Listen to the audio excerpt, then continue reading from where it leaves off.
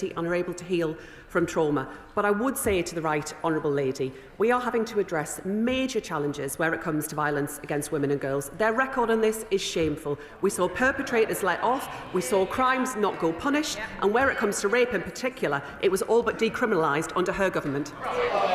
Jane Kirkham. Thank you, Mr. Speaker. Question 3. So stay. Thank you, Mr. Speaker. It is important that everyone, including trans people, can access services that meet their needs, and I take that seriously. We are absolutely committed to upholding the Equality Act's protections that allow trans people to live free from discrimination and harassment. We are carefully considering the EHRC's draft updated code and ensuring that the proper processes are followed. Jane Kirkham. Thank you, Mr. Speaker. I thank the Secretary of State for that answer. I have very vulnerable constituents who have raised concerns about the draft EHRC guidance on transgender people. Many are scared and fear rising transphobia and discrimination. What steps is the Minister taking to ensure that we protect the rights and dignity of everyone in society and support those groups who work with those vulnerable trans people? I'm deeply sorry to hear about my honourable friend's constituents. On the wider issue she raises, it is of course vital that everyone, including trans people, can live free from harassment and discrimination and can access appropriate services. That's why we are carefully considering the EHRC's draft updated code, making sure the proper processes are followed. And of course the Equality Act upholds safeguards for trans people and we are committed to it. Christine Jolly. Thank you very much, Mr. Speaker. I appreciate the Secretary of State's clarification. But with organisations like Girl Guiding UK and the Women's Institute now saying that they have been forced to exclude the trans community against their will, how soon can we expect this guidance, which the Secretary of State says is being considered? Mr. Speaker, as I've said many times in this House, I welcome the clarity of the Supreme Court ruling. Providers should follow it. The EHRC have given me a draft code of practice. We're working through it. It is a lengthy document, and we will take this further as soon as we can. Mohammed Yassin. Oh, please, Mr. Speaker. Minister. Thank you, Mr. Speaker. With your permission, I will answer questions 4, 8 and 11 together. Our work to halve violence against women and girls in the course of a decade started the day that we entered government. We have already announced a series of cross-government measures to tackle these crimes, including launching our domestic abuse protection orders, which have already protected over 1,000 victims of domestic abuse since they were launched last November. Our transformative cross-government approach will be underpinned by a new strategy, which we will publish as soon as possible. Mohammed.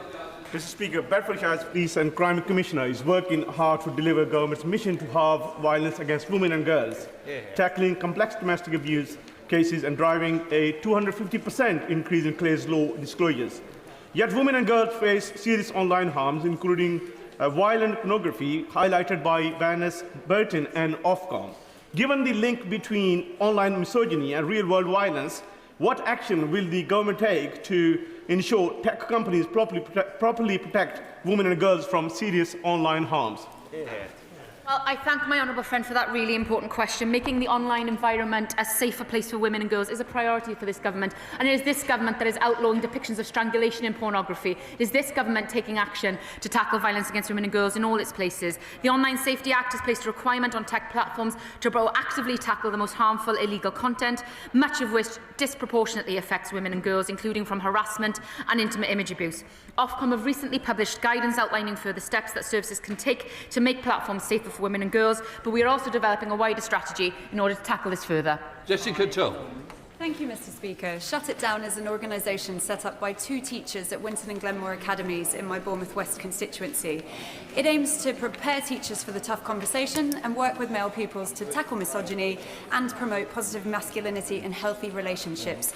So can the Minister tell me what more she and her department can do to support projects like this and tackle the culture of violence against women and girls at the earliest possible stages? I thank my honourable friend for that question. Shut It Down and organisations like it are a brilliant tool. Schools should be a place where everyone feels safe and valued, and we want to counter misogynistic views by schools by teaching boys about respect, empathy and equality, Mr. Speaker. We will support teachers on how to deliver the revised statutory guidance on relationships, sex and healthy education, which strengthens consent on healthy relationships with free resources available, and we will be piloting a teacher training grant in 2026.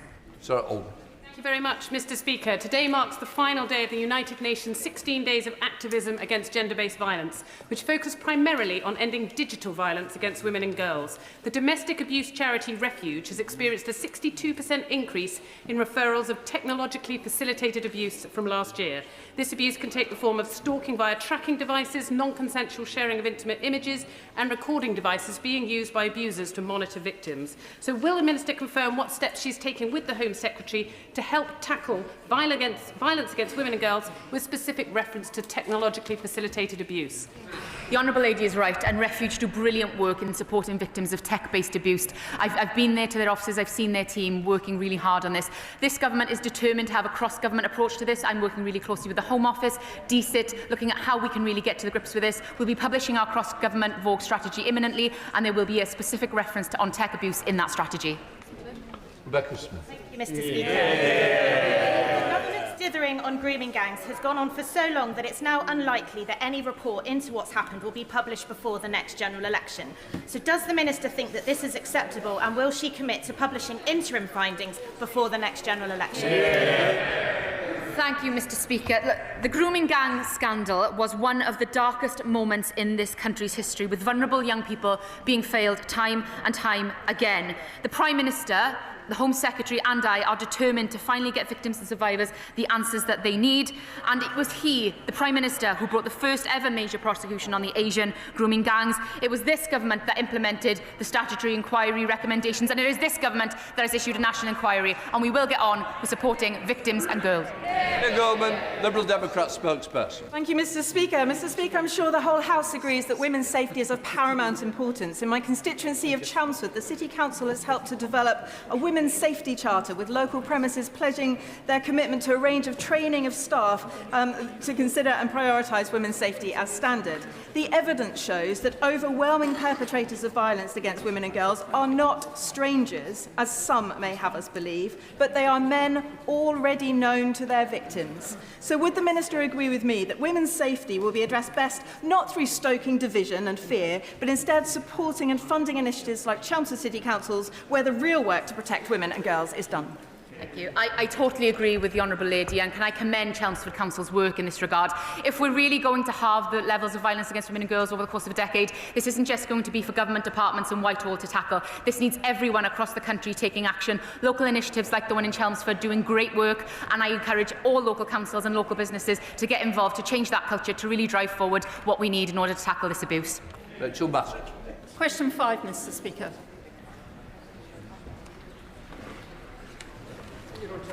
Minister. Thank you, Mr. Speaker. I'm grateful to my honourable friend, and data about tribunal cases will continue to be collected in the usual way.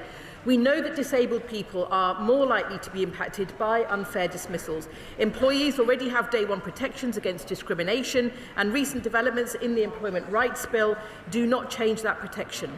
This government is absolutely committed to supporting disabled people to thrive at work, including by introducing disability pay gap reporting and stronger flexible working rights. Thank you, Mr. Speaker. While the Equality Act applies, we know that workers are often made unfairly dismissed as a result of the limit coming in at 2 years currently, 1 year under the last Labour government, and we know we're reducing it to 6 months, but the risk of disabled workers, ethnic minority workers and young workers being dismissed still holds. So will the government monitor unfairly dismissed workers under 6 months to ensure that their protected characteristics are not a feature for dismissal? I thank my honourable friend for her tireless campaigning on this important issue. It is right that we ensure disabled people are protected at work. She may also wish to approach the Ministry of Justice as a department which collects data on protected characteristics across employment tribunals. Jim Shannon. Thank you, Mr. Speaker, and thank the Minister for that answer. Minister, many ladies, when they're dismissed unfairly, feel that they've been dismissed unfairly, whereas men would not have found themselves in that position. When it comes to equality, it's really important that ladies feel they get the same opportunity and the same fairness within the law. How can the Minister ensure that that happens for ladies, as against the present system, which seems to be unfairly dismissed towards them?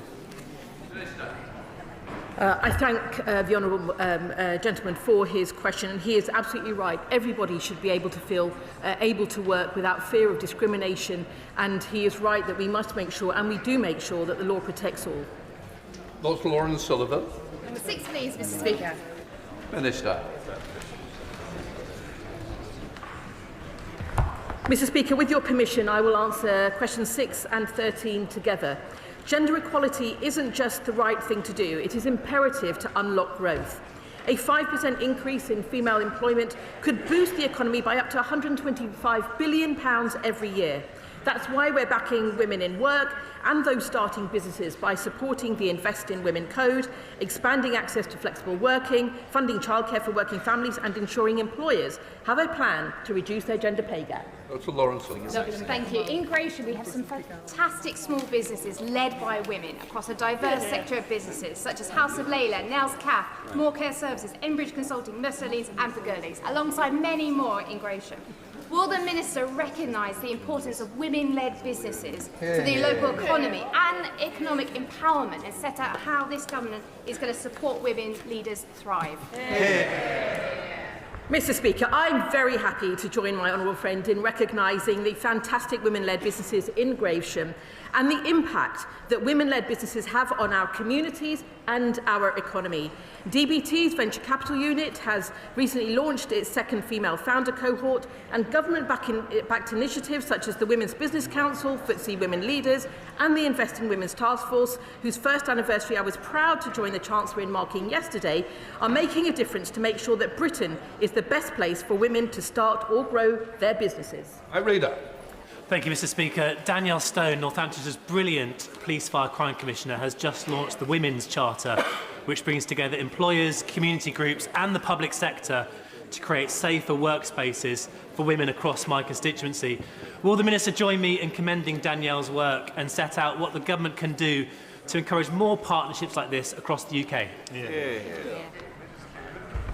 Mr. Speaker, I thank my honourable friend for sharing the work of the Northamptonshire Women's Charter and his commitment as well to tackling violence against women and girls. All employers have a duty to take reasonable steps to prevent sexual harassment in the workplace, and we're further strengthening this through the Employment Rights Bill. But statutory compliance on its own is not enough, and that's why we're engaging businesses, trade unions and civil society on improving workplace culture. Local initiatives like the Northamptonshire Charter are exactly the kind of partnership we want to see. Cole Lockhart. Thank you, Mr. Speaker. Does the Minister not agree that women would be more empowered in the workspace or on the sports field if their changing space or their toilets were not invaded by biological males? She will be aware of the Supreme Court judgment, which gave clarity on this, and we do expect that all providers will follow that ruling. Alex Easton. Thank you, Mr. Speaker. Has the Minister considered using all the government's levers in female-dominated low-paid sectors, including uprating the minimum wage and strengthening fair work standards in social care, early years and the cleaning industry? Thank you, Mr. Speaker. The honourable member will be aware of the work that we are doing to make sure that we do support women in all ways that we can. We come to stop it. Let's member put together. Number 1, Mr. Speaker.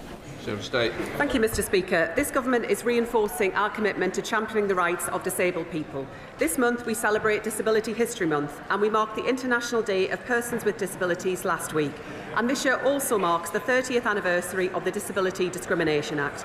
We will continue our work to boost opportunities for disabled people, including through developing our plan for disability, which will outline our priorities for removing barriers for disabled people. Member put together.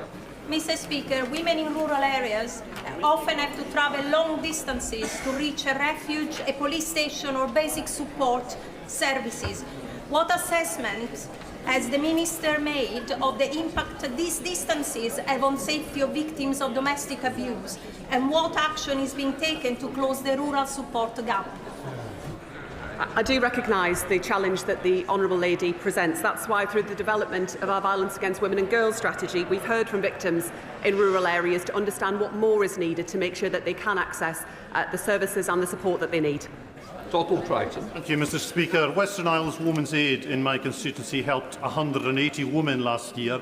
Their refuge is working at capacity, yet their funding is uncertain. That's why my fundraiser on Friday will raise funds for the organisation.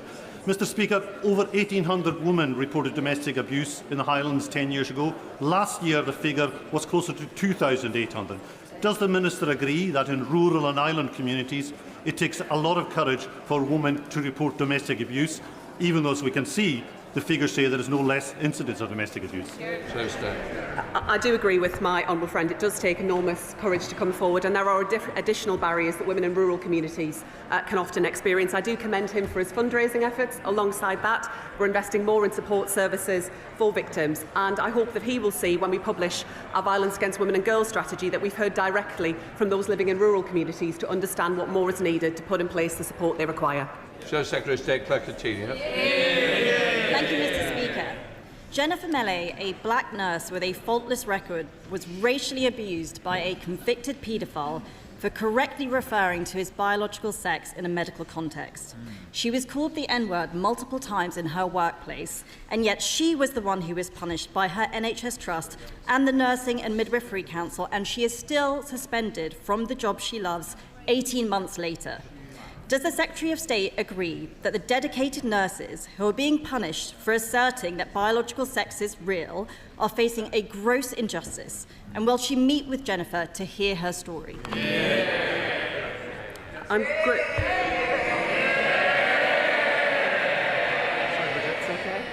grateful to the right honourable lady. No one should face racist abuse or violence in any workplace, and that includes within the NHS. As we've also seen with the Sandy Peggy case, coming to these decisions in a timely manner is incredibly important. I hope this matter can be resolved as swiftly as possible, and I would of course be happy to meet with Jennifer to hear her experiences. Claire Coutinho. Thank you, Mr. Speaker. I appreciate the Secretary of State doing that. Now, does the Secretary of State believe that an 8-year-old child with autism can consent to a medical pathway that will leave them infertile and without sexual function for the rest of their life? If not, will she tell the Health Secretary herself to stop this puberty blocker experiment, which will biologically castrate children? Mr.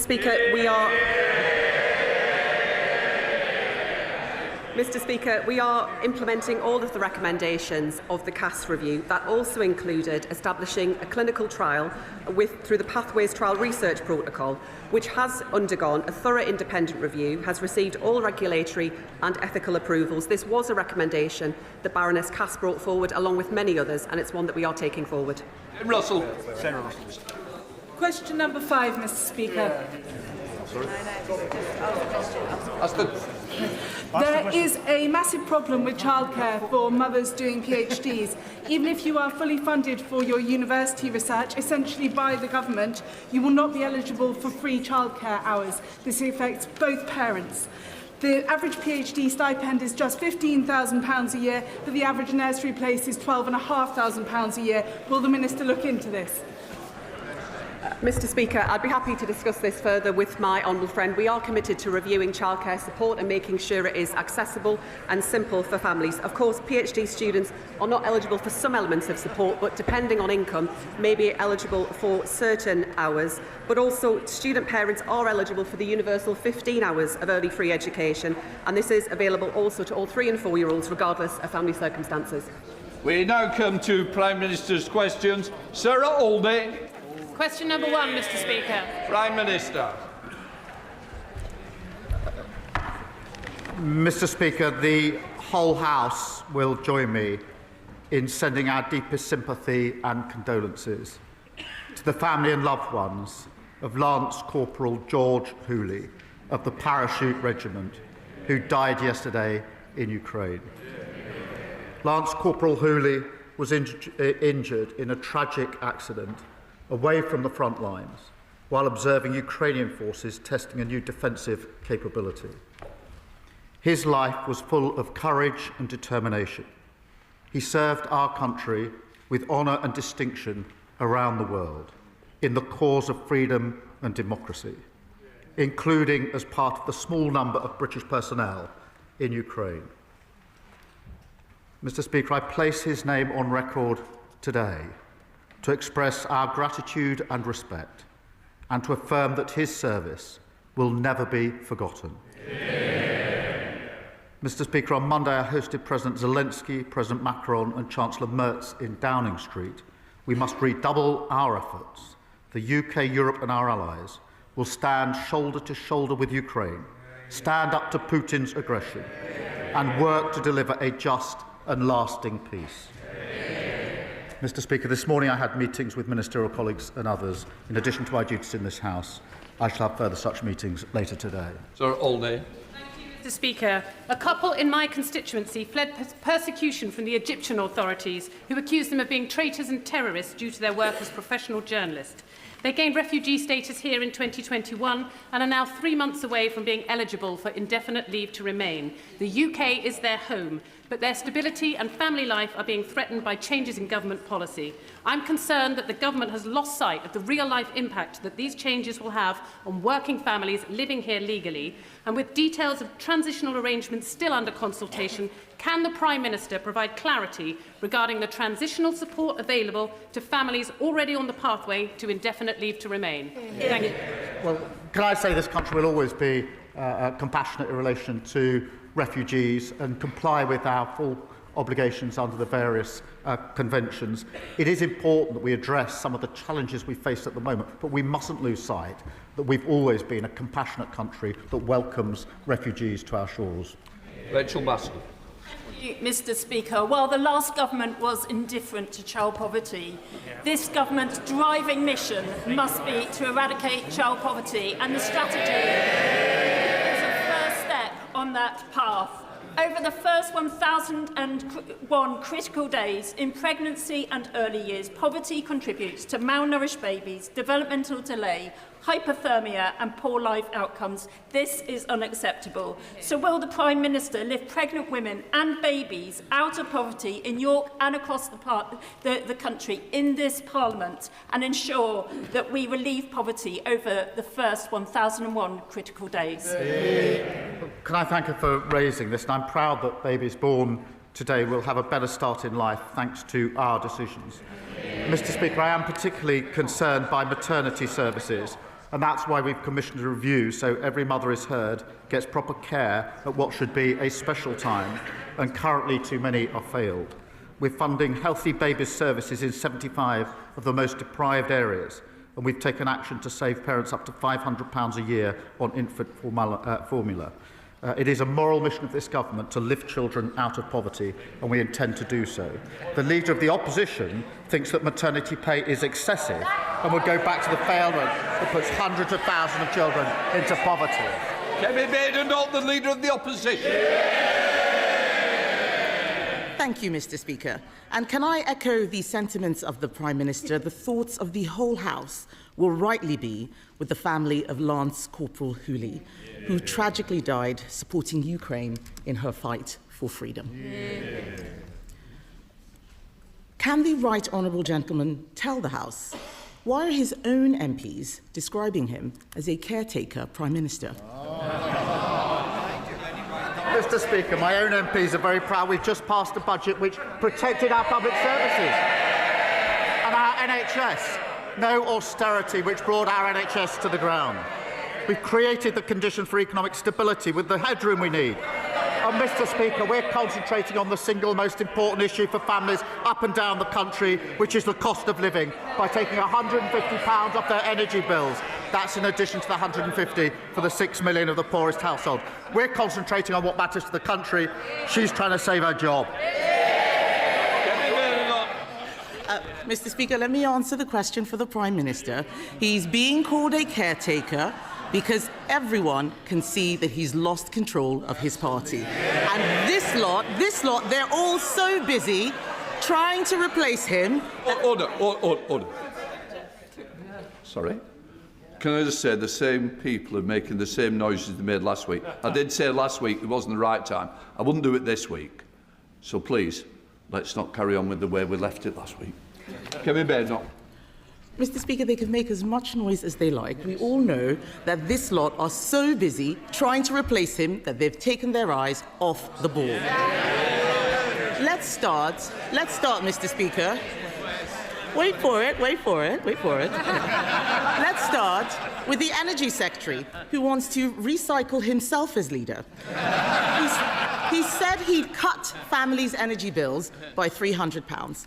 Can the Prime Minister tell the House how much have energy bills fallen by since the election? Well, Mr. Speaker, I'm very pleased to say we're taking £150 off energy bills.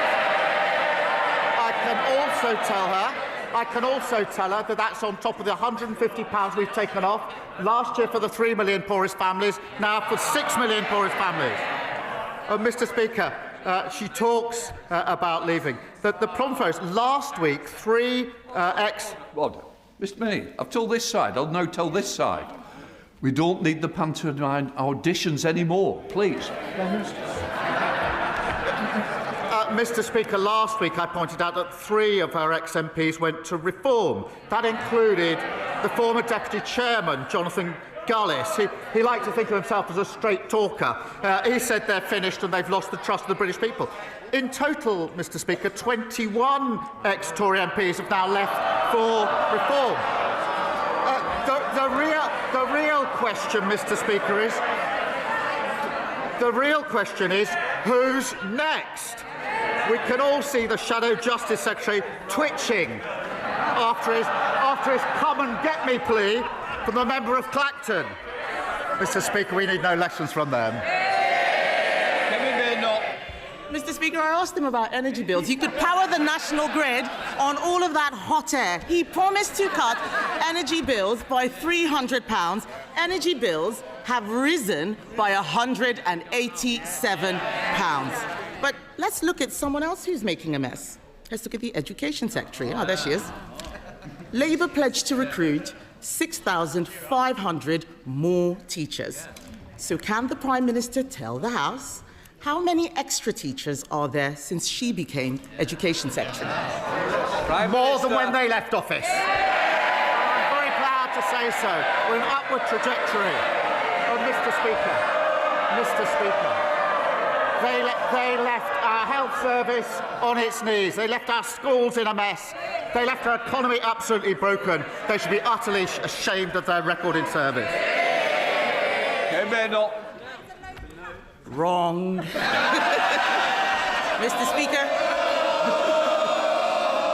Mr. Speaker, there are now 400 fewer teachers since she came into office. She's shaking her head. It's on the DFE website. Does she not check it once in a while?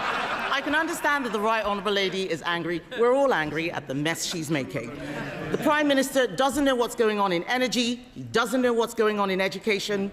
Does he know anything about what's going on in the Home Office?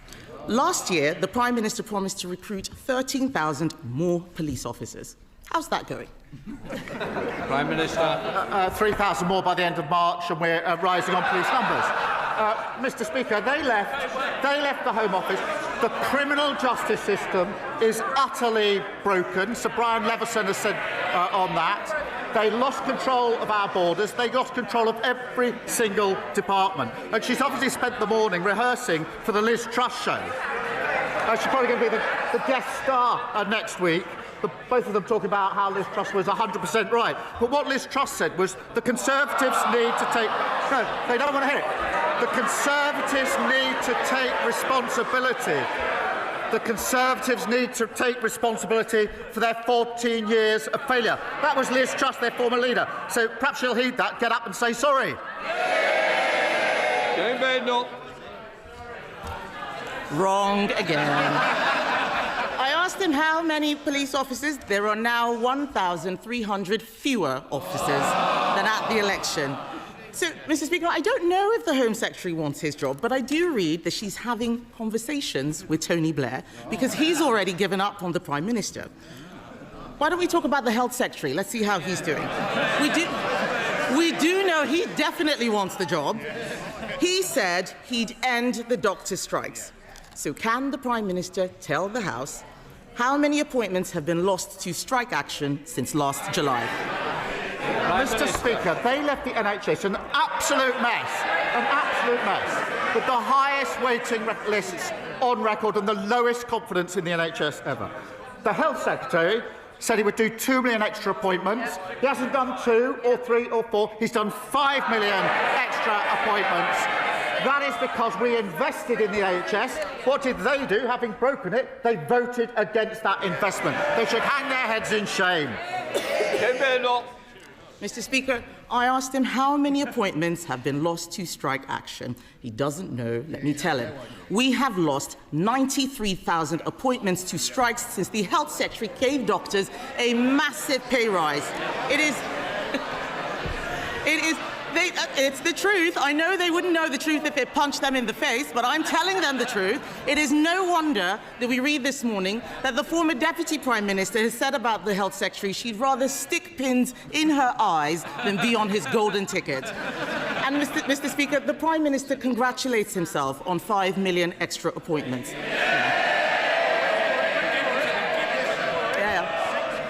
In our last year of office, we delivered 6.5 million extra appointments. Under Labour, Mr. Speaker, everything is getting worse. Jobs, bills, police numbers, teacher numbers, everything is getting worse. The Cabinet should be doing their own jobs. What are they doing? They're trying to compete for the caretaker's job. The only person who doesn't want the Prime Minister's job is the Chancellor. She's just trying to cling on to her own. Isn't it time, Mr. Speaker, that the Prime Minister admits that Labour isn't working?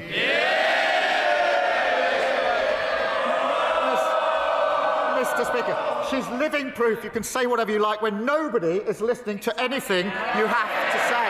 There's absolutely no substance. She's no credibility on the economy. She still believes that Liz Truss was 100% right. She wants to go back to austerity with £47 billion of cuts. She thinks the minimum wage should be frozen too high. She's got no credibility on foreign policy. She complains about trade deals she tried to get and we got. She says that we should stay at home and not attend NATO or the G7. On issue after issue, she's clinging on to reform. That's not leadership, it's weakness. No wonder so many are leaving her party. They know there's absolutely no reason to stay. Thank you, Mr. Speaker. Thousands of families are moving into new estates only to discover that basic infrastructure, roads, drains and sewers remain in limbo, unadopted by public authorities. In mid-Cheshire alone, 4,700 households, more than 12% of all properties in the constituency, face this uncertainty with no guarantee over maintenance, safety and future costs, often years after developers have walked away. Can the Prime Minister say what steps he will take to make adoption timely and enforceable so homeowners are not left carrying the burden of unfinished infrastructure? Well, I thank him for raising this serious issue for his constituents and over 1.7 million homeowners across the country who are left at the mercy of unfair costs and poor management. I can confirm we're consulting on reforming the system to reduce private management of these estates and to protect more homeowners from unfair charges. That's a vital part of our leasehold reforms to protect homeowners from high cost and make sure everyone has the amenities that they need.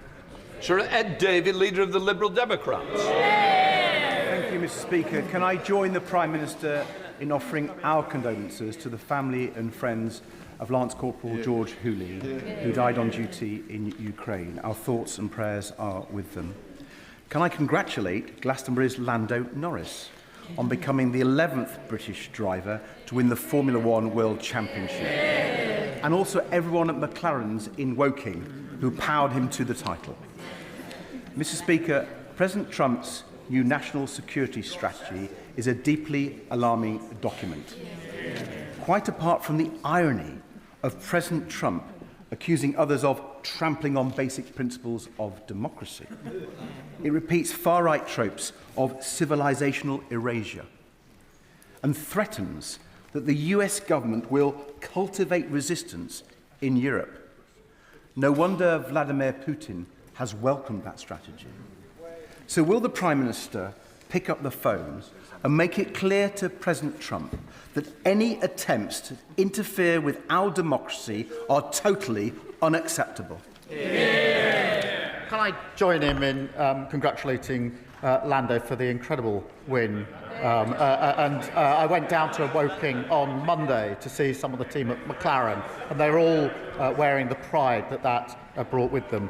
On the question of Europe and President Trump's comments, what I see is a strong Europe, united behind Ukraine and united behind our long-standing values of freedom and democracy, and I will always stand up for those values and those freedoms. Ed Davey. Mr. Speaker, I didn't hear about standing up to President Trump. And if we're going to stand up to President Trump, we do need to strengthen our ties with Europe, not just on defence, but on the economy too. And the truth is, this government will not succeed unless it gets our economy growing strongly again. And the best way to do that is a customs union with Europe. The Prime Minister's chief economic advisor knows it. The Deputy Prime Minister knows it. And yesterday, the Labour chair of the Treasury Select Committee showed she knows it too when she backed our bill. Does the Prime Minister fear that if he keeps opposing a customs union, in 12 months' time, he will not be standing there?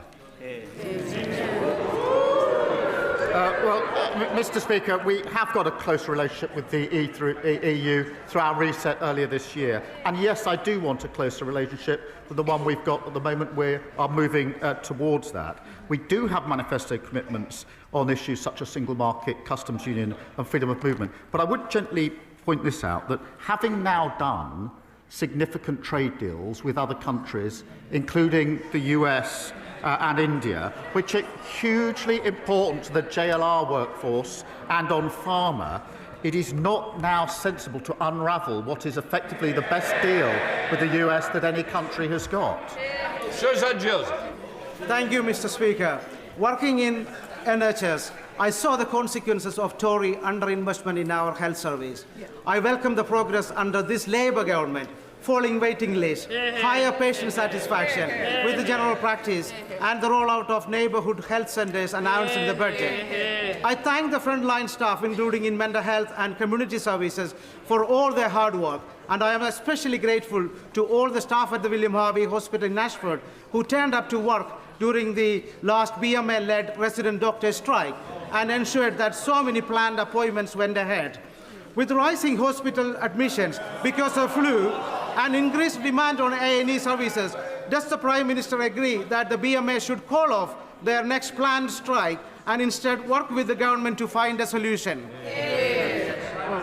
Mr. Speaker is right. Waiting lists are falling with over 5 million extra appointments. More people are being seen within 18 weeks, and we've hired 2,600 new GPs. That's real progress thanks to the hard work of NHS staff, backed by our record investment.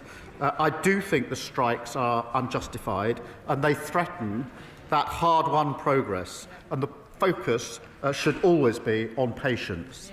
Ms. Savile Roberts. He just said, the Prime Minister, that he wanted a closer relationship with Europe, but then referenced the Labour Party manifesto. Wales has been hardest hit by Brexit. Exports are down by a third. When will he admit that the only solution to the chaos imposed by Brexit is to rejoin the customs union and the single market, or is he too afraid of what his party might say? Mr. Speaker, I went to Solihull to see the JLR workforce before we got the deal with President Trump. They were worried sick that they were going to lose their jobs, and that would be a loss for them, their families and their communities. I took the call from President Trump when we got the deal in Solihull in JLR, so that the first people I could tell were the workforce, who knew very well that that meant their jobs were safeguarded. We've also just done a deal on pharma, which is the first of its kind in the world and the best of its kind in the world. It is not sensible or fair to the JLR workforce or to the pharma sector to say, having achieved those things now, we should unravel them by discussion about a customs union. I just don't think it's a sensible way to take our country forward. Justine. Thank you, Mr. Speaker. Of the almost 1 million young people not in education, employment or training, hundreds of thousands are disconnected from the system entirely. Youth workers have a unique ability to bridge young people into support. I wouldn't be stood here today if I hadn't been supported by a youth worker called Russell when I dropped out of school. So will the Prime Minister use the National Youth Strategy to deliver a shared long-term vision for young people's outcomes, with good work as a central pillar and youth workers and trusted adults at its heart? Well, I thank him for his question. The party opposite presided over a lost decade for our young people.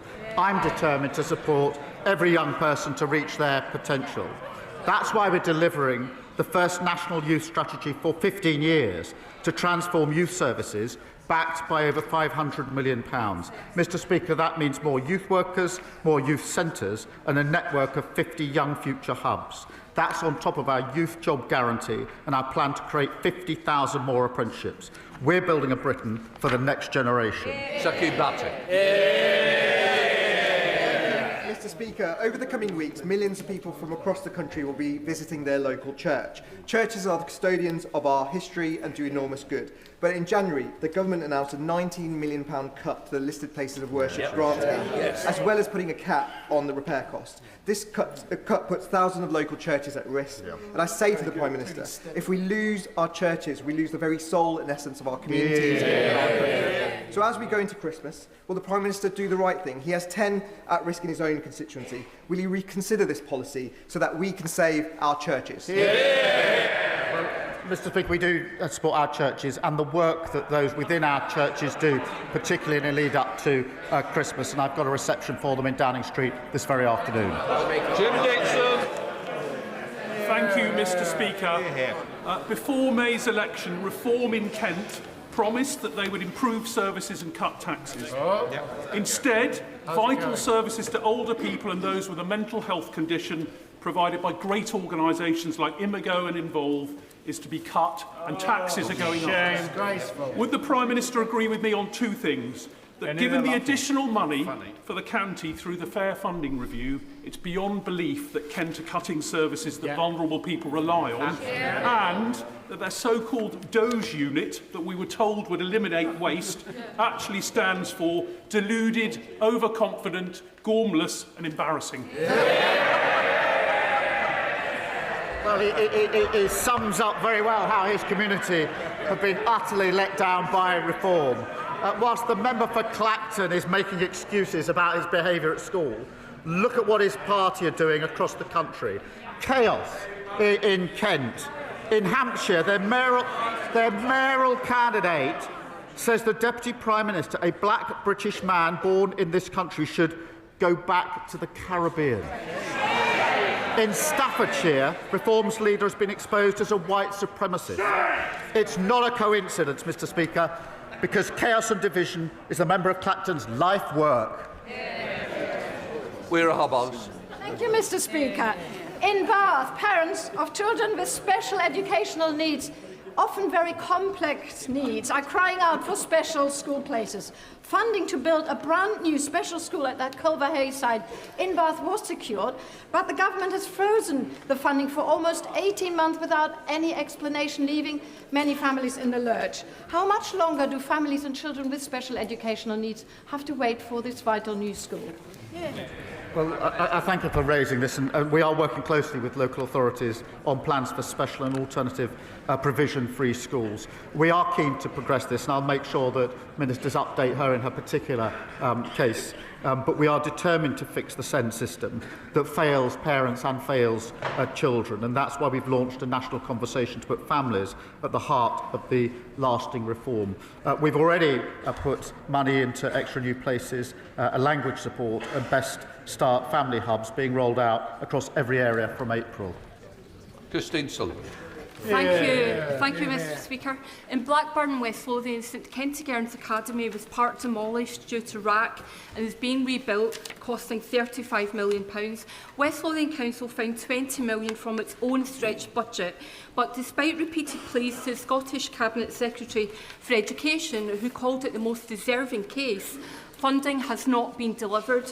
Will the Prime Minister back my call for the Scottish Government to urgently fund the £15 million shortfall and raise it with the First Minister in their next meeting? Well, can I thank her, because she's fought for her constituents on this issue for years, and meanwhile decades of SNP cuts and broken promises have left schools crumbling. Mr Speaker, what a contrast. By the end of this Parliament, every school in England will either be rack-free or we will rebuild them entirely. We delivered the largest settlement for the Scottish Government in the history of devolution. So the question for the SNP is, after decades of decline, what is their excuse? Dr Luke Evans. Mr Speaker, I feel for the Prime Minister. It must be tough wherever he goes in the UK because of his policies. A pub, higher taxes. A restaurant, higher taxes. A cafe, higher taxes. A farm, higher taxes. A GP, higher taxes. A care home, higher taxes. A hospice, higher taxes. So, Mr Speaker, is this the reason the Prime Minister chooses to spend so much time out of this country? What a load of nonsense. Mr Speaker, we are at a critical stage in progress in Ukraine that will affect Ukraine's sovereignty, the whole of Europe, and the values that we hold dear. We are part of one of the leading countries to strengthen NATO at a vital time for defence and security in Europe. And we've secured trade deals that they tried for years to achieve, but never did because of our international engagement. And we've got better relations with the EU, all of which is good for our country. Ridiculous question. Thank you, Mr Speaker. The video games company Rockstar in my constituency last month fired 31 employees without providing evidence or union representation. The IWGB alleges union busting. Having met Rockstar, they failed to reassure me they are following employment law, and I share concerns about union busting. Given this government is responsible for the biggest increase in workers' rights in a generation, does the Prime Minister agree all companies, regardless of profit size, must follow UK employment law, and all workers have the right to join a union? Well, it's a deeply concerning case. Every worker has the right to join a trade union, and we're determined to strengthen workers' rights and ensure they don't face unfair consequences for being part of a union. Ministers will look into the particular case that he raises and keep him updated. Blake Stevens. Thank you, Mr Speaker. Digital ID is intrusive and fundamentally un-British. The government has no mandate for it. No sensible person believes it will tackle illegal immigration or illegal working. It's an attack on our open society and a staggering waste of taxpayers' money, isn't it? Digital ID has huge benefits, as many countries in Europe are already demonstrating. And where they failed on our borders, we're taking control of our borders, and I'm proud that we're doing so. Jenny Riddle-Carpenter. Thank you, Mr Speaker. Mr Speaker, the Prime Minister will know that SEND is in crisis across the country, but it's in particular crisis in Suffolk, where the County Council is in special measures for its failings. I'm delighted that the government has listened to one of my asks, which is to have a national conversation about SEND, so parents, young people and their advocates can have their voices heard. Will the Prime Minister back my call to make sure that we deliver the funding for the former Saxmundham Set School in Saxmundham that closed its doors for the last time in 2024? Can I thank her? I know she's a dedicated campaigner on this issue, and I'll make sure ministers update her on the latest progress in her constituency. Our ambition is to make sure all children with SEND have access to the right support. That's why we're working closely with local authorities to deliver places where they're needed most. Sarah Bull. Thank you, Mr Speaker. This government is always talking about the fair choices that it has made. But is it a fair choice to balloon the benefits bill? Is it a fair choice to introduce an unfunded and unwanted digital ID that will cost the public billions? And is it a fair choice to increase taxes on working people when the promise was not to? The answer, Mr Speaker, is no. So can I ask the Prime Minister to consider one final... So can I ask the Prime Minister to give one final fair choice, thinking of food security and to avoid devastation for families across the country and reverse the family farm tax? Mr Speaker, welfare ballooned on their watch. when the Shadow Chancellor was responsible for welfare, it ballooned by £33 billion. They left a £22 billion black hole. The OBR reviewed and said they added £16 billion to that. We'll take no lecture from them on the economy. Final question, Carl Turner. Thank you, Mr. Speaker. There's no denying that this government inherited a crisis in our criminal courts, with the number of cases waiting to be tried growing every single day. So if the Justice Secretary plan to do away with jury trials in some cases, not all, in some cases, is really about addressing the backlog and getting the position to something manageable, then why isn't there a sunset clause? And why has that been ruled out? Well, he's absolutely right to draw attention to the crisis in our courts. Yes, he says. Sir Brian Leveson is one of our most respected senior judges. He did an independent report, and he made clear that we risk, in his words, total collapse of the criminal justice system without change. That is what they're chundering at. That is what they left. A system near total collapse, where victims of sexual violence and rape wait years to get justice. That is not justice, that is victims failed. I can reassure him, and I know he feels very strongly on this, that juries will remain a cornerstone of our justice system for the most serious cases. Mr. Robertson, I don't want shouting like that again. Do we understand each other? Okay. Right. That completes Prime Minister's questions. Yeah.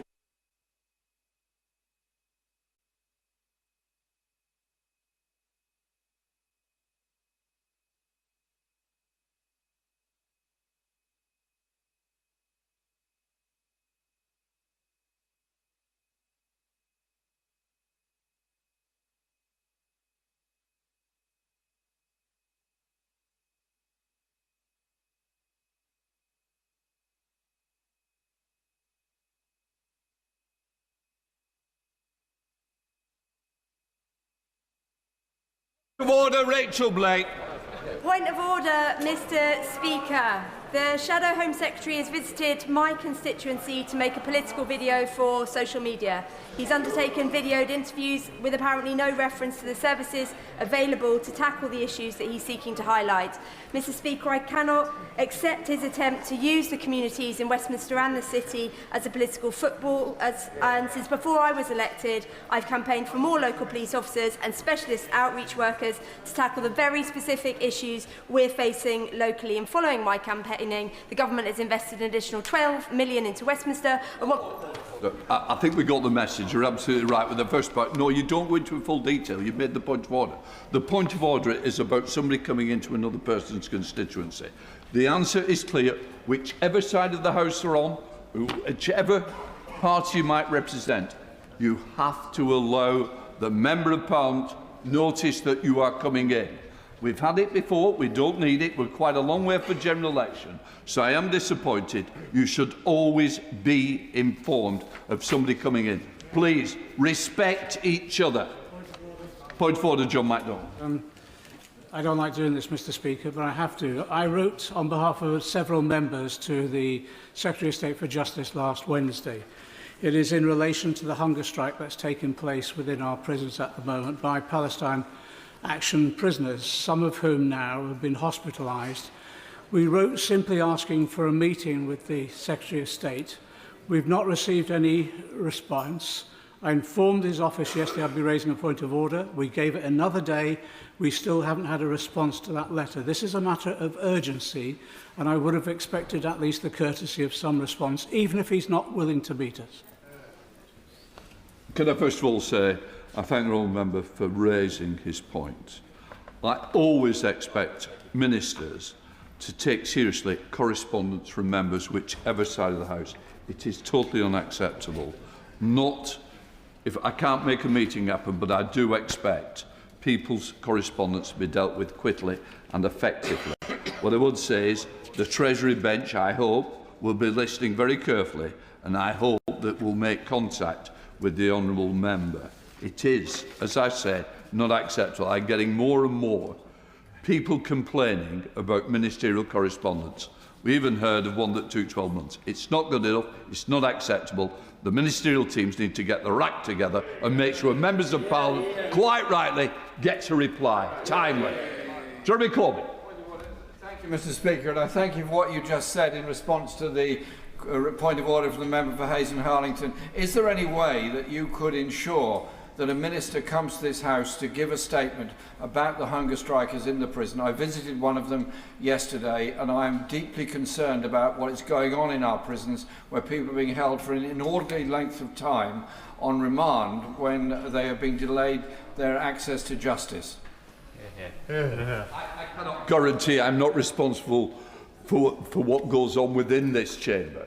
I'm here to keep good order. What I would say is, quite rightly, as another senior member raising a point of order, the Treasury bench will have hoped they would that. Who knows? It might be there are different ways, and you both know how to do it, in order to ensure that this is brought to the attention of the chamber. I will leave that with you, knowing with the experience between you, I'd hate to add up how many years, but I think between you, you know the answer to the question. Right. Point of order, Bob Blackman. Thank you, Mr. Speaker. I've looked through the agenda up until Christmas, and it appears that there is no opportunity for members to question either the police settlement or the local government settlement. Normally, there is a debate held, or at least a statement given on the floor of the House about both of these, so that members are able to question those. I understand that it seems to be the government's intention to put a written ministerial statement about this on the last day of Parliament, not giving us an opportunity to challenge. Given that local authorities are finalising their budgets for next year at the moment, they need to know how much funding they're going to get from the government. So could you use your good offices to encourage the government to actually come forward with at least a statement?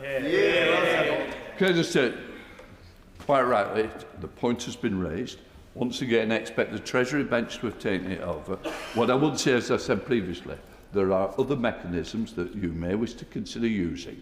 I could see the shock horror of the opposition chief whip when you said it.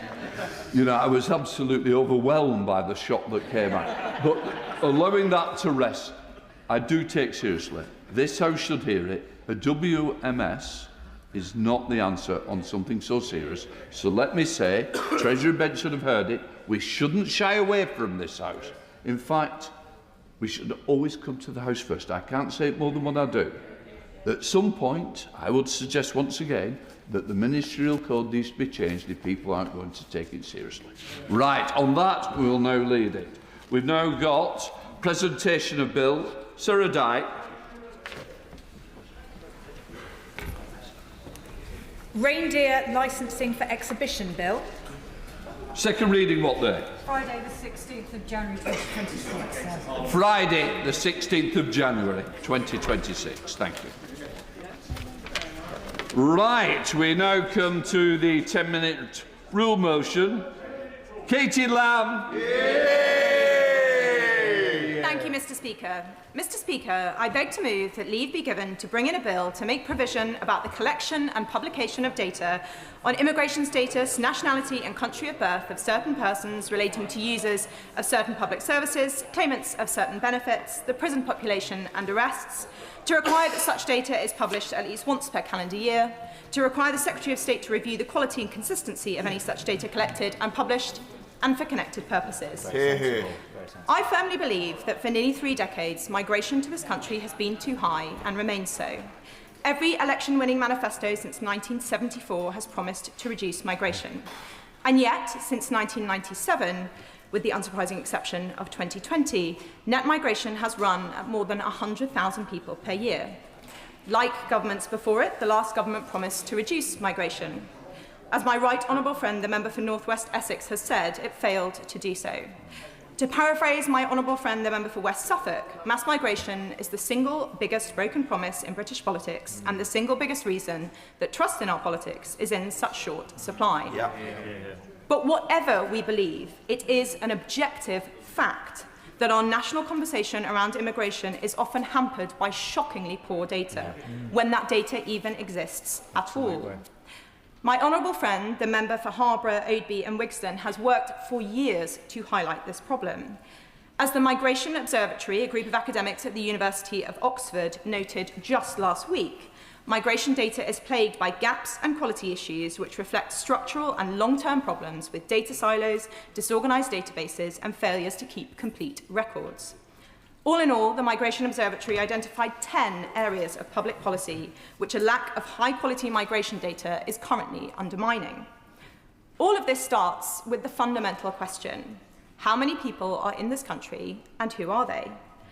And the truth is that we do not know. Remarkably, the United Kingdom does not have a proper system of entry and exit checks. We do not record the number of people actually arriving in the country or the number of people actually leaving. The migration figures that we see published every year are just best guesses. Exactly. When people do arrive here, we don't have comprehensive data on exactly where they've come from or where in the country they might be moving to. Our best guess for this comes once a decade at the census, but given the scale and pace of migration since the last census in 2021, this information will now almost certainly be hopelessly out of date. Recently, we saw the Office for National Statistics issue new figures on net migration for 2024. Using these new methods, the ONS now thinks that emigration of British nationals had been underestimated by 2/3 of a million people between 2021 and 2024. For years, policy in this country was made on the basis of the old guess, which showed British national immigration running at below average. These new figures invite serious questions about why so many British nationals, the vast majority of them young, are leaving this country. And yet, for years, the official data showed that there was no such problem, and so the conversation in this place never proceeded beyond the level of anecdote. When people do arrive here, we know far too little about them. We don't know the number of foreign criminals who've been awarded visas since 2021 or where they've come from. We don't have the full information on how many people move between the asylum system and the formal legal migration system. In the case of EU migrants, we don't know why these people are coming here or how many of them already have EU settled status. All of this concerns to this country. When it comes to of migrants who are already here, our understanding is even worse. 2020, data about income tax and national insurance contributions broken down by nationality. We have no such data by visa type. Little data on the of migrants by image type or nationality following the collapse of the labour force survey. We don't know the immigration status of benefits claimants and universal credit, which makes up about half of our working age benefit spend. When it comes to universal credit, we don't have detailed nationality data on claimants. We don't know how much migrants are costing this country in legal aid or in translation of eligible foreign nationals are receiving. Total cost in any definition of migrants pre and post indefinite leave to remain state, number of people arrested by nationality, the immigration status of prisoners, or the number of people sentenced but not imprisoned by nationality. The indicative data that we do have about migrant crime has been obtained via Freedom of Information Act requests and is often incomplete or disputed. Because it is not released on a consistent basis, it is also very hard to assess over time. Yet, in the absence of any alternative, this is the basis on which we must conduct the debate. We have no information at all on the nationality or immigration status of those referred to prevent, a glaring gap in our ability to combat extremism. And all this, everything that I've said, relates only to the UK's legal population. We do not have, and have not had for some time, a credible estimated figure about the number of people who are in this country illegally. There has been no official attempt to combine data sets we could use, utility usage, health restrictions, census data, grocery purchases, to establish this number. So we cannot know what pressure this might be putting on public services or on infrastructure, and we cannot properly assess how much money needs to be invested into our border force and immigration enforcement. We don't have any information about internal deportation targets within immigration enforcement and border force and what proportion of those targets are being met.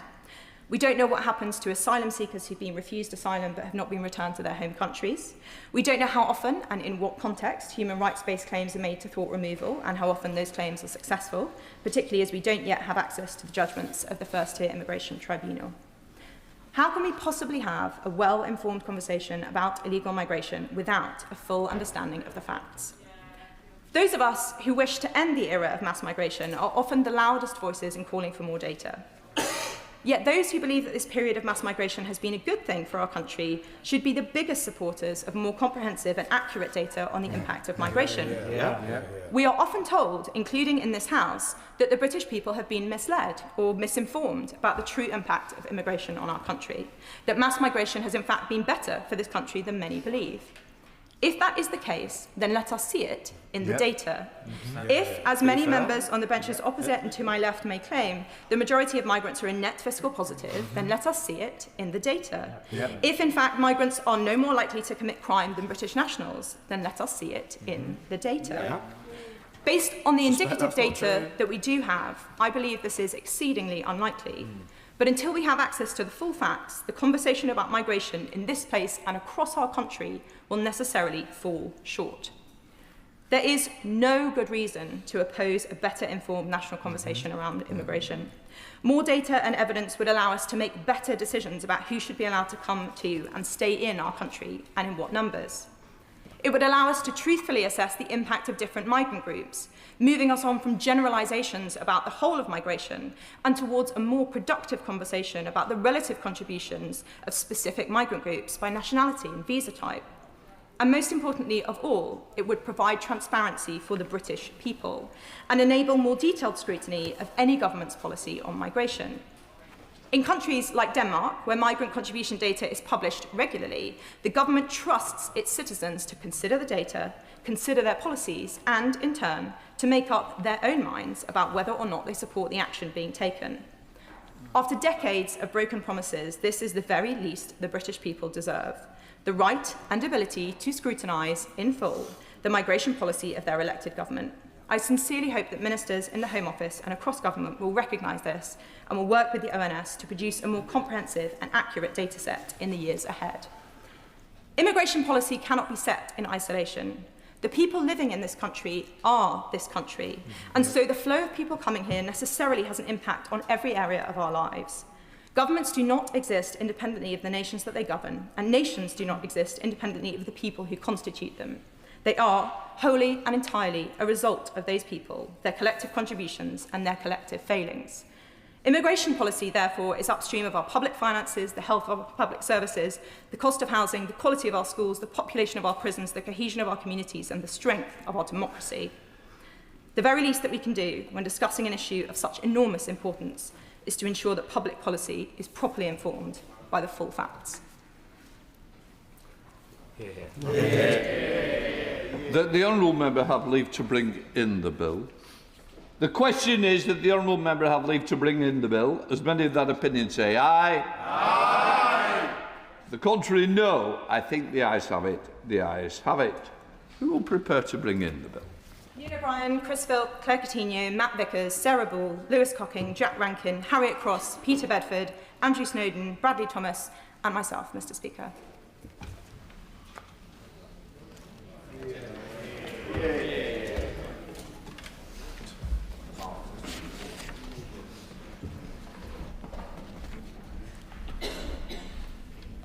Katie Lamb.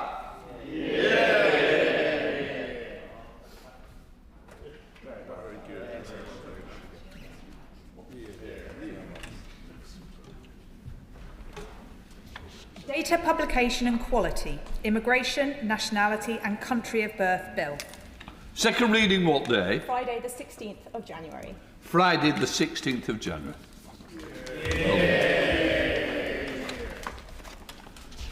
We now come to the Opposition Day motion on seasonal work.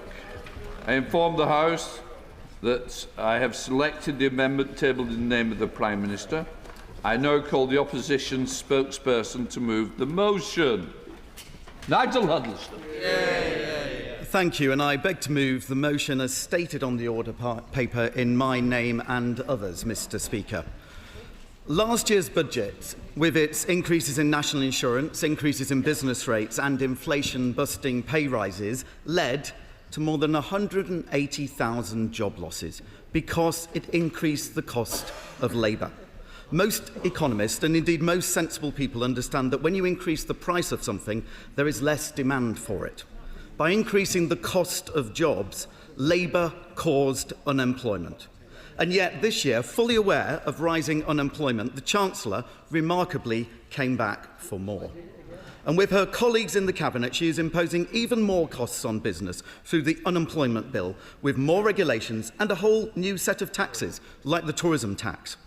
These decisions will do even more damage, snatching the opportunity of a first job, a seasonal job, or an entire career from young people and indeed people of all ages. Yes, indeed. Particularly on the tourism tax, there was a question I posed to the government only a couple of months ago when the Minister said, and I quote, that we think they've been taxed enough. Is it a surprise to this side of the House, then, that we see a tourism tax is being brought forward? Yes, indeed. My honourable friend's making an important point, because I was here to hear that. Not only did he say there were no plans to bring in a tax, but clearly there were, because a few weeks later one was brought in. But he did say that the sector's been taxed enough. Well, I agree with that, Minister. I don't, therefore, agree with the Chancellor.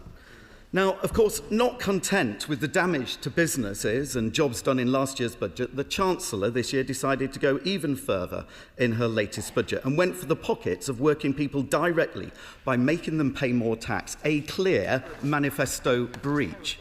Working people are paying the price for this government's inability to tackle the ballooning welfare bill and their inability to control their unions and their backbenchers. The budget wasn't about the economy, it was all about internal party management. It is appalling that we have a Chancellor who appears to be willing to see thousands of our constituents losing their jobs, as long as she saves hers. In short, the budget was a £26 billion tax hike on working people in order to pay for Labour's welfare spending. Last year's budget destroyed jobs. This latest one disincentivised work. It takes a special kind of incompetence to destabilise both the demand and the supply of labour simultaneously. But this government has somehow managed to do just that. Indeed. Right, Honourable Friend, isn't the truth here that we have a government that's got no business experience and thinks that you can simply push the costs down to business, squeeze and squeeze them, and they'll pass the prices on to customers? They'll have no customers, there'll be no businesses, there'll be no jobs. Absolutely, my right honourable friend's making a really important point. It's quite remarkable following the budget to hear Labour MPs go to their constituents saying, oh, we've helped you out, we've reduced the costs. Talk to them, they'll find it was the very opposite of that. I thank the Shadow Secretary of State for giving way. He, like me, would have been out in our constituency speaking to small businesses, and I'm sure Labour MPs would have been over the weekend too. A local publican told me that she was going to have to lay off staff in January because of the extra taxes that this Chancellor came back for, more taxes that she said she wouldn't do since the last budget. I just wonder whether the Shadow Secretary of State had those experiences in hospitality businesses that employ particularly young people. Sir Secretary of State. Yes, my honourable friend again is absolutely correct. The hospitality sector has been particularly hard hit by Labour's damaging economic policies. Many of us out on Small Business Saturday spoke to many of those businesses, and unfortunately, I think UK hospitality fear that there could be a further 100,000 job losses because of their policies. I'm most grateful to him. Could I draw his attention to Matt Allen, who runs the Cricketers and two other pubs in my constituency, who is devastated by this budget, having been clobbered last year with the NIC increases, but that our policy of relieving smaller businesses and high street businesses of business rates would make all the difference. And could you persuade the government to adopt that policy in this debate? Well, exactly. I suspect during today's debate we'll hear many names of great pubs. I'll try and visit as many of them as I can, as long as they still survive, indeed. But he is absolutely right. There is an alternative course of action here. There is a conservative, pro-business economic policy that we can advocate. And I'll come on to some of the numbers later on in my speech and show the appalling impact, in particular, on pubs. So, certainly, yeah. Honourable gentleman for giving way, and yes, I was out, like many, I'm sure, of my colleagues on these benches, talking to small high street businesses in my constituency in Saltaire specifically. And for many of them, the permanent reduction in business rate announced by the Chancellor is very welcome, and they are not hit by property revaluations and will be getting reductions in their business rates and welcome the levelling of the playing field with the online giants. How would he be proposing to pay for his party's unfunded proposals? Yeah, I suggest the Honourable Lady talk to those constituents again, and I don't think you have to be a sparkling economist to work out that when something's gone up, it's higher. It's not lower. They're not getting a permanent reduction in business rates. The numbers are going up. That's basic economics and facts. And of course, I'll just make a little bit of progress and then I'll give way to the Honourable Gentleman. So in its part-time, seasonal and temporary workers, young workers and people in sectors such as food production, tourism, retail and hospitality are particularly being hit. But we perhaps should not be surprised for this, as many honourable members have already pointed out. Labour just don't understand economics, they don't understand business and they don't understand incentives. I'll give way to my honourable friend, first of all. Can I thank the Minister for bringing this forward? This is an incredibly important debate, and government, with respect to government, has a lot to answer in the points that are put forward. Can I put a point on the Northern Ireland agri-food sector in particular? The licensing process, how they bring people in, is so laborious, it's putting people off. It means that when we need the workers in the agri-food sector, we're not getting them. So the Honourable Gentleman is right to put forward the case for hospitality. Can I put forward the case for the Northern Ireland agri-food sector, who are also under great pressure, and this system from government will disadvantage them? Absolutely. The Honourable Gentleman is making a really important point here, because, of course, we see the particular hard hit where the numbers are easily available in the hospitality sector, and there's a lot of reports gone out about the job losses there. But the whole sectors, multiple sectors, will be hit by these changes. The Honourable Gentleman has also pointed out it's not just the tax hit, it's the regulatory burden. And I say, just reinstates this point. This government doesn't understand business. Yes. Dr. Scott. Thank you, Mr. Speaker, and I do thank you for giving way. In 2023, just under 4,600 licensed premises closed down right across the UK. Was the 2024 Labour budget to blame for that? No, the pandemic was largely to blame for that, which is precisely why, in order to recover from the pandemic, this government's spent £400 billion to help save lives and livelihoods, including supporting the hospitality sector. So I'm afraid I don't accept the premise there. Now, few members of the Cabinet, of course, have ever worked in the private sector, and I don't think any of them have actually run their own business. Maybe one. The Honourable Gentleman, perhaps he can correct me. Party opposite will know my background and work career, because I mentioned I used to be a teacher every single time. I would just ask the gentleman to consider the fact that many members of his party talk about education and they haven't been teachers. Would he not recognise that actually, as members of Parliament, we come here taking with us the experience of people that we speak to? He spoke about the fact that members opposite get out and speak to businesses. Would he not recognise that we come to this House with the experiences of those people we represent? So the argument that because we haven't ever worked in a business that we can't talk about business is a nonsense.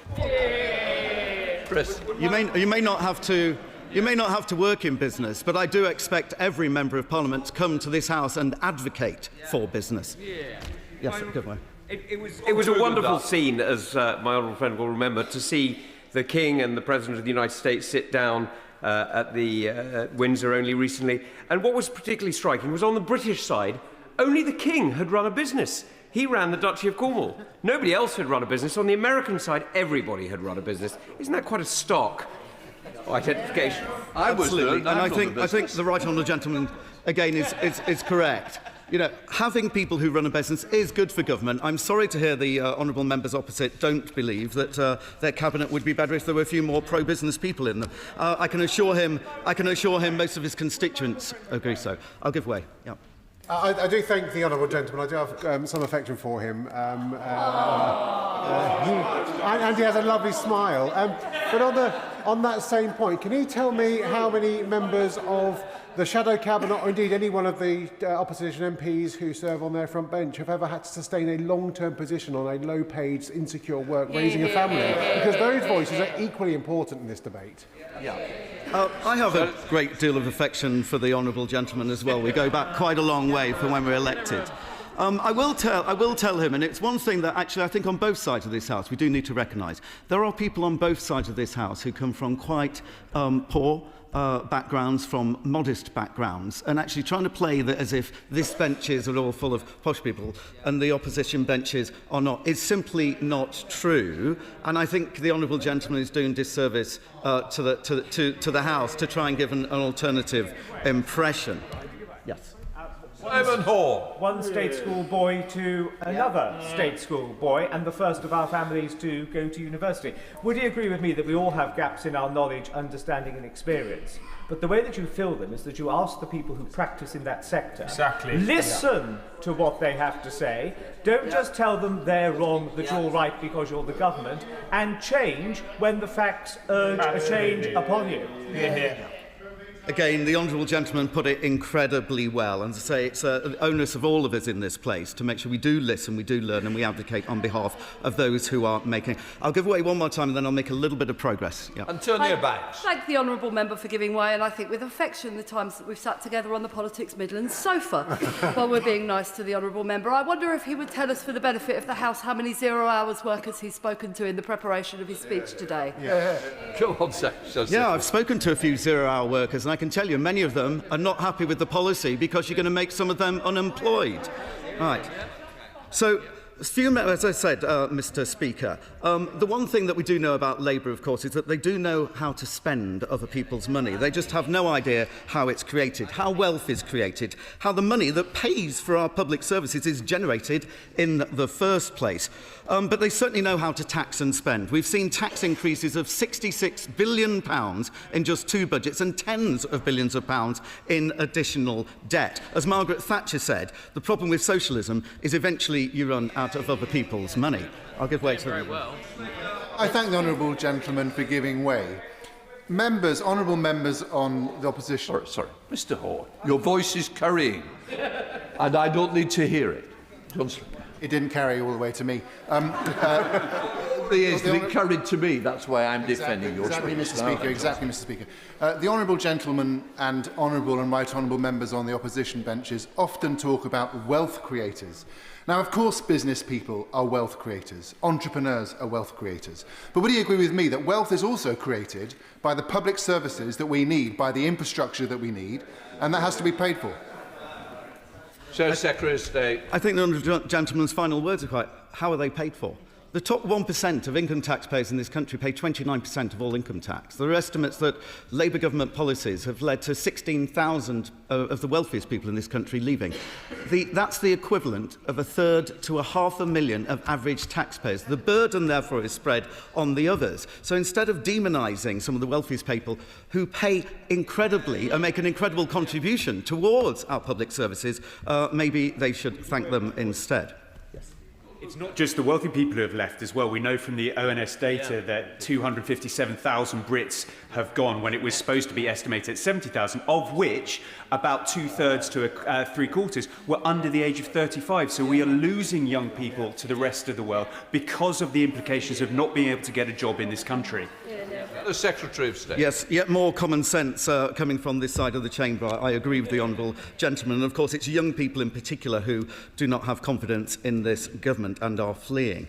Mr. Speaker, it's quite clear I don't have a particularly high regard for Labour's economic competence, but even I didn't expect them to be running out of money quite so quickly. I expected them to be bad. I didn't expect them to be this bad. And it doesn't give me any joy or political joy to say that, because it's our constituents, my constituents, their constituents, who are paying the price for Labour's incompetence, with higher taxes and in many cases with their jobs and livelihoods. I genuinely wish they were better at government.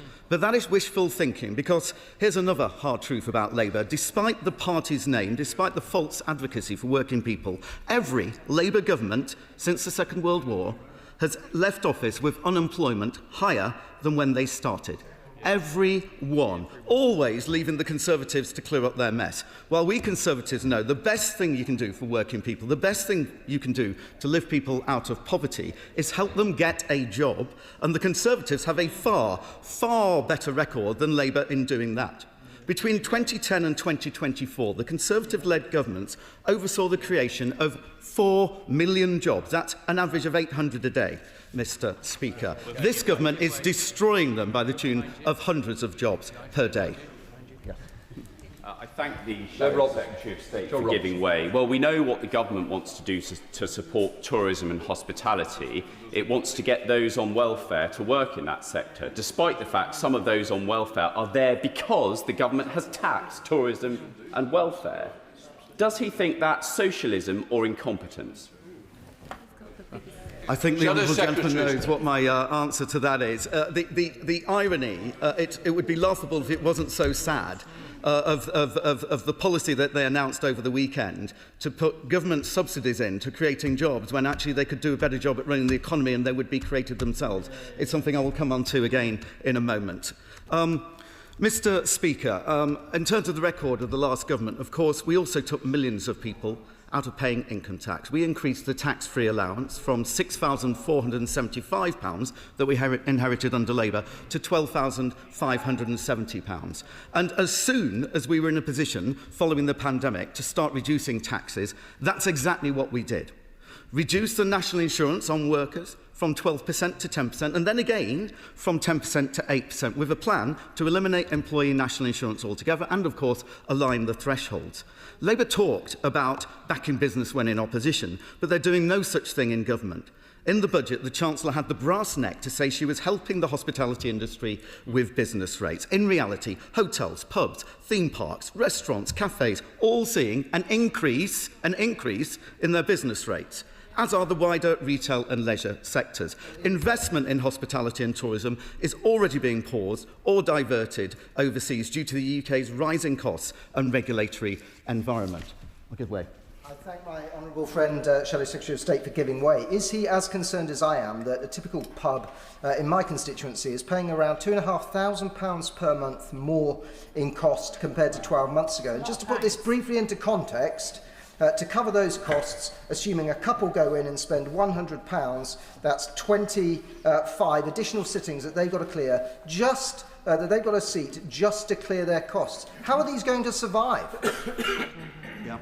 Well, my honourable friend and neighbour is absolutely right, and I think the equivalent increase in the cost for the average pub over the next few years, and I do have the figures I'll come into in a minute, is the equivalent of needing to serve an extra 10,000 pints.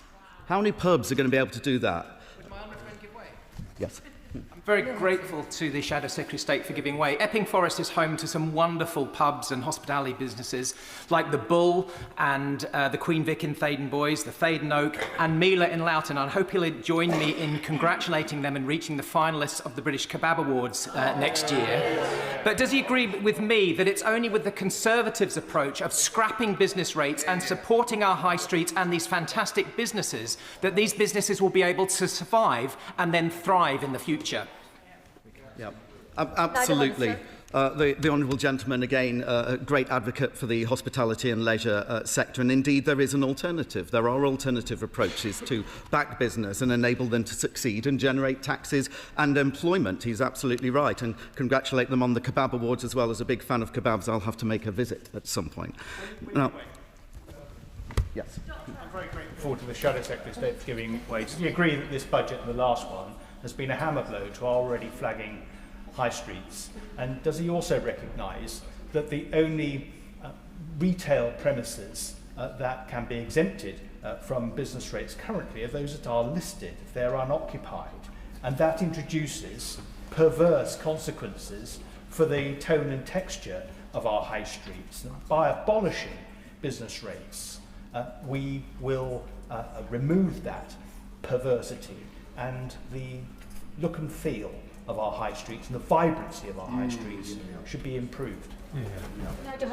Yes, the right honourable gentleman again is correct, and of course it's not just the tax policies but the wraparound, the devil in the detail of what can and cannot be included in various exemptions that causes some perhaps unintended or indeed intended consequences. And I think we all care very much about the future of our high streets, which is exactly why at conference we announced the retail, hospitality and leisure relief that we did.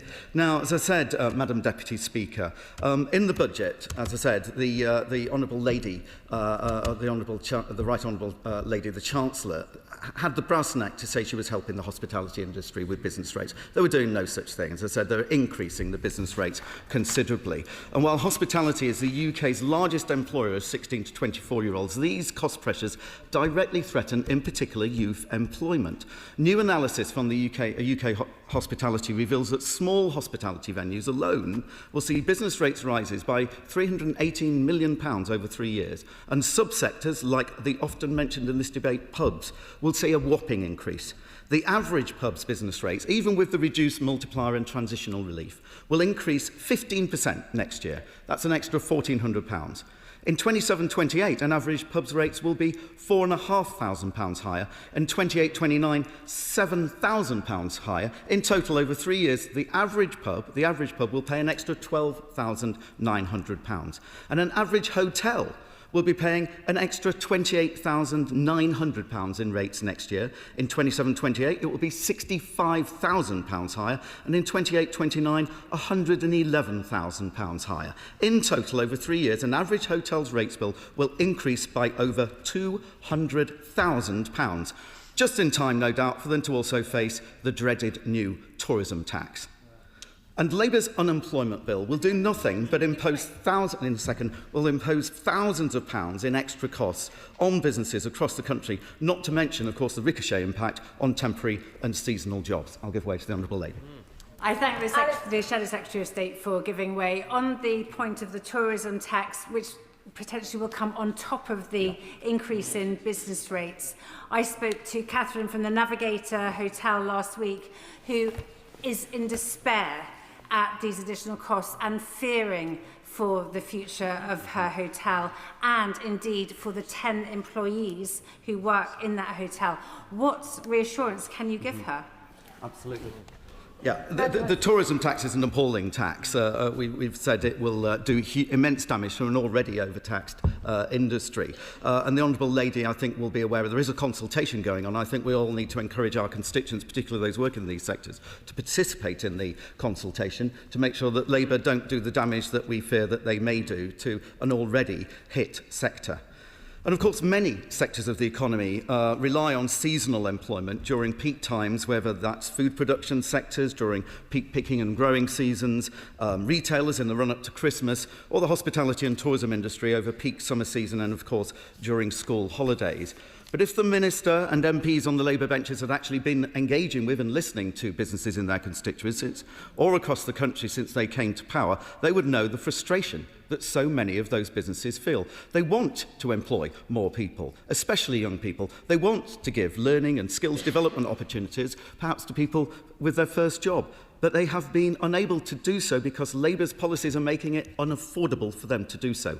And how bizarre is it, as my honourable friend pointed out a few moments ago, how bizarre is it that the government announced plans over the weekend, note, Madam Deputy Speaker, over the weekend, not to this House, to help young people with skills-building opportunities in hospitality, care and construction through taxpayer-funded government schemes. The very industries that the government is undermining with its own tax policies.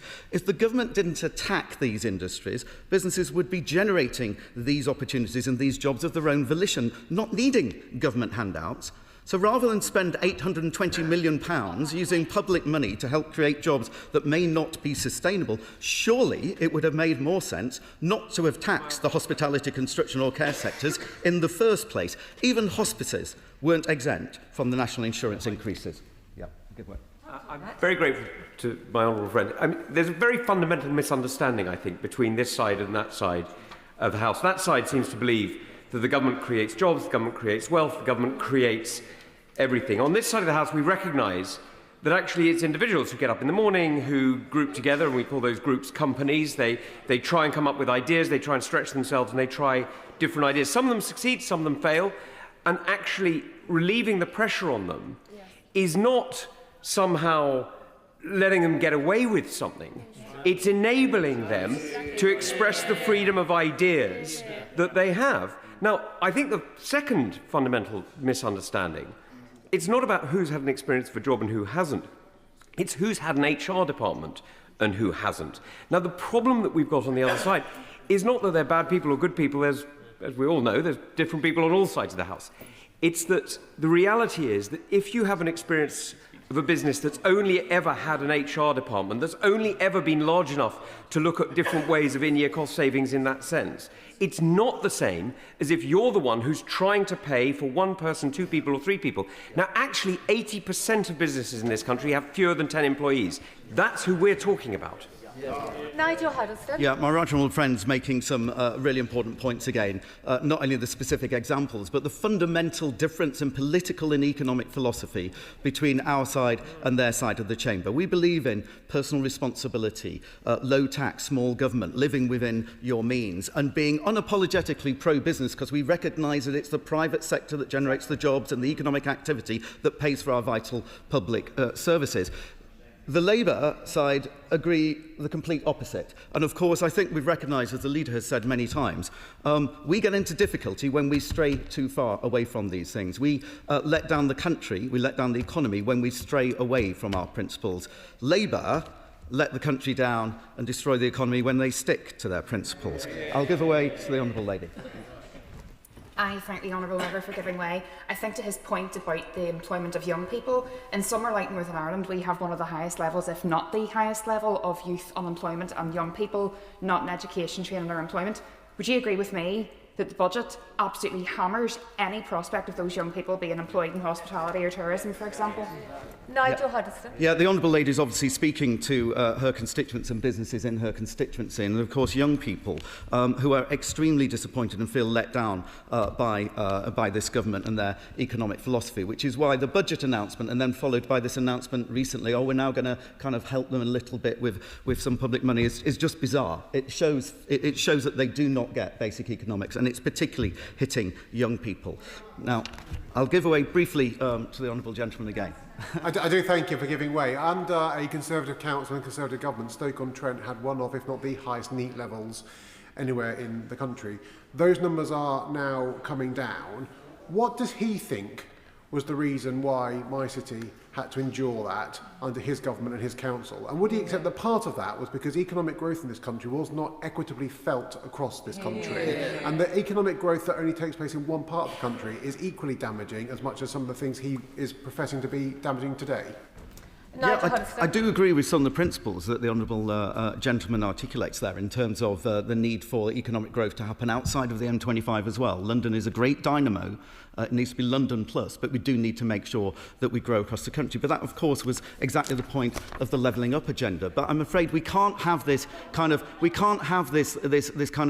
wishful thinking of forgetting that both the economic crisis in 2008 and then, of course, the pandemic and the other global crises had a major impact on the economy, and therefore economies around the world were challenged. The difference in where we are now is that our economy is doing badly uniquely because of Labour government decisions. That's the difference. So, of course, the national insurance increases, Madam Deputy Speaker, in last year's budget alone cost the hospitality industry over £1 billion.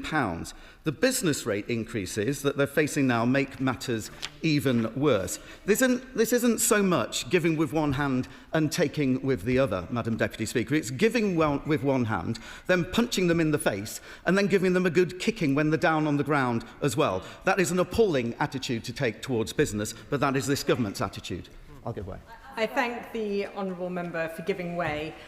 Just last week, I visited one of the many fantastic cafes in my constituency where the hard-working owner told me that she had chosen not to take on a Saturday job worker, somebody, a young person, as a direct result of the increase in business rates. Does he agree with me that because of the policies of this government, it is directly affecting employment for young people in Chester South and Edinburgh and across the country.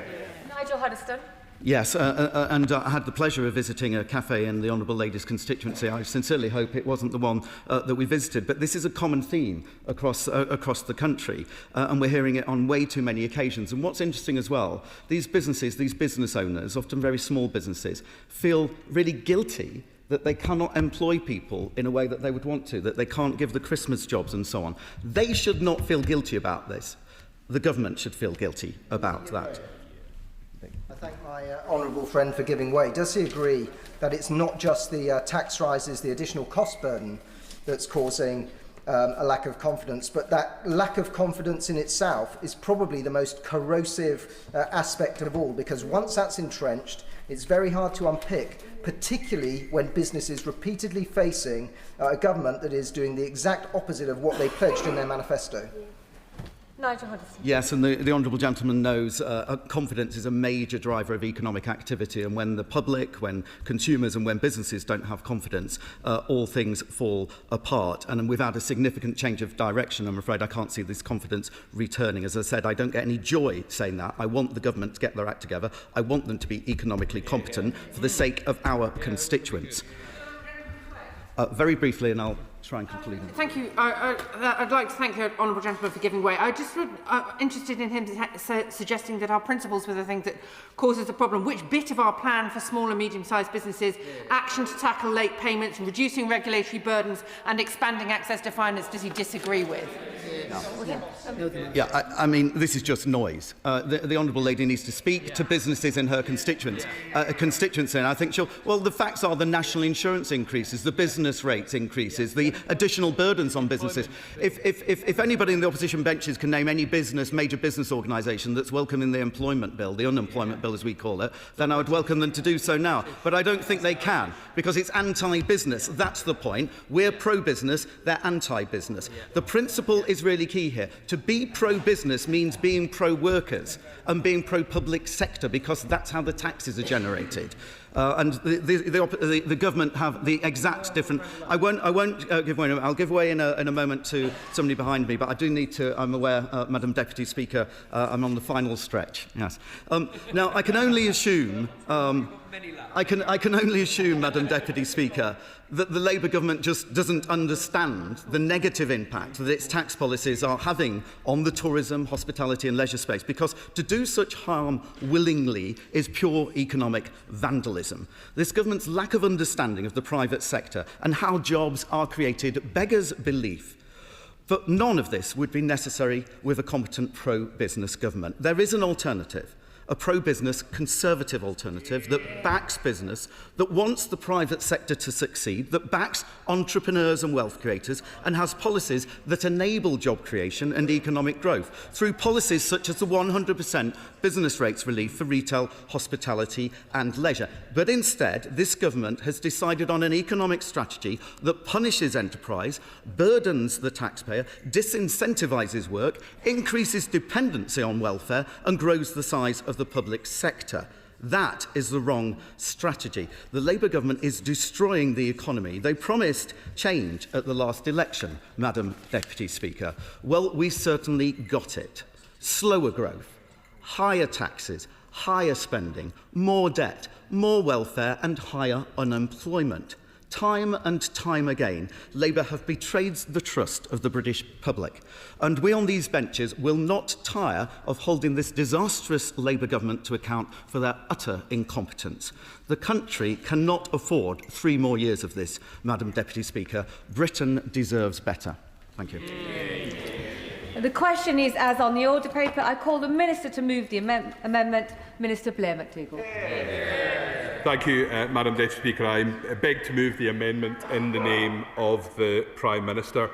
Around this time every year, I like to reread A Christmas Carol. And last night I read that passage from Dickens where the protagonist says that, quote, "Every idiot who goes about with Merry Christmas on his lips should be boiled with his own pudding and buried with a stake of holly through his heart. And I have to say the tone of that speech from the honourable gentleman made Ebenezer Scrooge sound positively festive. I say to him, we recognise it has been a hard few years for business. We, despite the appalling economic legacy that his party left us, in this festive period, we can look forward to the new year with a sense of optimism. Living standards are rising. Wages are growing faster than prices. The Productive Business Index a few days ago found that nearly 3/4 of small businesses expect revenue increases over the next 3 months, and nearly 2/3 have seen rising order volumes in the last 3 months. And the honourable gentleman mentions, as did other members, Small Business Saturday. Small Business Britain report that spending during Small Business Saturday last weekend was the highest it's been in 5 years. And Madam Deputy Speaker, despite what the honourable gentleman says, I ran a business for a decade, and I know how hard the last decade was. I'd be immodest to agree with what he says from a sedentary position. I will give way, yes. The honourable gentleman, on Saturday last, I was in Herne Bay in Mortimer Street, where there is an absolutely fabulous toy shop called Kids Corner. It was empty. I said to them, how are you doing? And they said, the shop's empty, the street is empty, nobody is spending any money. The hospitality industry is on its knees. My honourable friend, the member for Canterbury, and I attended a round table recently where every single person present said that they were having a hard time and some were in danger of going into liquidation. One cafe, and I raised this in the House earlier this week, one chain of cafes employing young people, 25 cafes. In the last 12 months, over those 25 cafes, had a profit of £12. That is due entirely to this government's policies. Well, the honourable gentleman hits the nail on the head when he talks about people not spending money. That's exactly why this Labour government is taking action to put money into people's pockets. And we've got to realise and recognise that a big part of the reason why it's been such a difficult 10 years for business was because of stagnating living standards, because of stagnating wages under his government. And I know that hospitality, leisure and retail, who have very thin margins, have been hit especially hard by the pandemic, by the cost of living crisis, by changes in shopping habits. But it's exactly because of that we recognised it and published for the first time in a decade the first strategy for small businesses from government. It's why we're putting more money into people's pockets. And it's why actually the fiscal credibility that they just do not seem to value at all on that side of the House matters to our constituents. I'm grateful to the Minister for giving way. The Globe Inn in North Petherton is a fantastic local pub. This financial year, its business rates bill is zero. By 29-30, it will be £5,000 thanks to this government. That's an extra 10,000 pints they will have to sell to meet that extra cost. How is the government's strategy helping them? Minister McDougall. Well, you'll know about the transitional relief that we're putting in, and I will come to that in a moment. But we are putting more money into people's pockets. I spent 5 days last week speaking to small businesses. I was in Staffordshire, I was in the North West, I was in Scotland, meeting with dozens of small businesses. And all of them said to me the same thing, was that what they want is footfall. As the right honourable gentleman said, they want people to start spending money again and to get customing. I'll make some progress for a second. And we are lowering costs. The honourable gentleman mentioned the burden of regulation and red tape. I have to ask, where was he for the last 14 years? When we came to power, we inherited a situation where businesses were spending 380 million staff hours on form filling and red tape every year. We are getting into that now in a way that just did not happen. I'll give way. I thank my honourable friend for giving way. And on that point, it's important to note that businesses like the Co-op and IKEA are supportive. And on the point of red tape, businesses in my constituency tell me time and time again that bureaucracy is holding them back. So can he outline further how we're going to be cutting red tape? Yeah, absolutely. Let's start with a few weeks ago, where we removed thousands upon thousands of particularly smaller companies from having to engage in so much of the corporate reporting, which was completely unnecessary, saving about £250 million on the way to our wider effort and our wider target of cutting the regulatory burden by 25% and cutting £5 billion. I'll give way to the member of the... Thank you very much, Madam Deputy Speaker. I'm grateful to the Minister for giving way. I invite him to visit the hairdressers in Aldwick in my Bognor Regis and Southampton constituency, who will tell him that he spends hours after hours to ensure that he can even stay profitable. So you might be withdrawing some aspects of small business paperwork, but it doesn't remove the fact that the maths don't add up. And unless he is spending hours dotting every I, crossing every T, and making sure that he's cutting costs where he can, his employees won't have jobs to spend more money. Minister McDougall. And she makes an important point, which is exactly why we are trying to drive down costs for business, not least when it comes to red tape. And if there is something in particular that your constituents' business, I don't know if it's the hairdressers that you frequent yourself, maybe I could pop along, and I'd be very, very happy to listen. Order. Minister, I don't wish to put on the public record which restaurants I do and do not frequent, so continue, Mr McDougall. Madam Deputy Speaker. And they raise business rates as well. It's exactly because we recognise the stress that retail, hospitality and leisure face that the smallest of those properties will have now the lowest business rates since 1991, and those with values below 500,000 will be at their lowest rate since 2011, a permanent tax cut worth nearly £1 billion a year and benefiting over 750,000 retail, hospitality and leisure properties. I will give way one more time to the... Thank you very much to the Minister. And I'd just like to tell him about Charlie Cockaday, who runs the Fox Inn in Feltham. He tells me that with the new business rates reform coming through from this government, he will be paying £1,600 a month more in business rates going forwards. That is the equivalent of 35p per pint that he sells. So how does that equate to putting more money in people's pockets? I'll talk about the transitional relief that we've put in.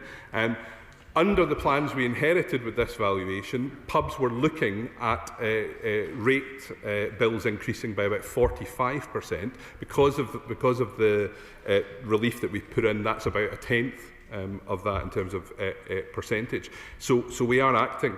But I have to say, Madam Deputy Speaker, the party opposite knew that this revaluation was coming. They knew that the temporary COVID relief was coming. And how much did they have in their financial plans to help businesses with this? Nothing. Nothing. Nothing. Not a single penny was allocated for it. And now they criticise us for having put in a £4 billion package to help businesses with that. And worse than that, Madam Deputy Speaker, they also oppose the higher business rates on the warehouses of online giants that we've put in place, which is exactly what is paying for the structural change which allows for permanently lower business rates on retail and hospitality. I'll give way to and then I'll make some progress. Grateful to the Minister. But the reality is, and we all understand this, governments have to make choices. But the choices that this government has made is not to cut spending on welfare, which has limited the choices elsewhere. There is a real choice there. And if this party had been in power, we wouldn't have taken those choices over the summer, which would have meant the budget would have been in a very different place with respect to hospitality sector. Which was exactly my point, that you were not going to make these choices. They were not in your financial plan. They were not in the Honourable Gentleman's financial plans, and they are in ours. I will, but only because I have deep affection for the Honourable Gentleman. Minister is a charming and soon to be very well haircutted gentleman, no doubt. But the point that my honourable friend was making, and I'm afraid that reinforces it, is it was clearly not in the government's plan either. Otherwise, they wouldn't have brought through the welfare changes they planned in July, but have since been bounced out of by their own backbenchers. So clearly, it wasn't their plan either, and that's why we're in this position. But it isn't our plan. We have just passed this budget which gives this relief on business rates.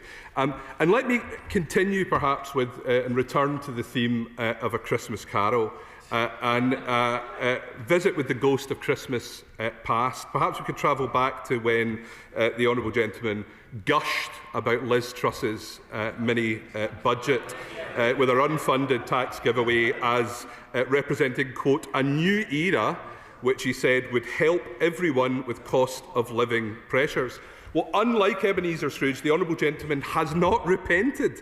He has not seen the error of his ways and the impact of unfunded commitments. Instead, he's at it again, calling for tax cuts without any idea whatsoever of how to pay for them.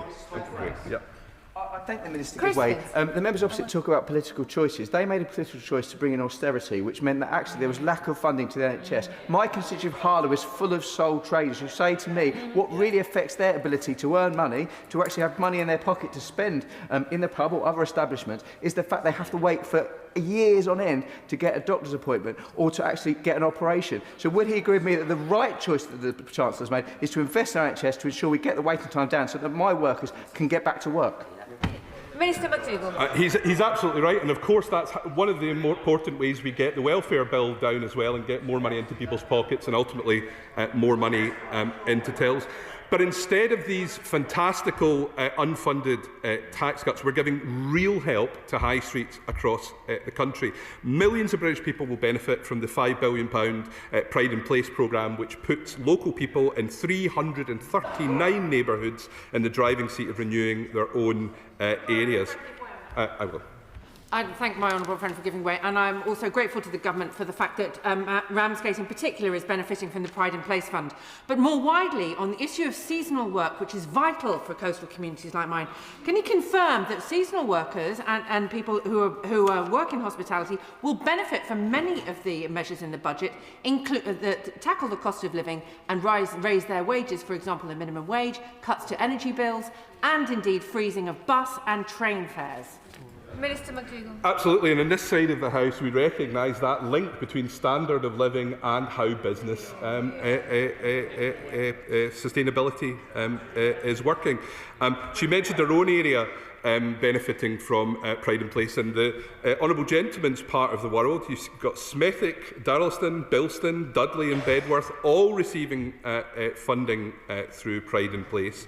And in addition to that, we're also making sure that we protect the character and the safety of high streets. Because again, what small businesses say to us again and again is that they need footfall, so we need to make high streets an attractive place to go. So we're clamping down on the illegal high street activity in premises such as mini-marts, barber shops, vape shops and nail bars, and at the budget announced an additional £15 million a year more alongside wider measures to tackle those bogus retailers. Yes. Minister for giving way. Has he compared and contrasted Pride in Place with the Future High Streets Fund, which is a proven mechanism for uplifting the state of many of our high streets, including Trowbridge in my constituency? But he's trotting out a load of things he thinks are going to benefit retail and hospitality. The whole point about retail and hospitality is they have to be welcoming places and open to all. What then does he make of the dozens of pubs and restaurants up and down the country that are now feeling forced to put up signs in their windows saying no Labour MPs? Minister McDougall. Well, I've yet to see any such pub with that sign. And my friend, my honourable friend from Stoke-on-Trent Central, in terms of the other scheme that you mentioned, spoke about how disastrous the implementation of that was on the ground, and we're trying to learn lessons from that. But the honourable gentleman also criticises on the Employment Rights Bill, and I compared him to Scrooge earlier on, but I'm sorry to say that here is where he is even less charitable than Dickens' great character. Scrooge famously wanted, indeed insisted, on his workers having regular hours over Christmas. The honourable gentleman doesn't seem to want that. Even Scrooge, by the end of the story, gave Bob Cratchit a pay rise so that his family could enjoy Christmas, and here he is arguing against it again. I'll give it to him. Gareth now. I do thank the Minister for giving way. I remember sitting on that side of the House when the Conservatives were in government, and they would be, I won't be here, they will be trumpeting their increase in the minimum wage and the creation of the living wage as a demonstration of their commitment to helping low-paid people in this country. Does he worry now that if you take the point that the honourable gentleman opposite has been making and extrapolate to its natural conclusion, they're actually advocating for a cut in the minimum wage as a way of helping business, which would be detrimental to the thousands of people in Stoke-on-Trent that rely on that money to pay their bills? Yeah, I couldn't agree with him more, and just again not understanding that link about what is in people's pockets and what goes into the tills. And can I also say I spent a fantastic day with you with your local businesses last week, and was impressed how they all were on first name terms with the honourable gentleman. I will, yes. Would the honourable member not agree that part of the problem was caused by the members opposite, who didn't welcome the minimum wage in 1998, said it was going to destroy businesses, and then later, when they got in, split the minimum wage so people over 25 got more than people under 25, causing this inequality, which is what we're having to deal with now? She's absolutely right, and I recall as a younger man working in this place, the all-night sittings as the Conservatives united with the people in the other place to try to stop our effort to make work pay for people. And here we are again, a quarter of a century later. Sure. The issue, Madam Deputy Speaker, the Honourable Gentleman was in here while governments were coming up with their plans and their policies in 1998, while I was starting a business and running it and employing people. And the difference is that you can't install a minimum wage if someone actually doesn't have a wage at all because they haven't got a job. Yeah. And what his party are doing are putting people out of work. There are now 31% more young people not in employment in the Gosport constituency than there were this time last year. That's a disgrace, isn't it? I don't know if she was at the start of the debate, but she would have heard me talking about I ran a business as well. But she talks about job creation. In the first year of this government, 138,000 more jobs. We have to understand. No, I've given way several times. I have to make some. But the government is fully supportive of the variety of working arrangements that people, including young people, might choose depending on their circumstances. But the word, Madam Deputy Speaker, is choose. Until now, that flexibility has been entirely one-sided, something that employers have used to their benefit. But it's time to let workers have their rights. And the honourable member for Stoke-on-Trent asked the question about whether people on the other side of the House understand what it is like to be an insecure worker, particularly at this time of year. This is the most expensive. I'm nearly finishing. I'm coming to a close, but thank you.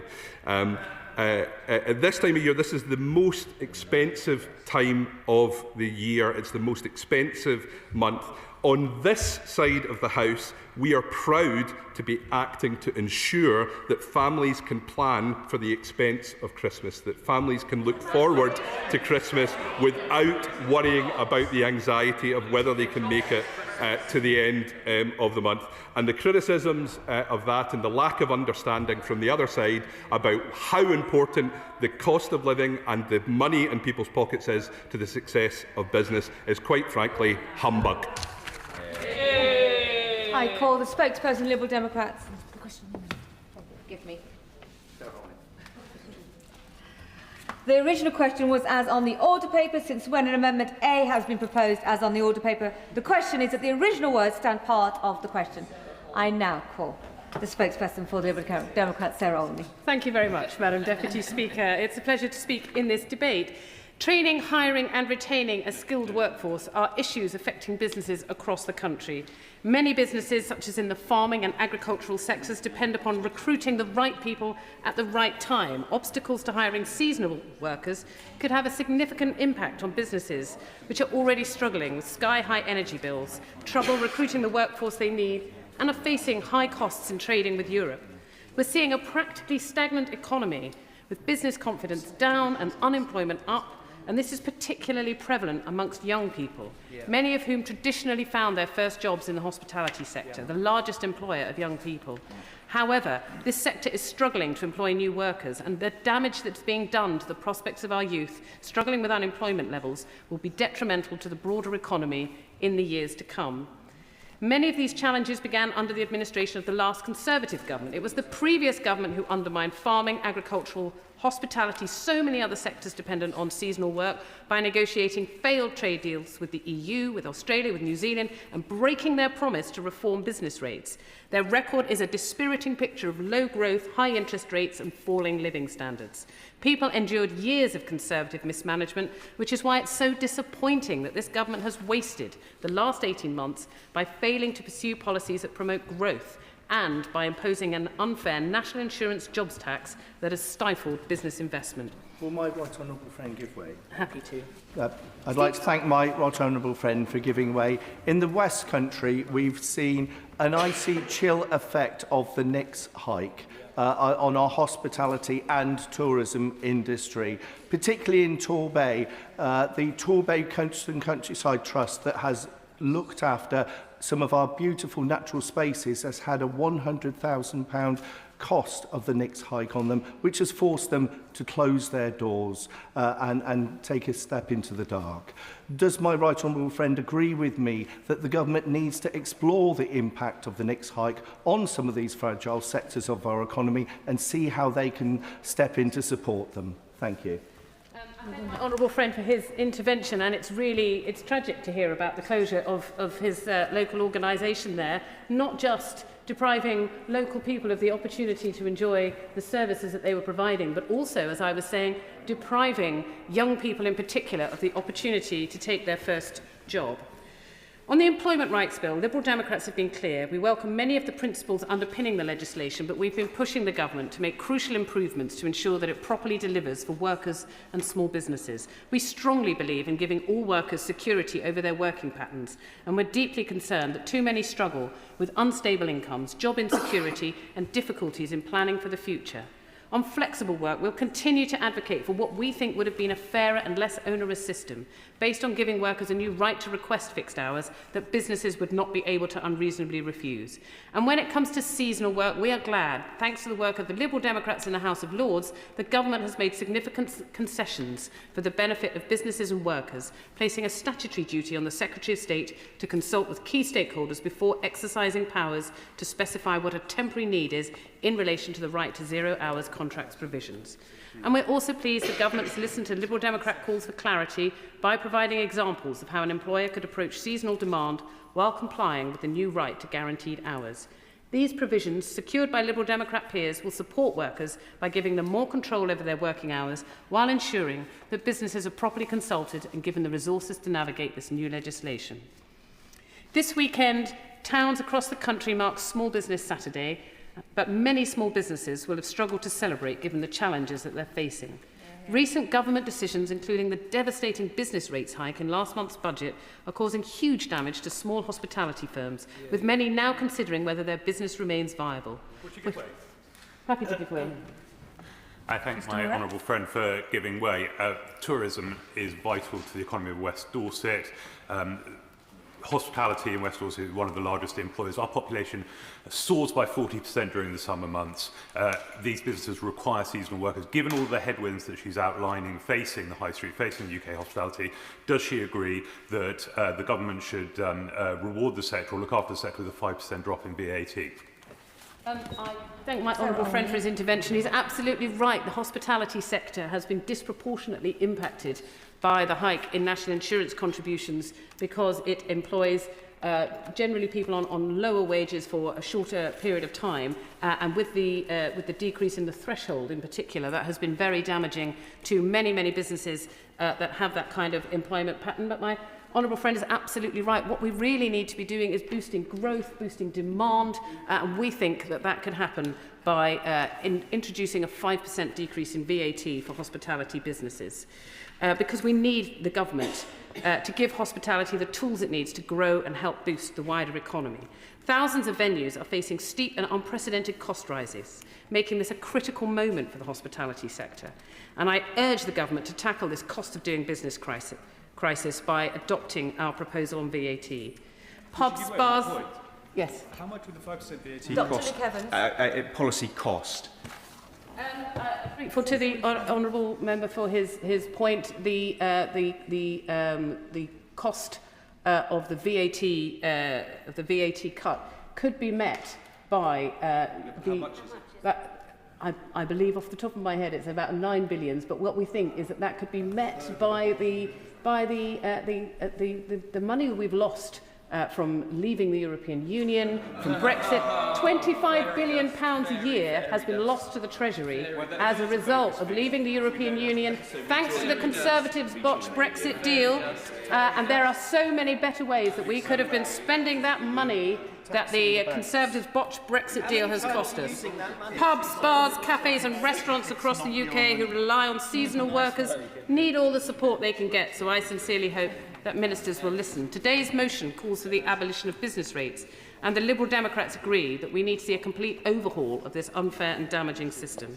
However, in 2019, the previous Conservative government promised a fundamental review of the business rate system, which they failed to deliver. And in their recent budget, the government committed to rebalancing business rates, but we saw nothing of the sort. UK Hospitality says that the average tax increase for hospitality will be 76% over the next 3 years. Meanwhile, warehouses, offices and large supermarkets will see bills go up by just 16%, 7% and 4% respectively. The Chancellor said she's looking to introduce permanently lower business rate multipliers, but the painful reality is that the new higher valuations will wipe out any benefit that businesses might have seen. Increasing the minimum wage, as the government announced in the recent budget, is of course welcome and will support millions of low-paid workers, but it's not just workers that need a boost, it's small businesses too. Unless businesses are able to grow, there's a danger that the long list of cost pressures they face will result in fewer jobs being available overall. Happy to give way. I thank the Honourable Lady for giving way. Talking to small and medium-sized enterprises in my constituency of Shipley, they really welcomed the announcement that there would be free training for apprenticeships so that they can actually help the next generation of young people get into higher skilled jobs and to have careers. Does she agree and support the government's announcement about the apprenticeships as part of the Youth Guarantee? I thank the Honourable Lady, my colleague on the Public Accounts Committee, for her intervention. She's absolutely right, and I 100% and very wholeheartedly welcome any boost to apprenticeships and that announcement in the budget. However, the caution is, and always continues to be, will there be sufficient business growth to enable those high-skilled jobs to be created that will enable our young people to progress in their careers? Businesses from all sectors across the UK continue to struggle with high energy bills, compounded with the burden of the NICS rise and concerns about certain aspects of the Employment Rights Bill on their monthly employment costs. The cost of employment has risen significantly over the last year, and there have been nearly 70,000 hospitality job losses since last October. Our small businesses face huge challenges, and very many are already struggling to absorb rising costs. So unless more is done to support them, vital entry-level jobs, essential contributions to the culture and character of our local communities may be lost. As this motion looks to examine the challenges facing businesses, perhaps unsurprising omission is the absence of any reference to the damage caused by the last government's failed Brexit deal. The appalling agreement negotiated by the Conservative Party has been a complete disaster for our country, particularly for small businesses who are held back by reams of red tape and new barriers to trade, costing our economy billions in lost exports. The dismal impact of their terrible Brexit deal is becoming increasingly clear. A recent survey of 10,000 UK businesses found that 33% of currently trading enterprises experienced extra costs directly related to changes in export regulations due to the end of the EU transition period. Small businesses have been particularly badly affected, with 20,000 small firms stopping all exports to the EU.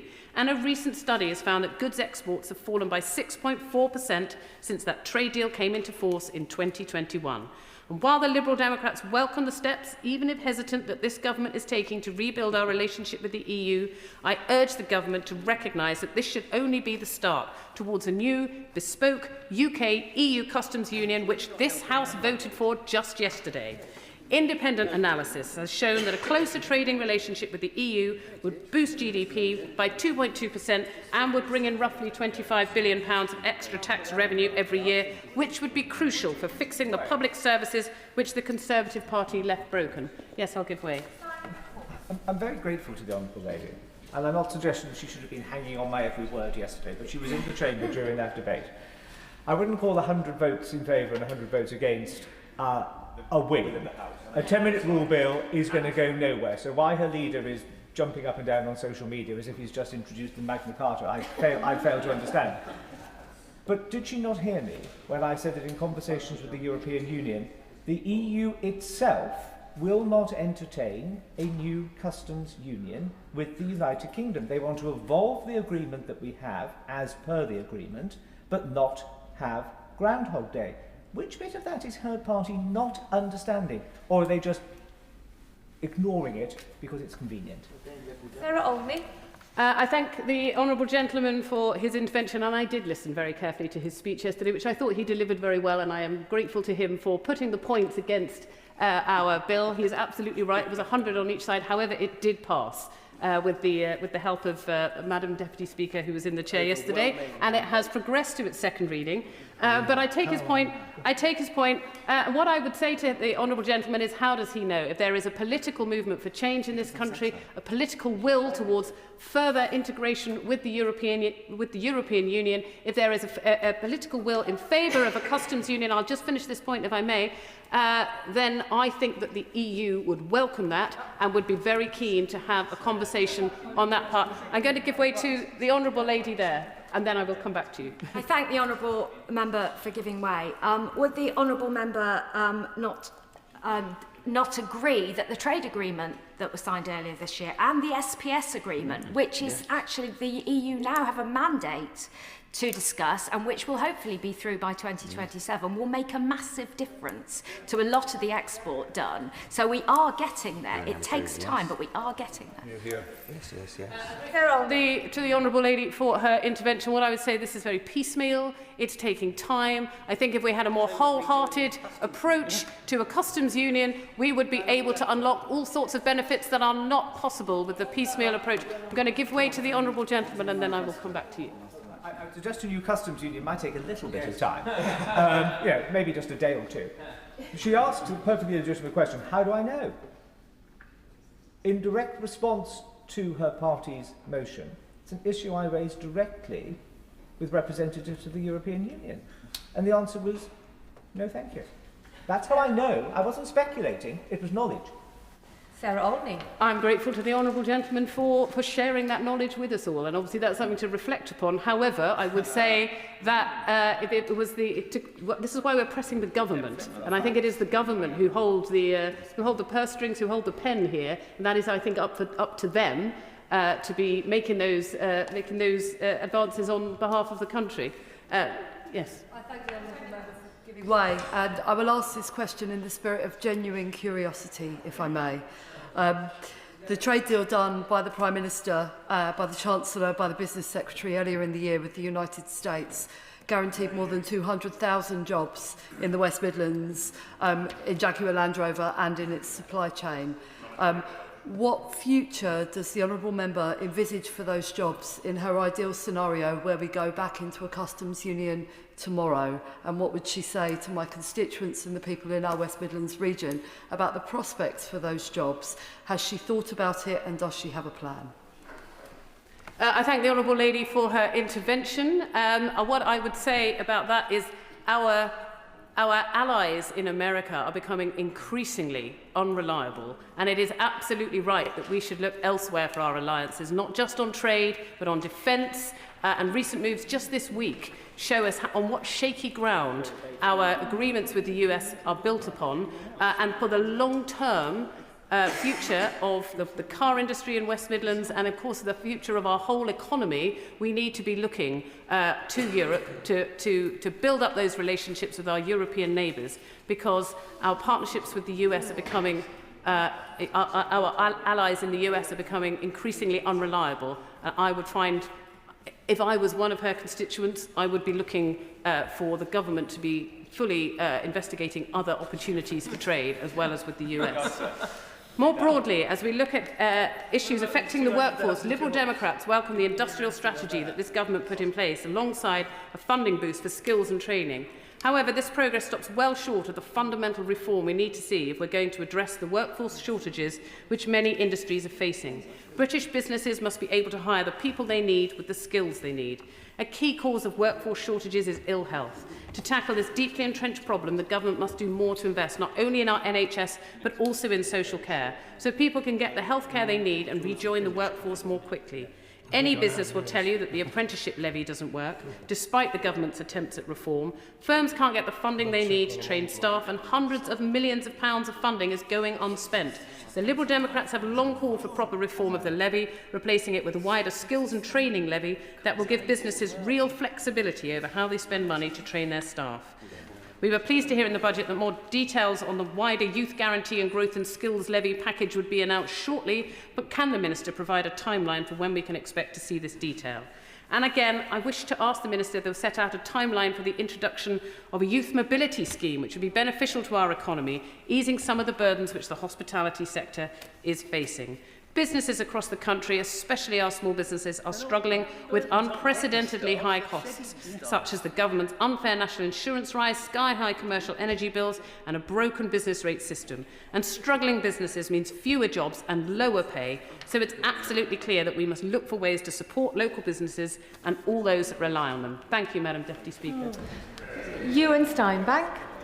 Deputy Speaker, in this debate today I'm going to confine my remarks to the criticisms of the Employment Rights Bill because it's where my experience sits, and also, as I tried in no small part thanks to the efforts of yourself, Madam Deputy Speaker, to get into the Employment Rights Bill, but sadly was not able to speak on Monday. But saying that, it is imperative that all honourable members do listen to small businesses, as I did this Saturday, as I helped the Falkirk Delivers and Falkirk Business Improvement District team out with disentangling Christmas lights and carrying ladders about Falkirk High Street as they set up their first and inaugural Falkirk Festival of Trees. I would definitely encourage any honourable members to visit any of the vastly brilliant hospitality venues that we do have in Falkirk. But with that out of the way, I am going to focus my contribution on the impact of the Employment Rights Bill.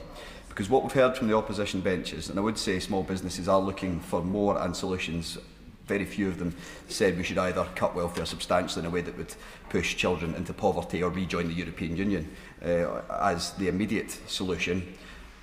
But it is important and imperative that we talk about seasonal workers, not just businesses that hire seasonal workers. It's of course an important perspective we should hear, as I've just stated, but it can often be a parochial view, talking to one side of the labour market, the employer, and fails, I think, to grasp the incentive system that we need to change in order to get people into work, which is what I believe the Employment Rights Bill does do.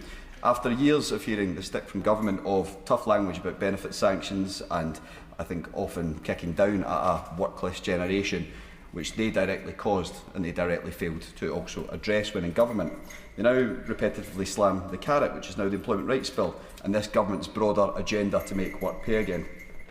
So, in lieu, I will provide my own relatively recent experience to the House. With the exception of the pandemic, where I lost my insecure hospitality job as one of the workers that was not provided furlough assistance because of the nature of the contract I was under, and I had to move in for the first time since I was 17 back with my parents. I've not gone 1 week since I was a teenager unemployed. I spent my weekends after long days of studying law and at school, working behind the bar at weddings and various functions within the hospitality industry and in the retail industry. I did this because of the ethos my family instilled in me as a 16-year-old when I got my first seasonal job at Argos, that nothing is better for your self-esteem, your progression, your social skills, your life, your independence, or ultimately your wallet than to get yourself in and keep yourself in work. And I still remember hitting $1,000 on Christmas Eve 2016 in that first job alongside many of my generation who worked hard during that seasonal job and made sure that that business was running, and then to be told on Boxing Day that I was not going to be kept on in that particular job. What we have to remind ourselves in this debate, that the workers who work over Christmas in hospitality and retail and gift shops are the economy that we are talking about here. They are the ones that keep the lights going on in our high streets consistently. But the sectors I've worked in my experience, working on minimum wage and insecure, low pay, high turnover and insecure hours are major characteristics, which meant my income, up until I moved out of the hospitality sector in June 2022, was sometimes enough to pay my digs or rent, bills, food and the occasional trip to the pub or a Falkirk match, and sadly, sometimes it was not. This is still the reality for far too many who work in the hospitality, retail, social care and many other sectors, and this is ultimately the reason I got into politics, to improve the lot of those who, despite grafting and seeing little result for themselves or their families, and sometimes working in quite deep poverty, still went in each day and got on with it. That same spirit lives on today in the young hospitality workers who are currently in dispute with their employer at the Village Hotel and View in Glasgow. The hard-working generation that I am a part of are down there once again organising and demanding better, because contributing and keeping our economy going, they deserve fair pay and conditions over Christmas.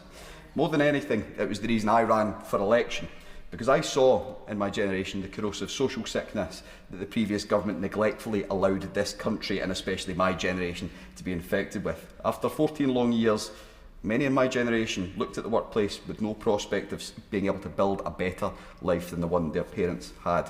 The last Parliament being the one, I believe, in history in which living standards went down. And for too many in my generation, off the back of that, they could see that they could work hard and see little reward, or they could sit about and see little reward as well. Something had to radically change. This country had to make work pay again. This was the message in the manifesto that we on this side stood on and promised the country that we would deliver if we had the privilege of winning office. This is what the Employment Rights Bill is designed to do, with day one rights to statutory sick pay to allow workers, when they fall ill, to bounce back into the workplace quicker and healthier, day one rights to paternity leave, which was secured this week, and I'm very grateful to the Minister for doing so, so that fathers can spend their precious first few days they receive at home with their newly born bairns, which I imagine is going to be crucial for many families this Christmas. But saying that, earlier this week, and ministers are aware, I was desperately disappointed when the concession was made to the Tories and Lib Dems in the other place on day one rights against unfair dismissal. The same peers who, throughout the passage of the Employment Rights Bill, have fought on to bargain on behalf of the bad bosses to weaken the sick pay and paternity leave of millions of ordinary people.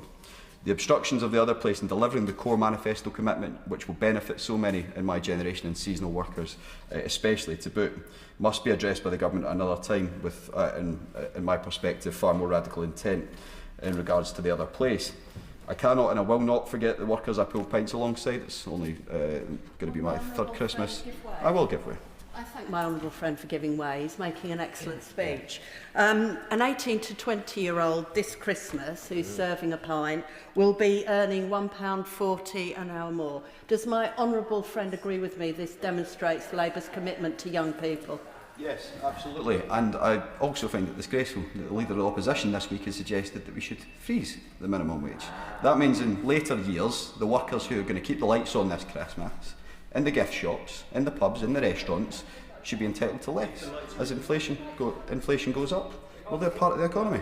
If you didn't have the workforce actually keeping the lights on in the first place, there would be no restaurant, there would be no pub, there would be no Christmas custom, sadly. And that is the experience of far too many people in hospitality. So, as this is my 4th Christmas in my working life that I'm going to be able to spend with my family instead of actually working in the hospitality industry that has been characterised, and I'll be very interested to see if any of the opposing benches can share their experiences. I'll be very interested to hear of that, considering how much experience in business was utilised early in the debate by themselves. I'm not going to forget throughout the progress of my career in this place and the votes that we make, the workers I pull pints beside and serve tables with. I've heard too many stories about kids being bullied, belittled and booted out the workplace by bad bosses in the first 2 years of their working life. I do worry, and I've shared this concern with ministers, that especially in the seasonal work sector, that this will simply happen before the 6-month mark, and I think it is something that we should come back later in the Parliament to address. I would also say to opposing members when they come, I would expect nothing but an apology for the 1.5 million people who were put into poverty whilst in work over their shambolic 14-year tenure. They built a low-wage, insecure, low-productivity economy, all whilst practising austerity, and then come back to this House with essentially the same ideas, but with 200 less MPs. I will give you. I thank him for giving way. What does he say to the 89,000 people who've lost their hospitality jobs over the last 12 months? Ewan Steinman. There was an extensive amount of hospitality jobs lost over the previous 5 years as well. I don't deny, and I speak to small businesses in my constituency every week, that they have had a hard-pressed number of years. I know, I was there. I was working within the industry. I think it is important that we do back our hospitality sector, and I said earlier in the debate that I do think there should be more to come. They talked to me about energy prices as well, which are still substantially, I will give way if he's insistent, potentially with some experience about the hospitality workers as well. I thank the honourable member for giving way a second time. So 89,000 hospitality jobs lost in the last 12 months. Youth unemployment up to 12% of 16 to 24-year-olds currently unemployed. There's an estimated 40% fewer seasonal jobs this year. That's the biggest decline in 15 years. Energy costs are up, business rates are up, confidence is down, regulation is up. Does he acknowledge that all of this happening at the same time is not a coincidence, and that it must be, at least in part, in relation to the really poor choices made by this government? Whilst I don't accept the premise, I think it is important to recognise that the hospitality has struggled over a number of years. I'm not in any way denying that at this stage. However, I don't then know why the Employment Rights Bill is contained within this, considering the reforms have not came into place to date. I would say it is important that we do listen to hospitality and give feedback, but it is also important that we do not discourage young people out of seeking those opportunities out in the first place, which has been seen for far too long for the last 14 years under your government. As I'm going to draw to a close, I won't take any more interventions. Moaning about the rates of maternity pay and the minimum wage being frozen. I didn't hear it, don't worry about it. Moaning about the rates of maternity pay or proposing to freeze the minimum wage is not likely to incentivise more young people to grasp that first opportunity. It's not more likely to make more of the people we talk about here, the NEETs, my generation, actually encouraged into the workplace. A fair wage and fair conditions for your work is what this government are delivering, but I do see that we need to go further and faster, both on employment rights and support for the hospitality industry in my constituency. Instead of stepping back at the first sign of opposition from Tories and Lib Dems, I would say on the employment rights measures. And my honourable friend did point out something that is quite important. The younger workers who are going to be working in our constituencies, because of what this government have done, are going to be £1.40 an hour better off in their workplace. I only wish that back when I got my first seasonal job, we had a government that saw the value of my labour over the Christmas period just as well. So thank you, Madam Deputy Speaker. Joe Robertson. Thank you, Madam Deputy Speaker. Tourism and hospitality offer seasonal work, flexible work opportunities, part-time work. And that's why many people choose to work in that sector, particularly young people. Tourism and hospitality is also one of the most taxed sectors in Europe compared to other European countries. So what did the government do for that sector? It reduced flexibility and increased taxes, and that is having real-world consequences.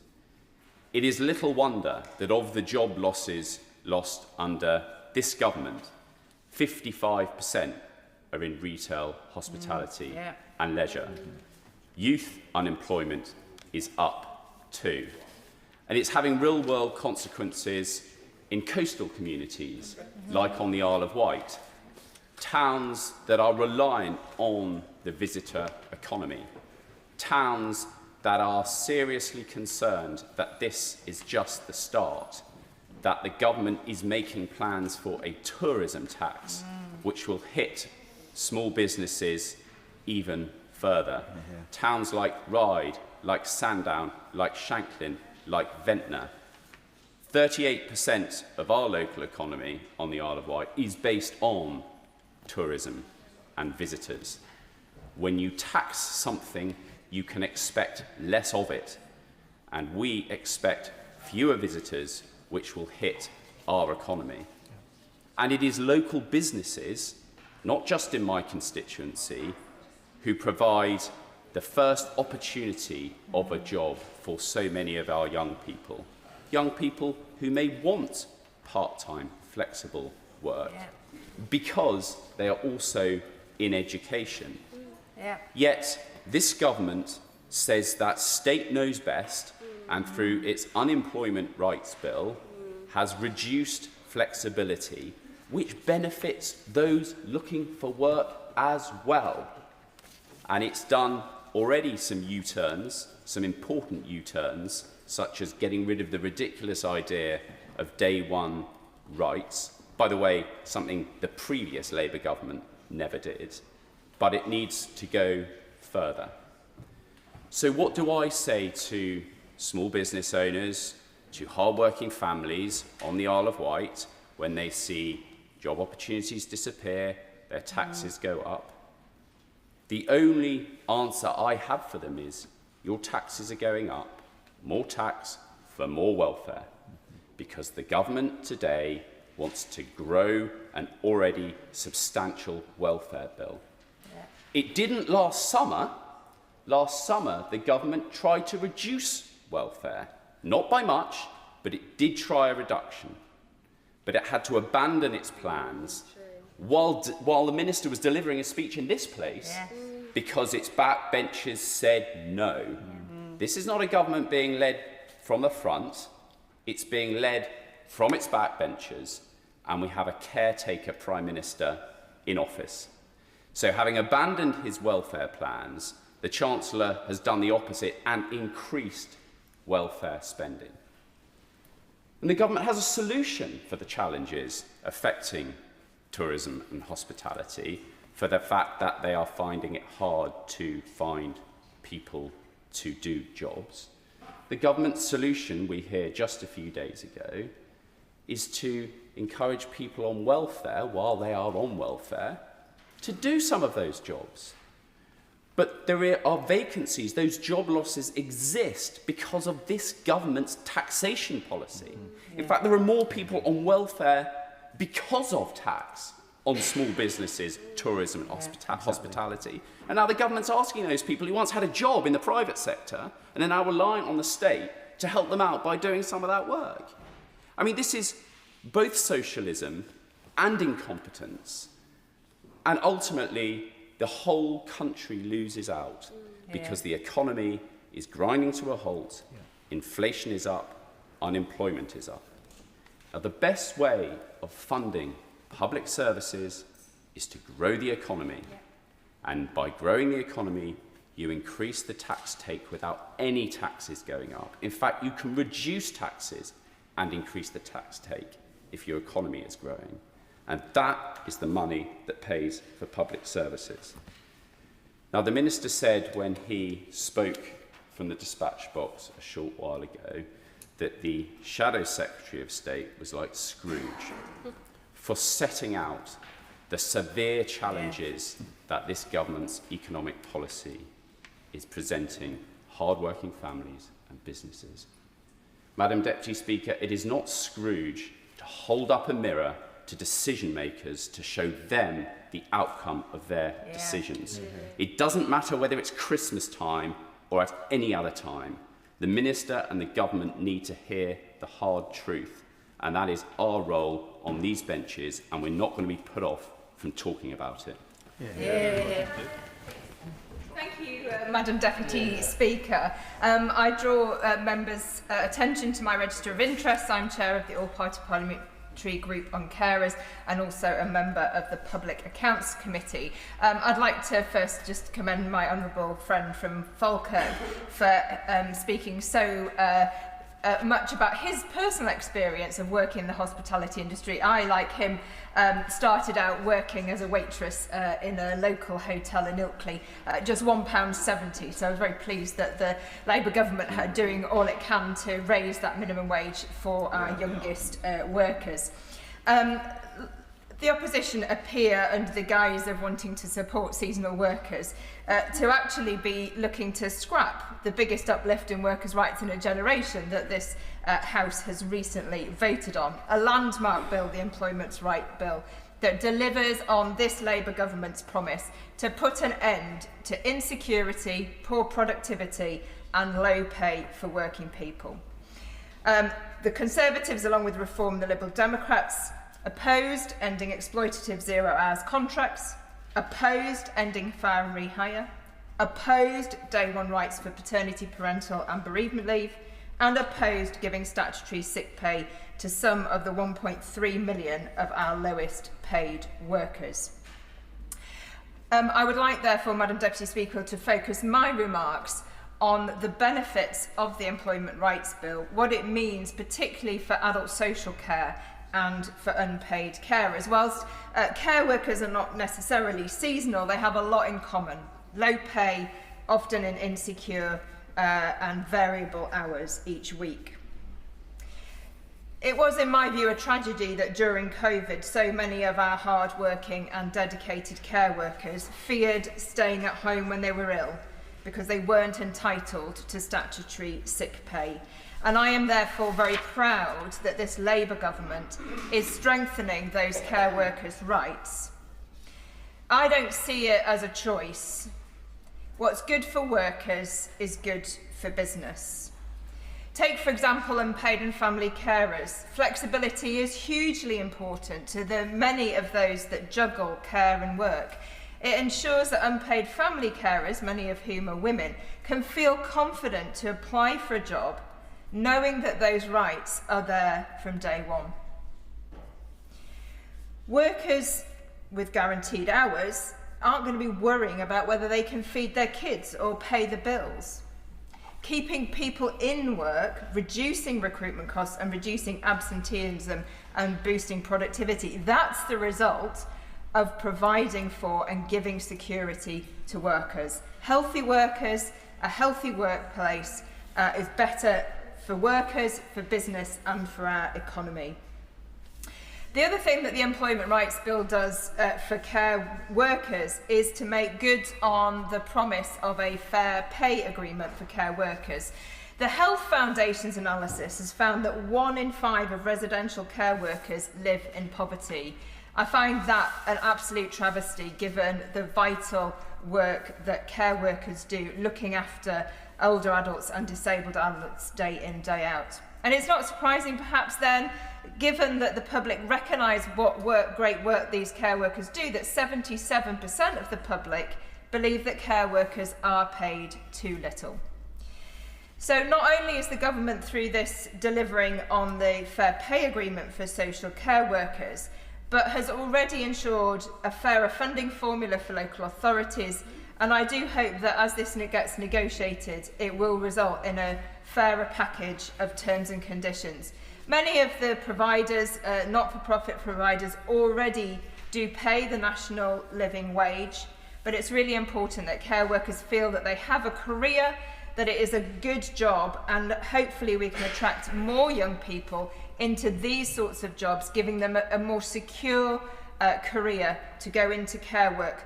Not the low-pay, zero-hour contracts, but guaranteed hours and better pay that can enable them to get that first step on a career in health and care. And these changes will make a huge difference to those who provide amazing care and support for disabled adults and older people. The second area that I just want to highlight in my speech, if I may, Madam Deputy Speaker, is the introduction of the Fair Work Agency. And you may be wondering what that has to do with care workers. But sadly, under the Tories, the decision to open up the skilled worker visa to care workers with no plans or preparations in place resulted in the horrific exploitation of care workers. Overseas agencies were charging extortionate fees. New businesses here were set up registering solely to employ these overseas workers. I've heard cases, Madam Deputy Speaker, where they were given tied accommodation, then they were given 0-hour contracts, they were expected to travel far away to get care work, and as a result they got into debt. If they complained, they were sacked. With no sponsor, they couldn't take any other job in the economy here.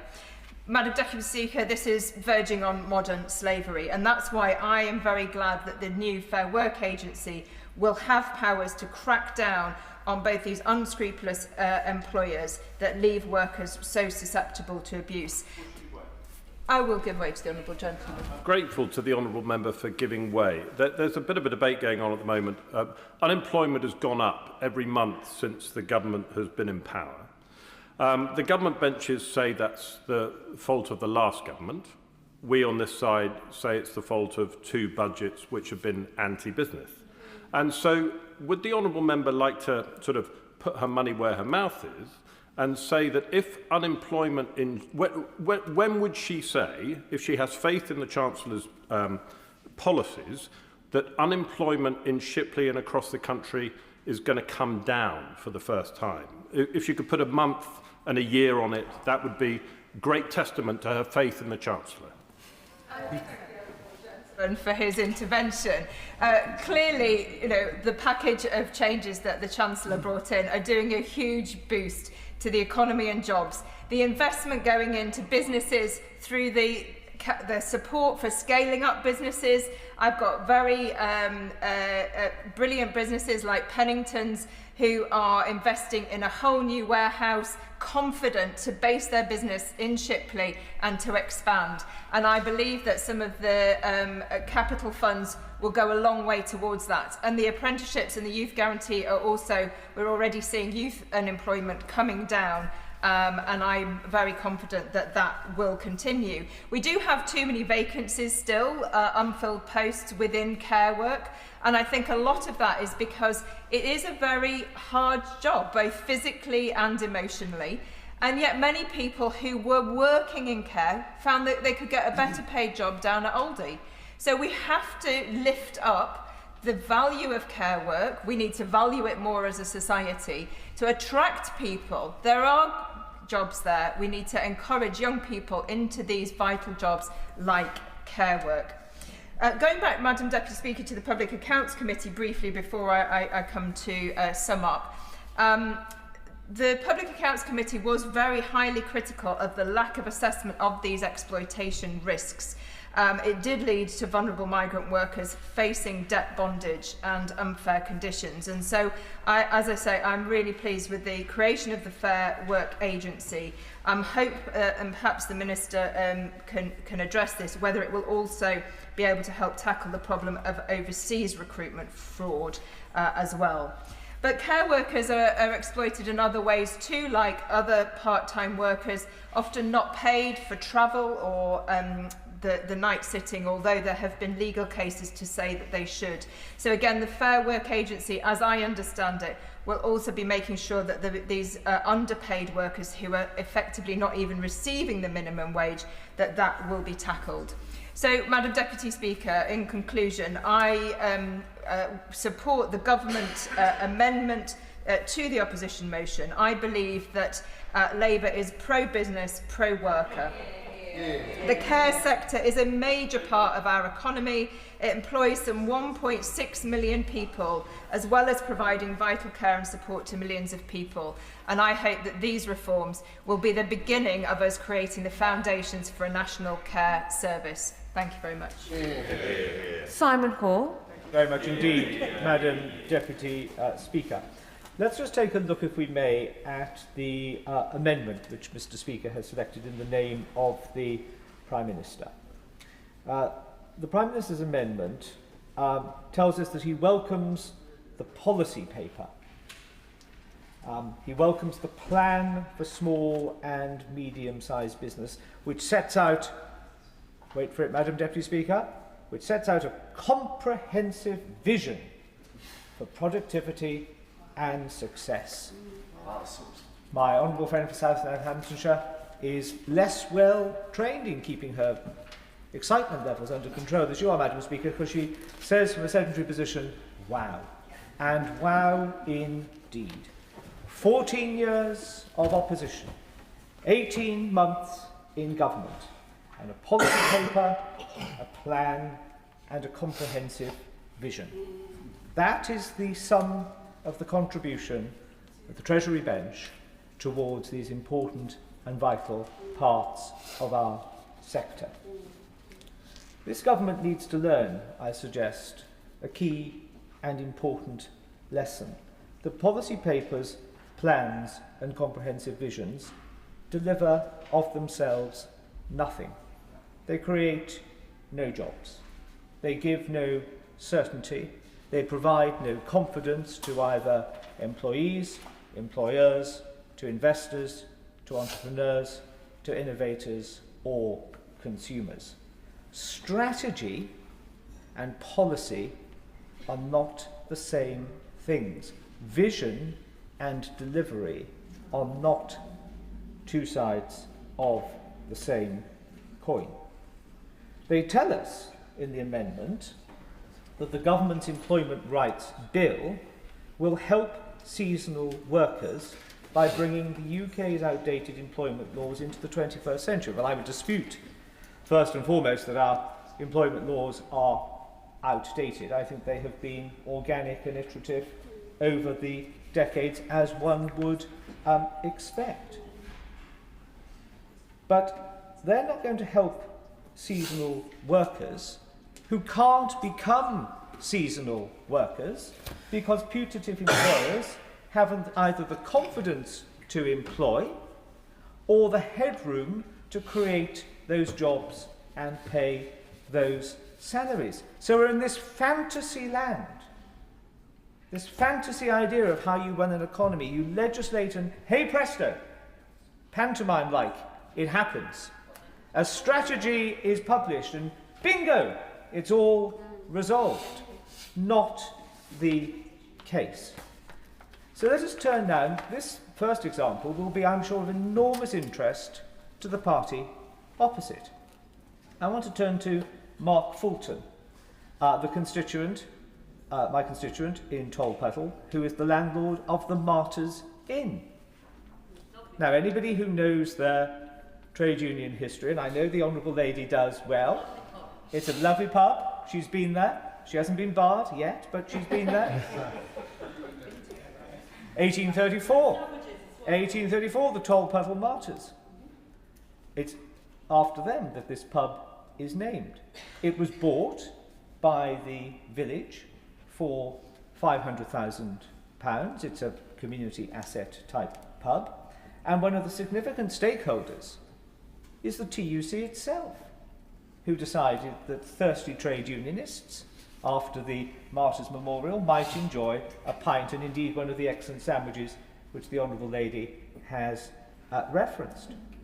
Well, Mr. Fulton, Mark Fulton, writes to me, posts the budget, and I quote, "With the impact of this budget, we will risk losing these vital community hubs that are so important to our local life and economy." He, like others in all of our constituencies, have been arguing for, and the freedom now exists outside of the European Union, for a bespoke reduction of VAT on pub sales, including the wet trade. We are asking publicans who are providing far more in those facilities, those community hubs which Mark talks about. But they fight one hand tied behind their back, when in essence they are paying a VAT rate of 20%, forgive me, compared to those of a supermarket's 2%. Business rates. are clearly going to go up. And this is again the fantasy world of this government. Sector representative group after sector representative group tells the government, by the government's own figures and calculations, their business rates will be rising. Oh no. Oh no, says the minister. No, they're wrong. They're wrong. Everybody else is wrong. I'm right, because I'm a minister of the Crown. This is the politics of the Emperor's new clothes. Yeah. And it's about time one or two people on that side of the House, on the government benches, stood up and told the Treasury team that many of their policies leave this government naked in terms of trying to garner and foster a small entrepreneurial business sector. Employment, employer national insurance, increases in the minimum wage. Again, I quote from Mark Fulton, the latest rise risking the opportunities for young people to be employed in our sector. He goes on to remind us that 40% of young people begin their careers in hospitality, the sector playing a crucial role in training, upskilling and supporting social mobility. All of that put at risk. And all of this surely, Madam Deputy Speaker, irrespective of geography or party affiliation, should be worried if there was a cogent argument being deployed that social mobility is being reduced directly as a result of government policy. As my honourable friend for the Isle of Wight said in his excellent speech, much of the decisions, these harmful decisions taken in this recent budget, were not of the government's choosing, but in essence a fulfilment of what the Chancellor rightly said to rebellious backbenchers on welfare: rebel if you like, we'll abandon if we have to, but there will be a cost that will have to be paid, and the cost will be tax, and therefore the concomitant diminution in confidence both in employers and in customers. I could quote several publicans, but Barbara Cousins, who owns and runs the Langton Arms in Tarrant Monkton, would have my guts for garters if I didn't take the opportunity of mentioning her. And my honourable friend knows it well and says what a good pub it is. She replicates many of the points that Mark Fulton makes, but she does make a point, particularly where rural pubs, reliant upon seasonal summer trade in tourist areas, are now, obviously those pubs have to pay business rates, but whereby their major competitor in those small rural settings, Airbnb, pay no business rates at all.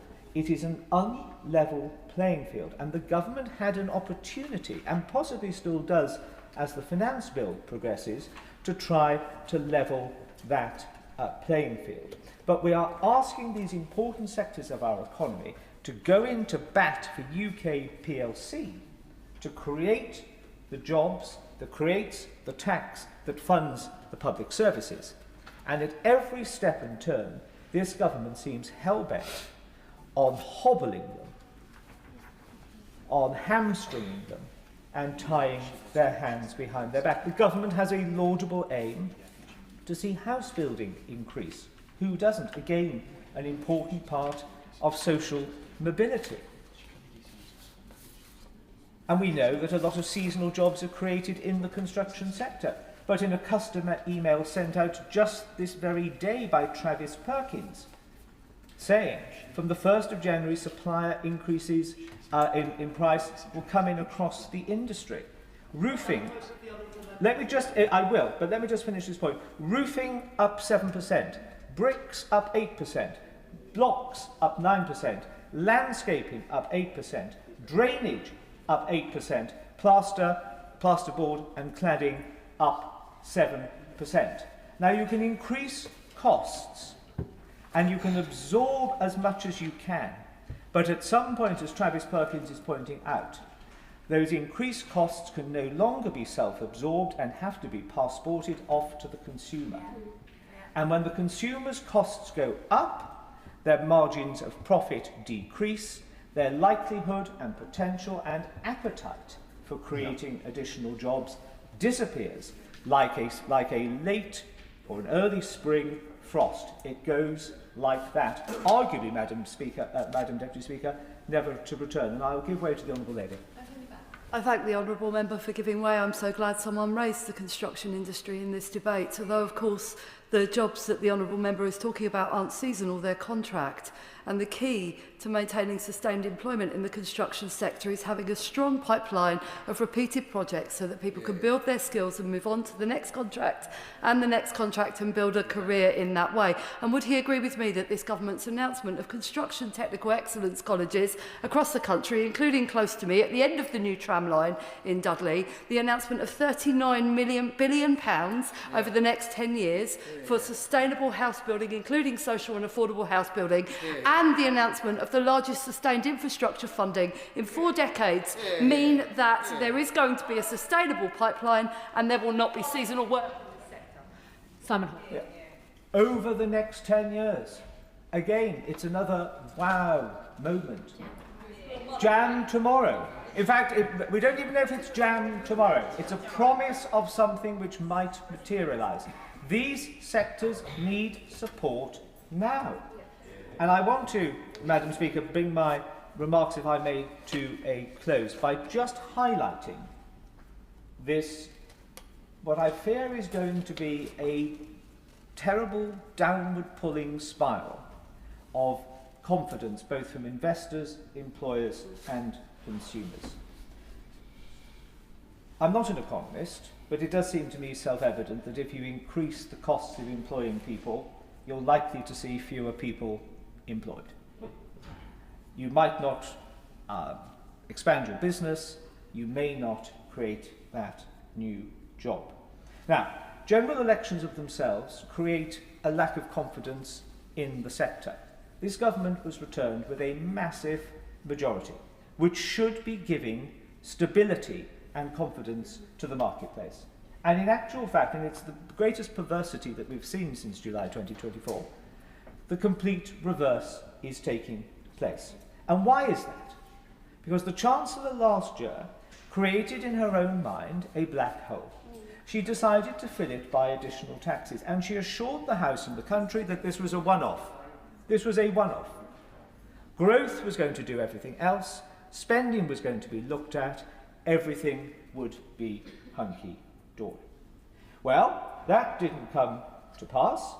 The government changed the environment, and what happened? We have the budget of just a few weeks ago. Fabrication, being economic with the actuality.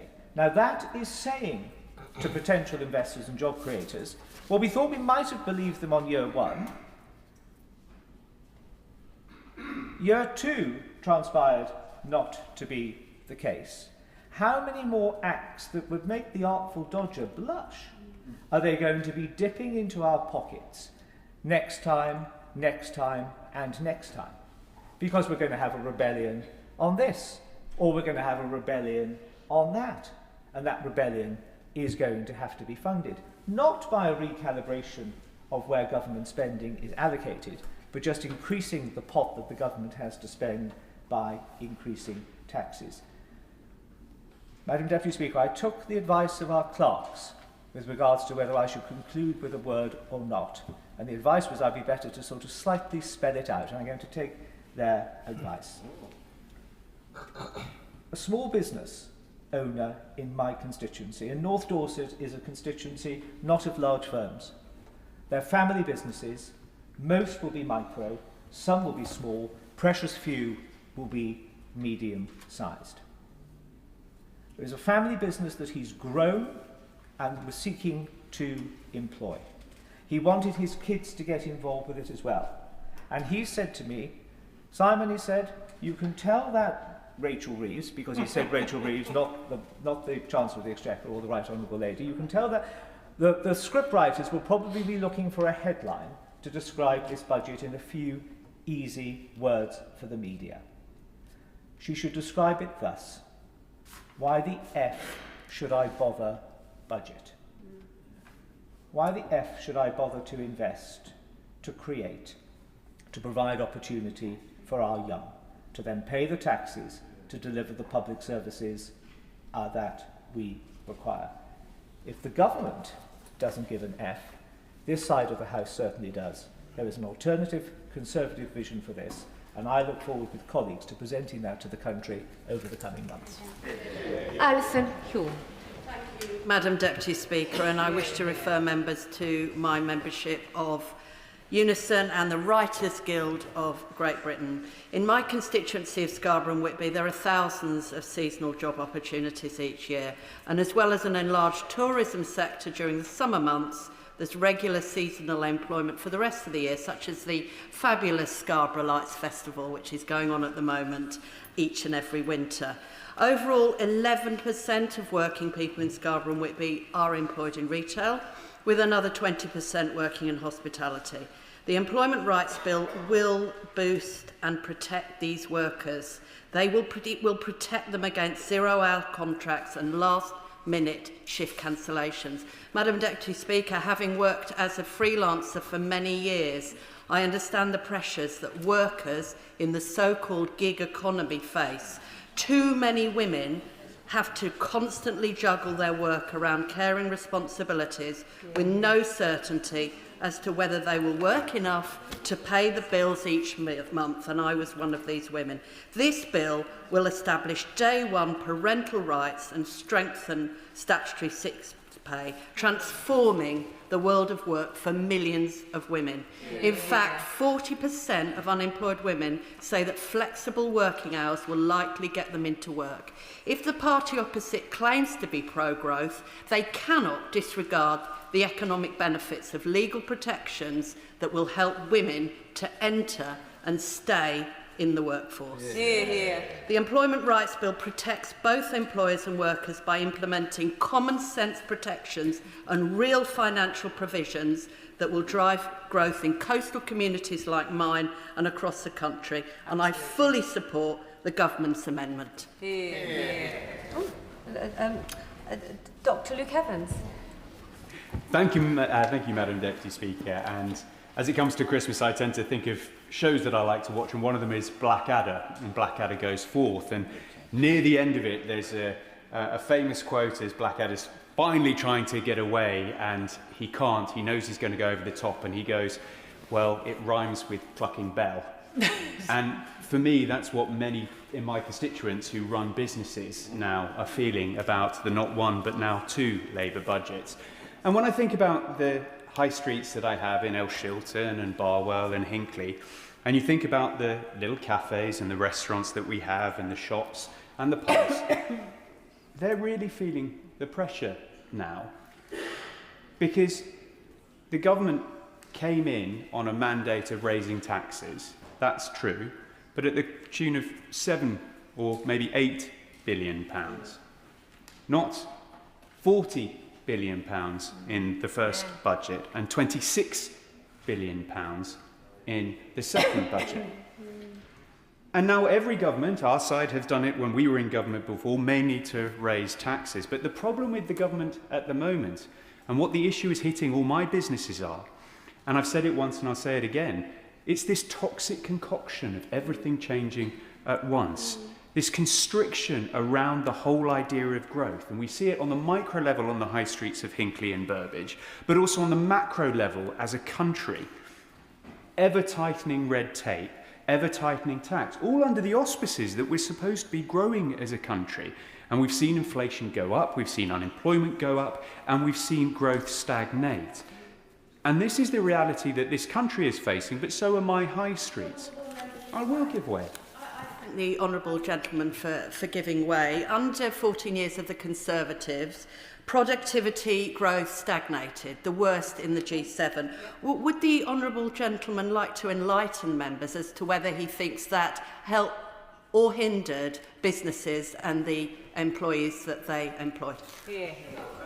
I'd love to elucidate, because I think if we go back to 2010, if you remember when we had to deal with the financial crisis, we had to borrow 158 billion to deal with that.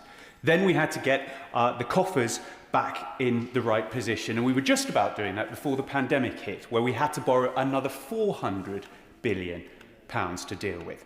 And every time, she wasn't here in the last government, but every time we were here, the other side of the house were asking for us to spend more, and now we're feeling the pressures of having to deal with that. And she talks about what she inherited. Well, she did also, on her side, inherit the fastest growing economy in the G7. And yet we also had inflation at target, and we had very little unemployment. All of those things are changing now under this government because of this government's policies.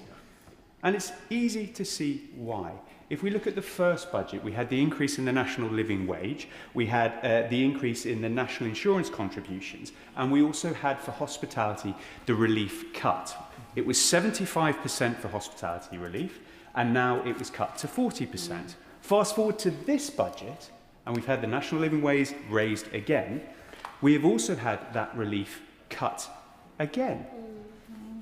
And now the government has come forward and saying, well, we're putting in transition measures. But the problem is the transition measures mean that for the majority, and it is the vast majority of businesses, they are actually going to see a 15% increase. Now, that is capped. I will give the government credit to that.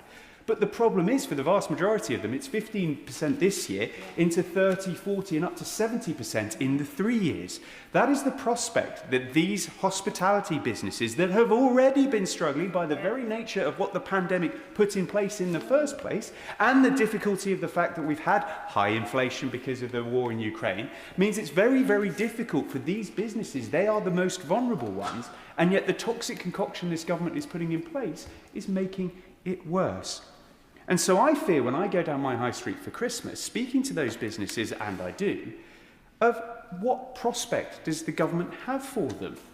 How is it going to encourage them and bring them forward? Because I agree, I don't think the other side is anti-business. I agree they want to support workers, but I think they are slightly blinkered and naive to thinking of giving extra rights and extra increases in pay without taking into consequence what may well happen, because it's all very well having increased pay. But if you don't have a job, that's increase in nothing. And that is the heart of the problem we have here. We want to see more secured pay. The previous Prime Minister for Uxbridge talked about high productivity, high value jobs. We all want that on both sides of the house. It's how we get there. And we don't get there by tying a tight noose around the businesses that are going to drive those jobs. And that's my real concern here, because if you're thinking of setting up a restaurant in Market Bosworth or looking to start a new pub in Donisthorpe, why? Why would you do it? Why would you take the risk? Take on that extra employment, take on someone's livelihood, because most employers are good employers and they care deeply about their workforce. Because already what we're seeing is cafes. My honourable friend give way. I thank my honourable friend for giving way. I just wanted to reflect on the point he was making about risk, and that employers are taking personal risk when they set up businesses, when they employ people, and when they have so much cost piled upon them, that risk-benefit equation evaporates, and with it, the jobs that they deliver to other people in their communities. I bow to her experience, because she is entirely right, as someone who I know has run many businesses and been involved. She speaks the truth of what businesses and risk takers are looking at in this country, saying, why would I take that risk? Why would I take that responsibility if there isn't any reward?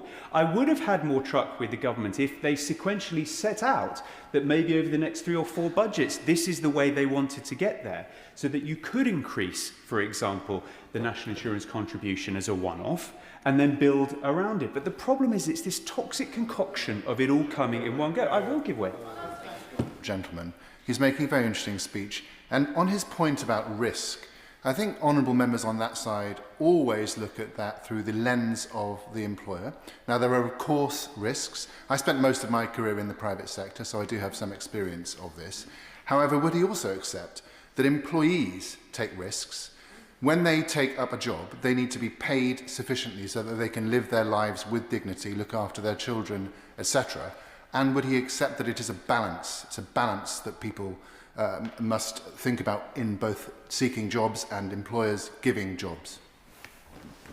absolutely right. And of course, as an MP, he will be an employer of his staff and team. And no doubt he is a good employer who offers good terms, and he cares deeply about the staff that he's looking after. The problem is we have a taxpayer-funded job. The private sector don't and have to generate that funding. And so they're the ones who have to take the risk and work out whether or not there will be a job there in the first place.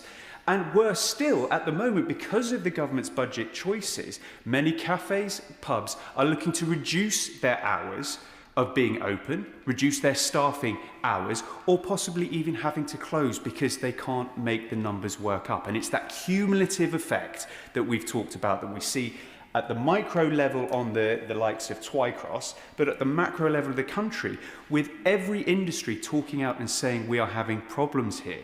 So I was hoping the government might come forward and listen to those ideas, because if the mantra, as the government has always been when it came in the election, the #1 mission was growth, all the measures that are being taken are anti-growth in this way, and we're seeing the results of that with inflation being higher. So as I come to the end of what I have to say... Oh, of course. I'm grateful to the honourable member for giving way. Is he as frustrated as I am that we're often accused from the government benches of talking down the economy? And from my recollection, over the last 14 years on average, the Conservative Party set the conditions for the creation of 800 jobs per day. And having just checked the statistics, I think it's running at about 373 under the current government. And uninflation has risen net every month that the government have been in power since July last year. And so would he take an intervention from any of the very few members on the government benches that are there, from someone who's prepared to say when they think unemployment might actually start to fall from the record levels of low unemployment that they inherited from the last government? Well, Madam Deputy Speaker, with your leave, I will take an intervention on that point at this time, if anyone would like to. But I think more importantly, I think what my honourable friend is making a right point. It's government's job to set the framework. There is no such thing as government money. It is taxpayers' money earned by those who create the wealth, which are businesses and workforce that go out to do it, to provide the public sector the money that they need to be able to do their job. And this is a simple, if I turn it into my trade as a doctor, we talk about A, B, C, D, E when you come to a patient. There is no use dealing with the circulation, the heart, if the person doesn't have a clear airway. The same applies here. We need to have an economy that's growing and thriving to be able to give the foundations to the funding to be able to go into the likes of the NHS and the education side. And this is where I think the government might be slightly wrong and got the balance wrong, as we heard from the member for Rugby, because if you tilt it too far and make it too tight for people not to ever take that risk, we aren't going to have that tax inflow in the first place. Or worse still, we've seen the 16,000 millionaires and counting leave the country. But even more saddeningly is those... I will give away. I'm grateful to the member for giving way. I had the pleasure of meeting 2 risk takers in my constituency this weekend, Habak Watchers and Autolab, run by people who were simply wanting to grow and offer chances and opportunities to young people in my town. However, whilst I was there, I also met many micro and small businesses, all of whom felt neglected, and they felt that they weren't being offered the support that they deserved. I supported the Employment Rights Bill. I support the rights of employees. However, I am beginning to wonder and worry, are we pitting employers against employees and vice versa?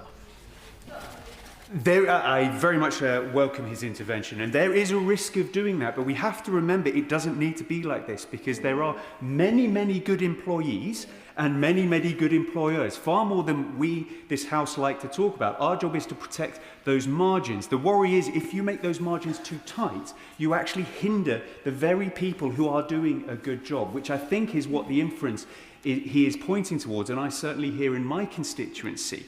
And that's where I'm asking the government to rethink this balance, to rethink about all this toxic concoction of legislation, red tape, taxation, all at once, causing such a big problem. Because at the end of the day, if we don't have those businesses driving our growth, if we don't have them providing those jobs, you can have as many employment rights as you want, but if you don't have a job, they don't apply. It's as simple as that. So in conclusion, Madam Deputy Speaker, like at the end of the Blackadder Goes Forth, he resigns himself to going over the top. Baldrick does tap him on the shoulder and says, here, sir, I do have a cunning plan. I hope there is a cunning plan coming from the Chancellor to be able to deal with this, but I won't wait with bated breath. Chris Vince. Thank you, Madam Deputy Speaker. And I thank the Minister and the Shadow Minister for opening this debate today, and to both of them for taking my slightly too long intervention. And can I thank Sir Tony Robinson for his visit to Harlow before the general election. He had a cunning plan to get myself elected as the MP for Harlow, and in that particular cunning plan, he was successful. I want to start by thanking businesses in my constituency of Harlow for everything they do. I am later this week visiting the wonderful Stort Valley Gifting to get my Christmas presents. I take the lead from my predecessor in this House, Robert Halfon, who did the same thing. But I want to talk about another Stort Valley business, Stort Valley Growers, who are in my constituency. I'm sure there's a joke from the party opposite about growth, but I'm going to let them make that themselves.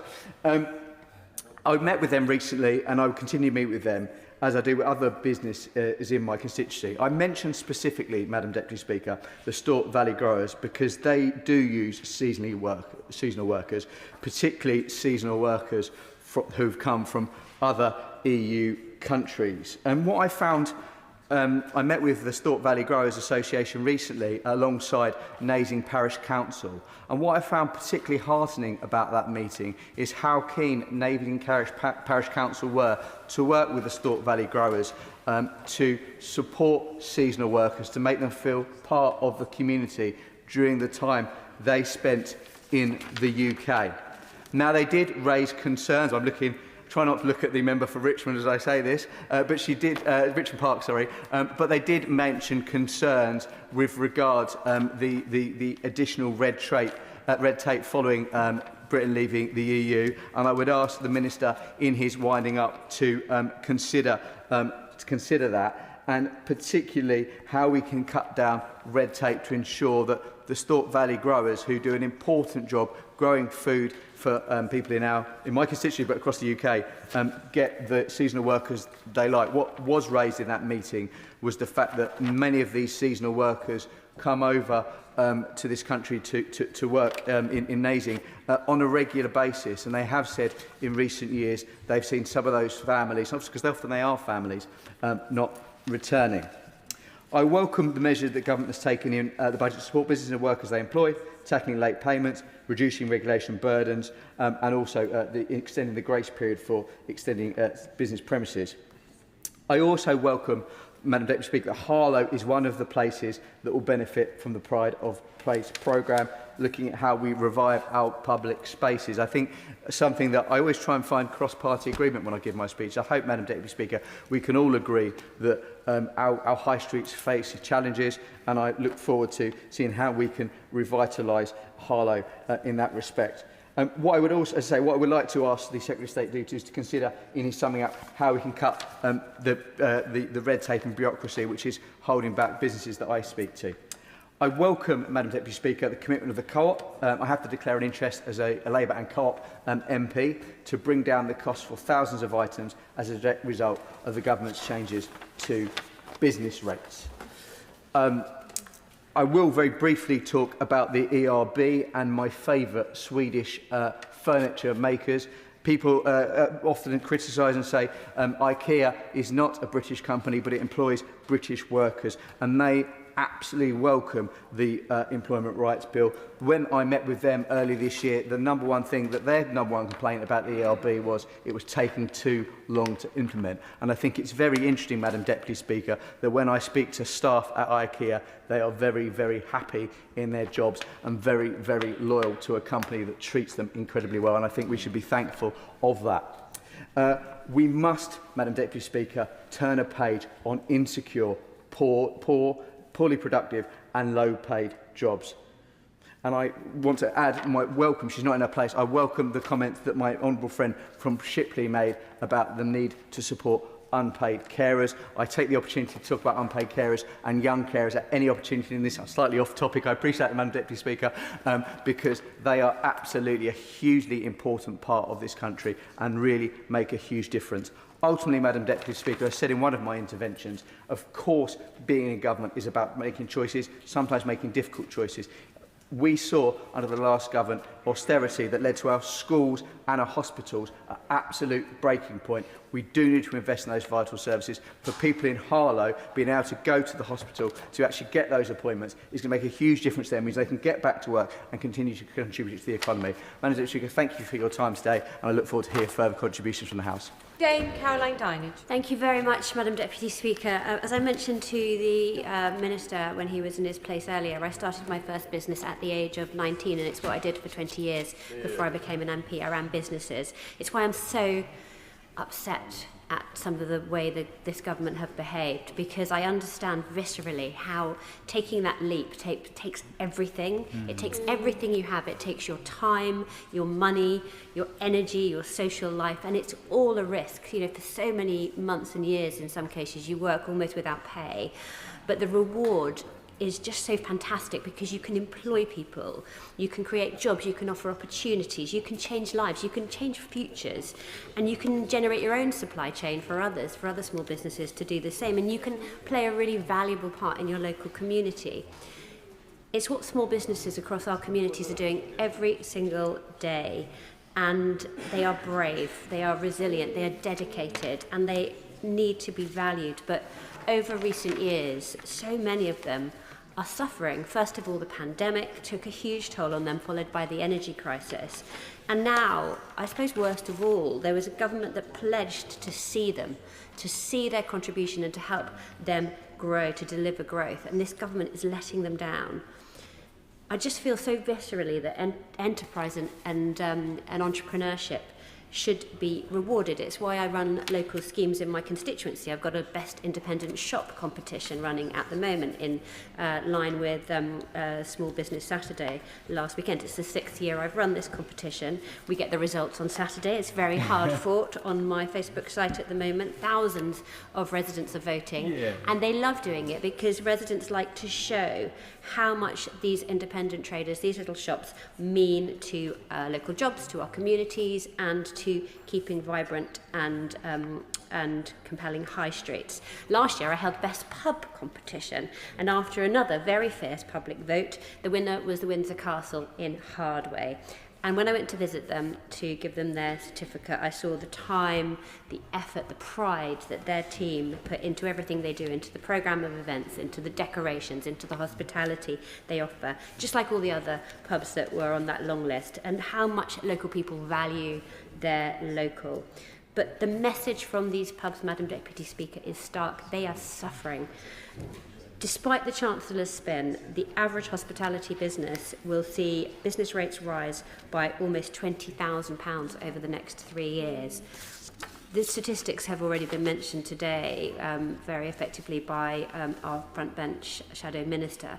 But these numbers are real lives, they're real jobs, they're real futures, and they represent an existential threat. That £20,000 represents an actual existential threat to the margins of these businesses. It will drive them to extinction. Combine that with rising energy costs, with the government's promise to tackle last year's overheads with last year's rise to national insurance. This is a perfect storm, and it's having a direct impact on jobs in my Gosport constituency, particularly jobs for young people.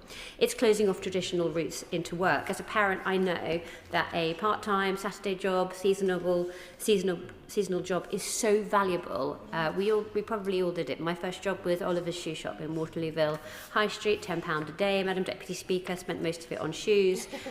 It taught me a lot. It taught me employability skills. It taught me how to save some money. Actually, not. I spent most of it on shoes. But it also taught me a very valuable lesson that I didn't want a career in retail or selling shoes. But all these are fantastic life lessons. They're fantastic experiences that prepare people for their future careers. And some of these are on contracts that the party opposite have such a visceral problem with. But yet they offer flexibility, they offer convenience, particularly during exam time when young people don't want to necessarily be doing all those hours. And there are sectors which need that flexibility: hospitality, leisure, events. We heard in the select committee this week, we heard from some of the major events, things like the London Marathon, that their number of staff that they need grows enormously as you go towards the event, and then obviously tails off afterwards.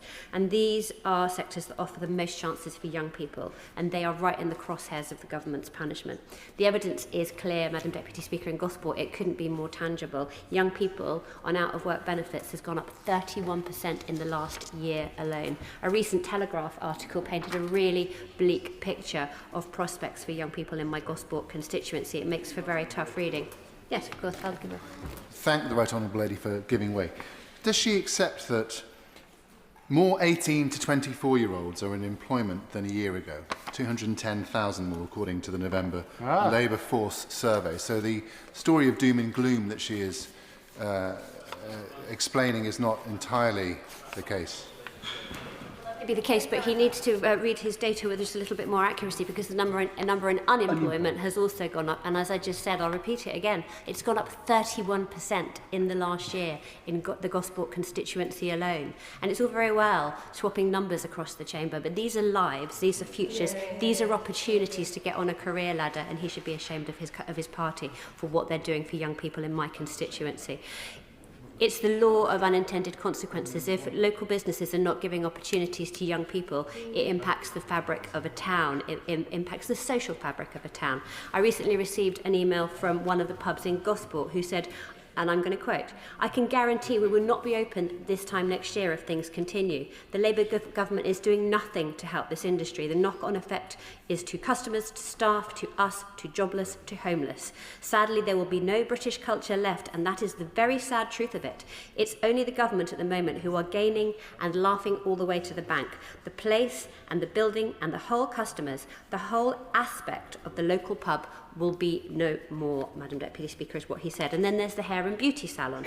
And another fantastic industry worth £5 billion, and as much again in social value. But according to the National Hair and Beauty Federation, the government's tax policies are forcing businesses to make very tough decisions, taking on fewer staff, fewer apprentices, incentivising staff to become self-employed without all the protections that the government seem to think that they want to promote. The British Hair Consortium have warned of an existential drop-off of the number of apprentices entering the sector. A beauty parlour in Gosport recently told me that they weren't optimistic at all about the health of the sector over the next year, and they don't think the government are supportive of businesses like theirs. I will. Thank you very much to the Speaker for giving way. Would she agree with me that the way to solve the crisis in apprenticeships in hair and beauty and the crisis in bogus self-employment in hair and beauty is to strengthen the single status of worker? Yep.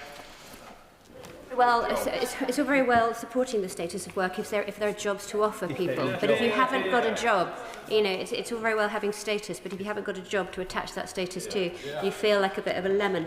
And as I'm sure the Honourable Lady might do after that question. But the thing is, what businesses are saying, and she really should listen to them in her own constituency, actually, that they don't feel that the government are supporting them. And actually, given her track record in her previous life, she should understand that these hair and beauty industries are industries that disproportionately employ a lot of young people, a lot of women, and are very often women-owned businesses. So this is a government that is not friendly to women-owned businesses either.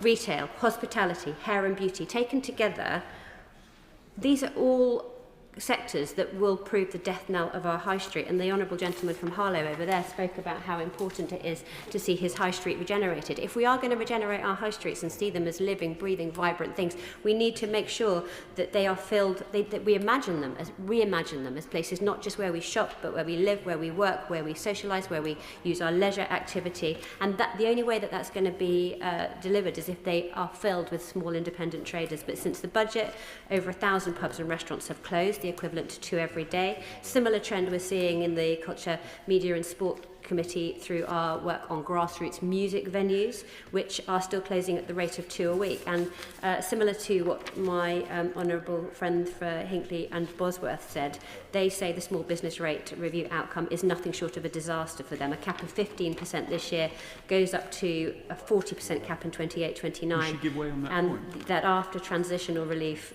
that's what they're getting after transitional relief, and that still won't be the end of it. Yes, I'll give way. I'm very grateful to giving way. I think one of the concerns is when the Chancellor stood up and said they're changing business rates, there was some relief across the industry, but realising that actually what is happening is because the temporary relief that's been there for 5 years from the pandemic is now being stripped away, on the other hand, we're getting these new business rates, but actually they're much worse than they were before. So it's the cumulative effect of crossing both over that's causing the problem and why bills will actually go up rather than come down. Does she agree with me? 100%. He absolutely hits the nail on the head. This is what the Grassroots Music Venue Trust are saying. They say that despite multiple ministers on the record saying that business rates would go down for the live music sector, they cannot find a single venue in the country where bills will be lower. It's really, of course I'll give way. Honourable Lady for giving way. She may recall my Prime Minister's question last week, where I raised the case of Claire Howard Jewellery in Fakenham, just one of many shops that contacted me in the aftermath of the budget, where there's a real sense of anger that, on the one hand, the budget was claiming that there was a reduction in business rates, particularly for hospitality, retail and leisure, but their experience, looking at the numbers, was that it was going in exactly the opposite direction. Does she agree with me that there is a real sense of a breach of trust when you hear politicians saying one thing in public, when secretly, or in the small print, doing the opposite? Madam Deputy Speaker, he's absolutely right to talk about this. They may be fooling their backbenchers, but they're not fooling our constituents. And it goes back to the wider question, which I know it isn't just members on this side of the House that are asking, our constituents are asking it too. Whose side are this Labour Party on? What is the strategy? And whose side are they on? Are they on the side of the business? That's not on the side of working people. 80,000 working people have lost their job in the hospitality sector alone. They aren't on the side of my constituents either. I've already, the Minister may not have been in the room when I mentioned it, but 31% more young people on unemployment benefit in the Gosport constituency in the last year alone. They're not on the side of my constituents. National insurance contribution rises have hit them disproportionately due to the very high proportion of people in my constituency who work in either caring or leisure or other service occupations. It's 3 times more than the national average. And the budget this year confirmed that Labour aren't on the side of our small businesses or our high streets either. It's why I welcome the Shadow Chancellor's plans to introduce that to 100% business rate relief for the retail, leisure and hospitality sector, and I think the Minister should look at it. So look, I want to bring my comments to a conclusion, Madam Deputy Speaker, but what I would say is that the Minister opened with his analogies to A Christmas Carol and likened the Shadow Minister to Ebenezer Scrooge, which is a travesty. He's nothing like Ebenezer Scrooge. But, well, The Christmas Carol can offer a cautionary tale to all of us, Madam Deputy Speaker. Let's talk about Jacob Marley, the ghost whose heavy chains are a metaphor for the burdens he created in his actions in life. He says, "I wear the chains I forged in life." I hope the Minister's chains don't prove to be the misery that he and his government are delivering for businesses and our communities. Thanks. Thank you, Madam Deputy Speaker, and I will beg the indulgence of the House just for a moment to welcome the opening this week on Marketplace in central Wednesbury of the new Walden restaurant. The menu looks absolutely delicious, and I very much look forward to sampling it soon. I also wanted to mention Chris Birch from the Swift Group in Wednesbury, who I met yesterday. He was in town to go to the Goldman Sachs 10K Small Businesses reception yesterday evening. Chris and his 36 employees, he's the managing director, it's a family-owned business, make industrial kitchens, commercial kitchens. He spoke to me about the help that he's received with solar panels that are going to be introduced on his buildings, and he's got a grant for that, with the grant to help with the CRM, with the help he's received from the Goldman Sachs scheme. And he also spoke to me, and I was so very pleased to hear this, and I know in particular the Minister for Small Business will be glad to hear this as well. He spoke to me about his recent success in winning a major government public procurement contract to supply every prison in the country with kitchen equipment. Huge multi-million-pound contract won by an SME, thanks to the targets that have been put in place to ensure that SMEs are able to access public procurement. And I know all of the House will be so very pleased to hear that, and that bit of the small business strategy is really beginning to take effect. And I thank Chris for coming down to Parliament and telling me about it yesterday, and I look forward to visiting him and his staff team soon. Now, in response to some of the points made in the debate today, I know, and none of us on this side will apologise for being a government in a hurry. Perhaps at times we do try to do many, many things at the same time. But there is a reason for that, which is opposition will teach you about the powerlessness of being unable to effect the things that you want to. And I can hear in the frustration of members opposite the regret they feel for their powerlessness in the face of a government doing things that they don't like. But it will be good to hear some of the members opposite apologise for the damage of the 14 years that has led us to the situation that we're in now. Of course I will. He's apologising. Grateful to the honourable lady for giving way, and I noticed that there's quite a lot of young people in the public gallery at the moment. The former government left almost record levels of low unemployment, and unemployment has gone up every month that this new government has been in power. So would she like to answer how this government in a hurry is actually heading in the right direction, and perhaps suggest when unemployment in her constituency and across the country might start to come down rather than continually going up? Good question. Member for his intervention, and as I'm sure he knows me well enough by now that I'm not going to indulge in silly games. But what I will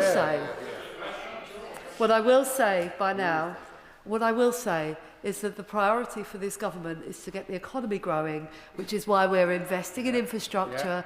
It is why we are rebuilding our public services. It is why we've put the greatest level of investment in our public infrastructure.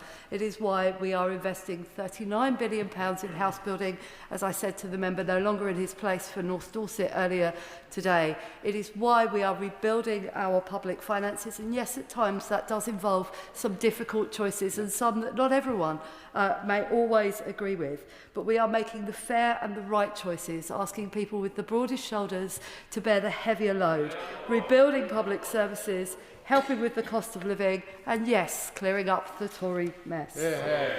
We are cutting borrowing more than any other country in the G7, leading to a doubling of the headroom to £21.7 billion. We have the highest levels of public investment in 4 decades. We are backing entrepreneurs and fast-growing companies with tax breaks to list and to hire here in the UK. Our planning changes will back the builders. Devolution for local growth will mean local growth spreads outside London and the South East, something so very close to my heart and to the hearts of many in this place.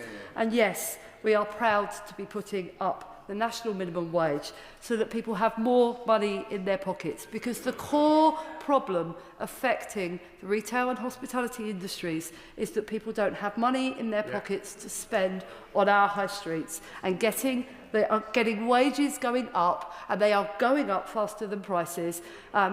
Getting wages going up is the way to have people with more money in their pockets. It is, I will of course give way to my honourable friend from Rugby. My honourable friend who's making an excellent speech. Did she notice yesterday that the Leader of the Opposition said that she didn't want the national minimum wage to increase at all? And does she think that this indicates that there might be a cold freeze in the air? Antonia Bant. I thank my honourable friend, and he reads my mind. This was the point I was just about to make. I was so sad to see the Leader of the Opposition abandon what was one of the better policies of the last government, that there should be a fast-rising national minimum wage at all times. I agreed with very little I agreed with the last set of Prime Ministers before this one on very little, but one thing I did agree with them on was that it was right to maintain the machinery of the Low Pay Commission, a tripartite body where unions, businesses and academics come together with government to look at the prevailing conditions in the country, get out there and visit businesses of all types in all regions, in just a moment when I finish this point, of all types in all regions, including hospitality and retail, and set the national minimum wage at a level that would work both for workers and for businesses, an approach this government has continued. And I am sad to see that the Leader of the Opposition intends to abandon it and abandon low-paid workers to frozen pay. Of course I'll give way. Grateful to the Honourable Lady for giving way. Would she acknowledge that under the last Conservative administration, the minimum wage rose, and at the same time, we created 4 million new jobs and left unemployment at a record low? And the difference now is in only 17 months, unemployment has risen by 280,000 as a direct result of her government's policies. So our caution on the minimum wage is it is now at a level with their economic policies that they are pricing younger people out of work. Antonio Banks. I thank the honourable member for his intervention, and I wouldn't wish to try his generosity, but it seems to me that I have already been generous in my tribute to the work of the previous government in continuing to maintain the machinery of the Low Pay Commission, something that this government has continued, and continuing to make sure that the national minimum wage rose. I will admit that many people in my position feared greatly in 2010 that the Conservatives would come into government, admittedly in coalition, and would immediately tear up the national minimum wage. And the fact that they didn't was a great thing. The pinning to 2/3 male median wages was a good thing. And I am so sad that the Leader of the Opposition has departed from the consensus on this point.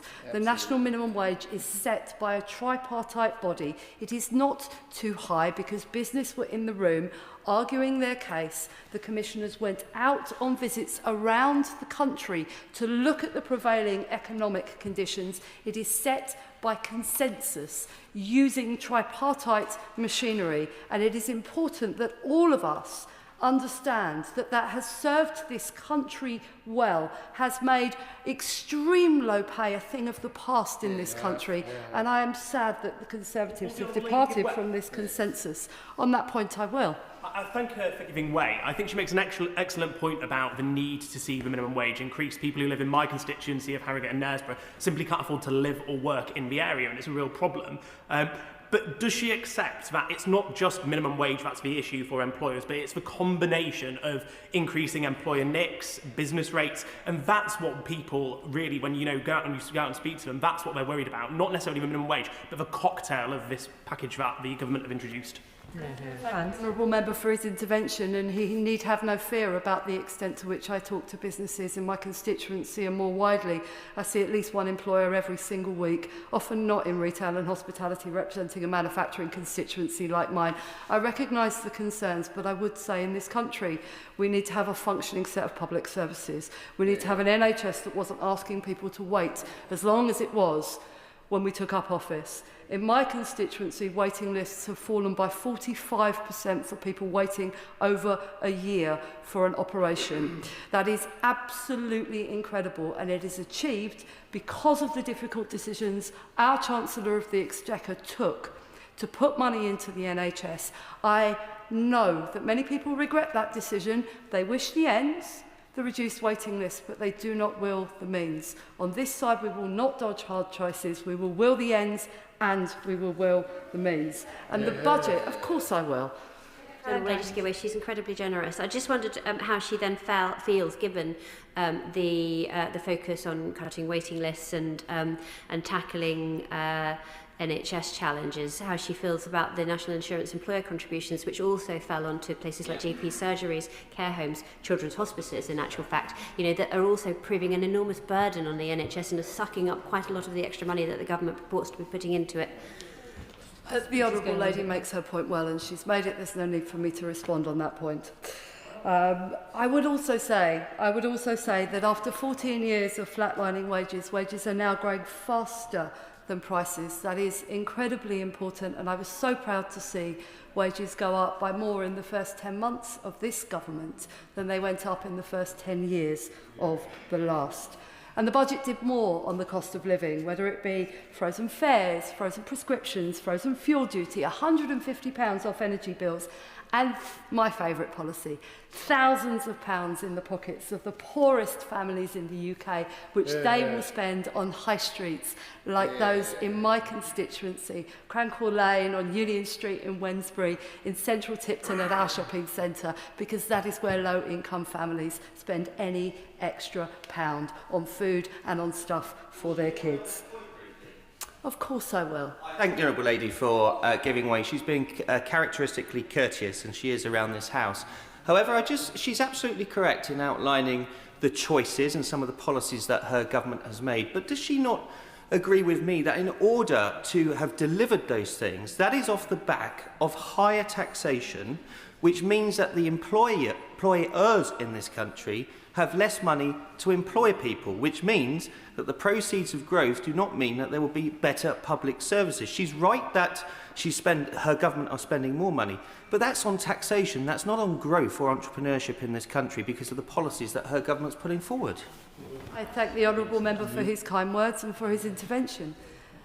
It is absolutely clear that alongside investment in public services, there is investment in infrastructure, there is investment in house building, there is investment in making sure that this is a good country to grow and scale a business. I am glad of those things. I am also glad that we took action to ensure that the poorest families are able to feed all of their children. The way to make the high street thrive is people with more money to spend.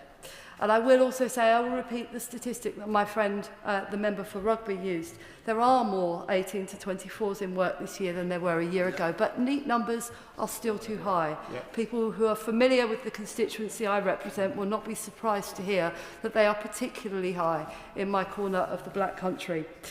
And this is in no small part due to the failures of the party opposite in government, not least during the pandemic, when they kept the schools closed but allowed pubs to open. Now, those opposite keep calling on us on this side to engage in further welfare reform, to cut the welfare bill. And it is interesting to me that when we do so, when we announce a clear, costed, proven, evidenced plan to get young people back into work, as we did this weekend, they then don't like it. It feels like history repeating itself. 15, 16 years ago, I remember the Future Jobs Fund and the way that the Future Jobs Fund gave hope to a generation of young people kicked out of work from a global financial crisis, no fault of their own. Hundreds of thousands of them got jobs through the Future Jobs Fund. It was particularly effective with the hardest to help young people and in tough labour markets in places like that, which I represent. And it was canned basically on day one by a Conservative Chancellor. I am so glad, I will do in just a moment, I am so glad that our Work and Pensions Secretary is building on the legacy of the Future Jobs Fund to help a new generation of young people. Happily give way. Much like the Honourable Lady's constituency, my constituency relies on its manufacturing industry, and there our apprenticeship guarantees and support will make a huge difference to people in my constituency. But I look back at her history lesson and go back to the YTS scheme. I recently met someone who at 16 did a YTS apprenticeship, and he's just about to take over as Chief Operating Officer of the company that he works for. That's the difference that a good apprenticeship and investing in young people can make. Explain. I don't agree with my honourable friend, as I have done since the first time we worked together more than 20 years ago. On the subject of welfare reform, it is interesting to hear the advocacy for it. And of course, today we've heard a lot about the difficulties with business rates, and I won't rehearse the arguments that have been well made by my friends on the front bench about the action that this government is taking to help the hospitality and retail sectors on business rates. But I will make this point. We've heard repeatedly from the benches opposite that they would like to abolish business rates for retail and hospitality. And yet they don't have a plan to do what they say they want to do, because to pay for it, somehow they will find £47 billion worth of savings. And the majority of that will come through this indiscriminate cutting of the welfare budget. It is not clear to me how that is a credible plan when the annual welfare bill went up by £114 billion a year on their watch. Now, of course, you would not expect me to speak in a debate like this without talking about my pride in our Employment Rights Bill and our plan to make work pay. I am proud beyond words to speak for hospitality workers and for seasonal workers who will benefit from this bill. Earlier this week, I asked colleagues in the trade union movement to run the numbers based on government statistics as to how many workers will benefit from the reduction of the waiting period for protection from unfair dismissal from 2 years to 6 months. 6.3 million workers will benefit from that, from protection from being unfairly dismissed without due process for reasons that are not good enough. 36% of hospitality workers will benefit from that as well. I am so very glad that we are making rules that will benefit disproportionately the workers most likely to be exploited at work. Alongside that, our end, I will of course give way. I'm grateful to my honourable friend, who continues to make an excellent speech, regarding unfair dismissal. I do think it's worth putting on to the record that much of the debate over recent hours and days and weeks has implied that employers will not be able to dismiss people. That's simply not the case. What we're talking about here is unfair dismissal, not dismissal. And so this is a right that has absolutely got to be at the heart of the biggest uplift in workers' rights that any government has brought in for a generation or perhaps more. I agree with my friend, the member for Rugby, on that point. Employers may continue to dismiss as long as they do so for fair reasons and following a fair process. And good employers already do that. My favourite measures in the Employment Rights Bill, it could be a very long speech, but I'll bring myself to a close. I will just say this. I am so proud of the ban on 0 hours contracts, and I suggest to my friends on the front bench that we should have a nice short reference period for that when the consultation comes out. I'm so proud of the plans on sick pay, on fire and rehire. I am so proud of our enhanced parental leave, on the fair pay agreement, on the triple SMB for school support staff. In conclusion, I often say that my goal is for people in my constituency to be able to take the family out for a curry on Friday night and not worry about the cost. I want that for all workers, including for the hospitality workers who are serving and cooking that curry, and the seasonal workers who make it such a pleasure when you're on the beach at Blackpool or when you're down at Brighton having that curry. That is why we need a government focused on growth. That is why we need new rights for every worker in the Employment Rights Bill and higher national minimum wage. Thank you. Jamie Stone. Thank you very much, Madam Deputy Speaker.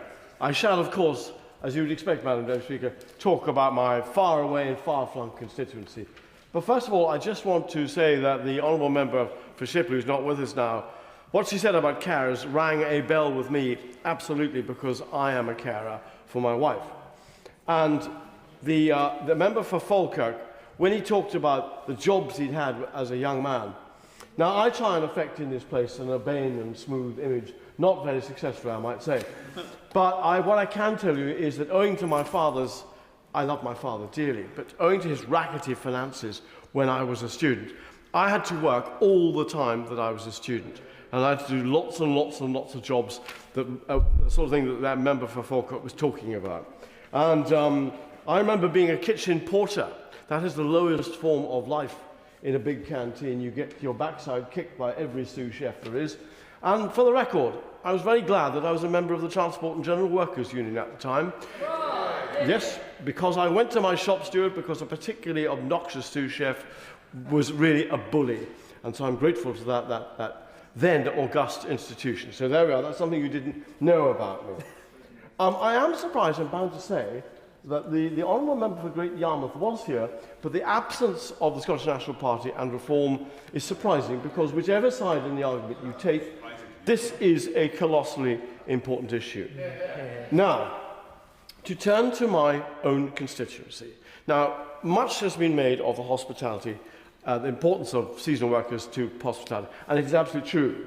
And in conversation this morning with Mr. Murray Lamont, the owner and manager of Mackay's Hotel in Wick, he stressed to me that, particularly in this time of year, in the run-up to Christmas, that these workers are crucial. He's actually a very, very good employer indeed, but without that, his business could not tick. I might actually just point out, for a digression into an interest of the Chamber, mention has been made of Ebenezer Scrooge.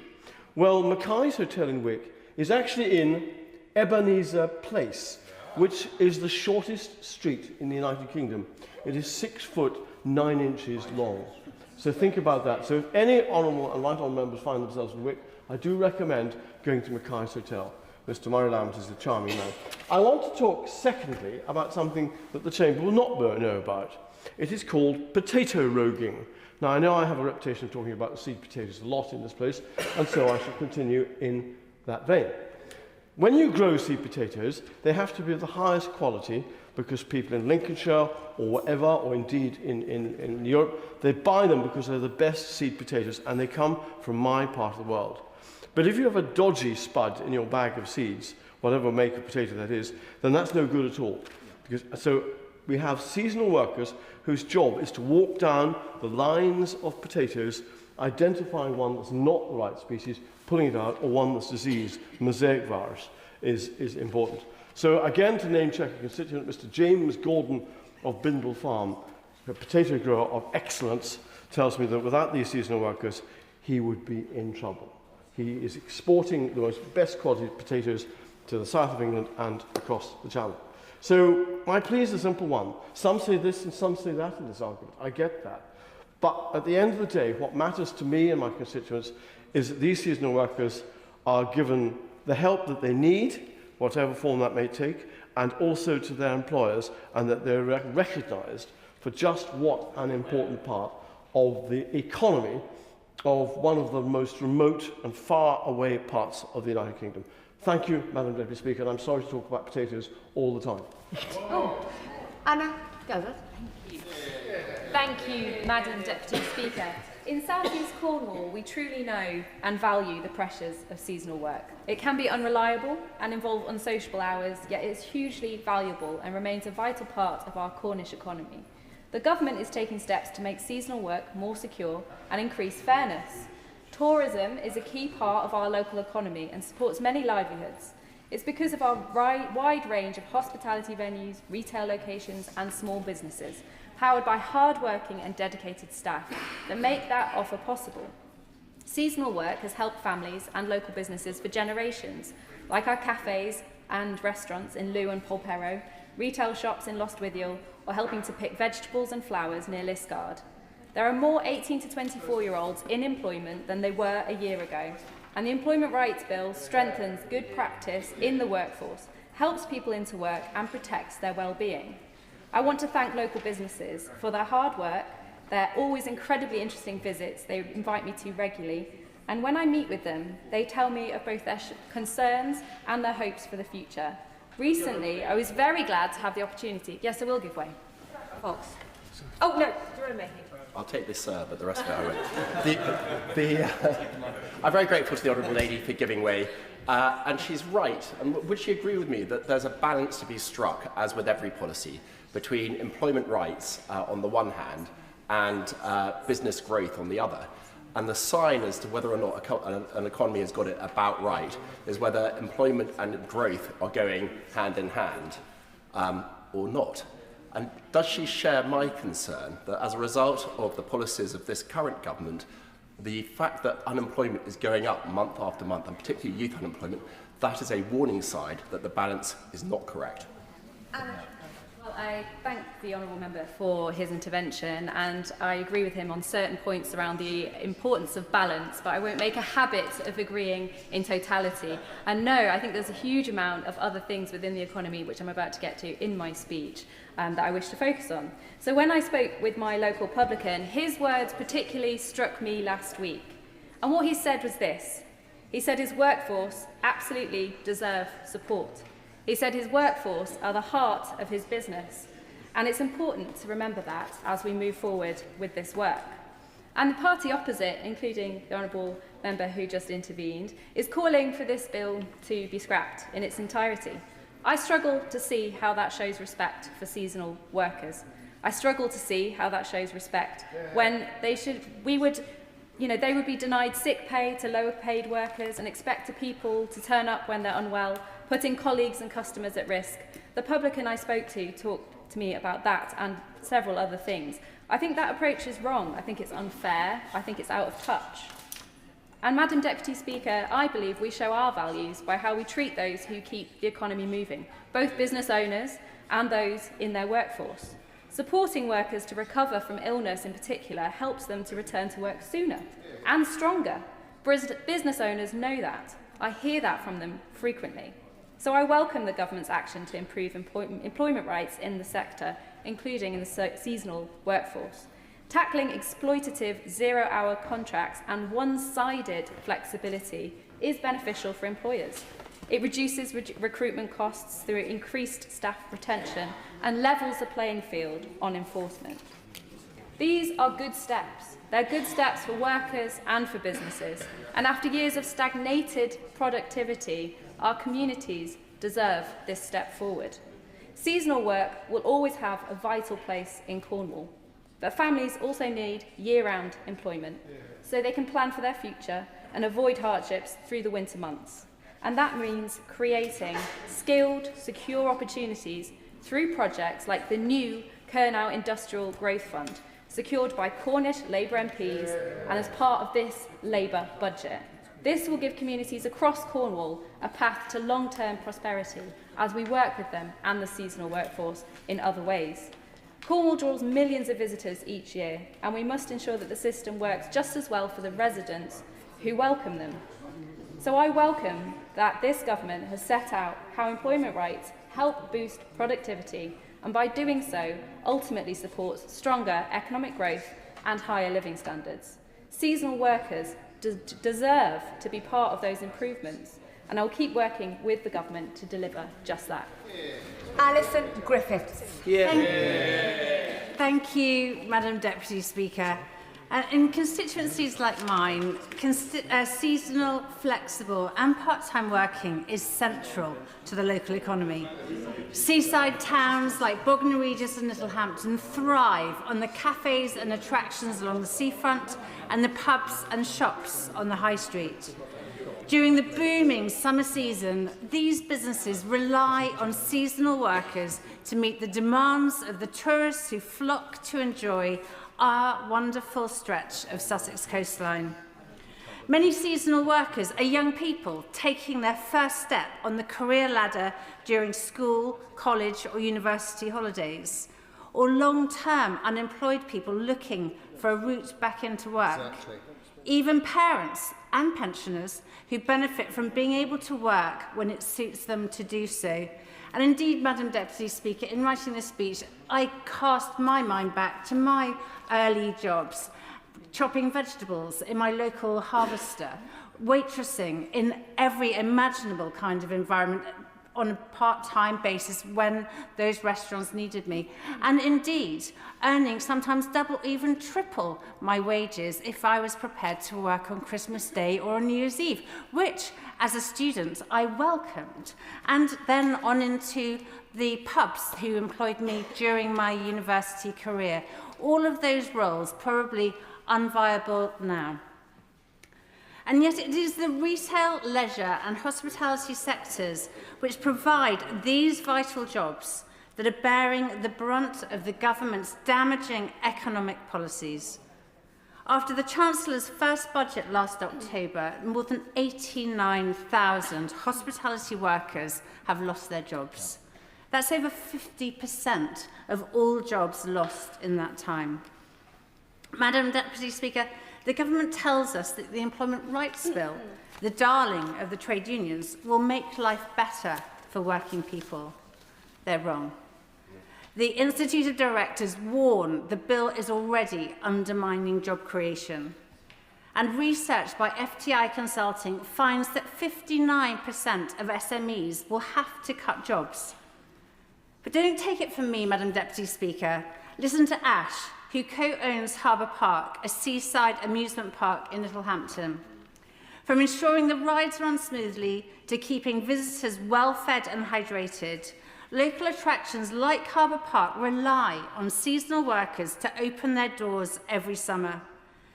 After the Chancellor's disastrous second budget a fortnight ago, Harbour Park will see their business rates rise by 72.6%, despite the so-called transitional discount. In 2026 to 27, that increased by a further 97.5%. Will you give way on that point? Of course I'll give way. I should make clear that I spent my career before coming into politics running a leisure business rather. So I'm intimately familiar with seasonal workforce. I employed about 1,000 people as part of my job. Does she not agree with me that it's not just the business rates going up, so your fixed costs going up, the uncertainty to the consumer confidence, the not to consumer confidence caused by both this year and last year, the leaking up to the budget knocks the people coming through the gate as well. So your turnover is depressed just at the same time as your fixed costs are rising. It is an absolutely catastrophic combination for people who are trying to earn a living and employ others.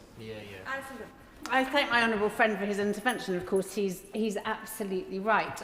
With the Business and Trade Select Committee, we had a number of businesses who came into Parliament to tell us about the stasis that the leaks in the run-up to the budget caused their businesses. But of course, as you say, that feeds through into the general population who know the costs that businesses are having to incur are getting to a point where they can no longer sustain them. So, of course, people are concerned for their jobs. They know that having more employment rights, if they haven't got a job, is of no use to them whatsoever. So my honourable friend makes a valid and viable, very important point. So, just going back to Harbour Park, the increase in their costs will mean an extra £40,000, seriously impacting their ability to employ young people and to give them a start in the job market. And then last weekend, I met Catherine, who runs the Navigator Hotel in Bognor Regis. She employs young people in Bognor Regis to work when she needs them, during the busy summer months when tourists fill the hotel rooms, drink in the bar and eat in the restaurant. Catherine told me that she started her business full of hope, but she now works a full-time second job just to stay afloat after the imposition of so many additional costs and taxes on her. And she is doing this not just to keep her business afloat, but to ensure that the 10 employees who work in her hotel still have jobs to go to. I will give way on that point. I thank the honourable lady for giving way on that point. I don't believe she's yet got one of these Devo mayors, but she can correct me if I'm wrong. I don't believe she's yet got one of these devolution mayors. We have in York and North Yorkshire, and they are now looking at how they might implement a tourist tax. I just wondered if she might be able to give her thoughts on the impact that would have. When I met with the Harrogate District Chamber of Commerce and spoke to the hoteliers in my area, they're really concerned about how this will suck money out of towns like Harrogate and pass it off to other areas. So I don't know if she might give any, that's an additional cost, and I wonder what her thoughts on that might be. I am incredibly grateful to the honourable member for making this point, because it takes me back to this conversation with Catherine this weekend, and I hope she won't mind me saying this. She was almost in tears and so emotional at the prospect of a tourist tax being imposed by a Sussex mayor that will come in next year. So that's been delayed as well, hasn't it? But into another year. So yeah, the rapid rollout isn't going quite so well. The emotion that I witnessed and the fear in her voice when she described it will not leave me for a long time. So I'm very grateful to the honourable member for raising what a pernicious tax that could be. I will give way. I really do thank you for giving way, and I'm really looking forward to a tourist tax coming to Edinburgh next year. Because like local authorities in England, we benefit greatly from tourism, and it's fantastic for the city. but it does have impacts on the operation of the council in terms of litter, etc. And what the tourist tax does is help the council make the place better for citizens, but also for tourists. And the idea is it will actually drive tourism, bring more business to the city. And I'm sure the Honourable Lady, I'm sure she's well travelled, I'm sure she's been to many places right across Europe, and she's never thought twice about paying the tourist tax. And she'll have benefited from how that money's invested in those local economies.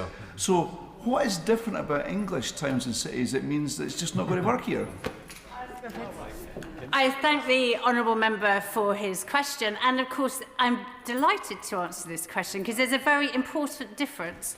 And in the UK right now, the tourist economy is being hammered by increased minimum wage, the employment rights bill, high energy costs. I could go on.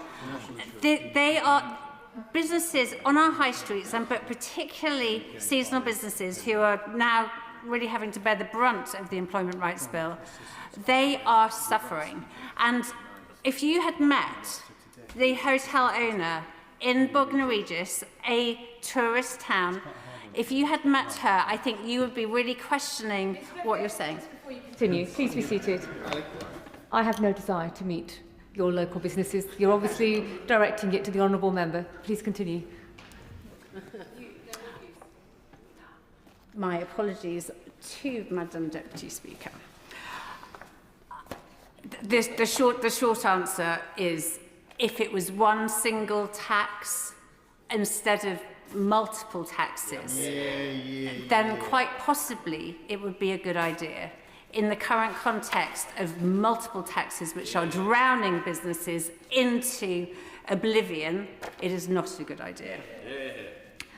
So, Madam Deputy Speaker, if the unemployment rights bill passes, Ash and Catherine will have to offer guaranteed hours to their flexible seasonal workers even during off-season troughs. With increased employer national insurance contributions and the national minimum wage rising again, these fixed schedules make hiring people unviable. Far from protecting people working seasonably and flexibly, by enforcing businesses to provide guaranteed hours throughout the year, the employment rights bill will threaten their jobs. Madam Deputy Speaker, the government should be supporting businesses like Harbour Park and the Navigator Hotel that give young people their first job and keep coastal towns like Bognor Regis and Littlehampton alive. Instead, they're putting them in a vice. Ministers must change course, withdraw the employment rights bill, reverse the tax hikes, and back the flexible, seasonal jobs our communities rely on before more businesses close and more workers lose their jobs. Thank you, Madam Deputy Speaker. As the late, great Andy Williams sings, it's the most wonderful time of the year.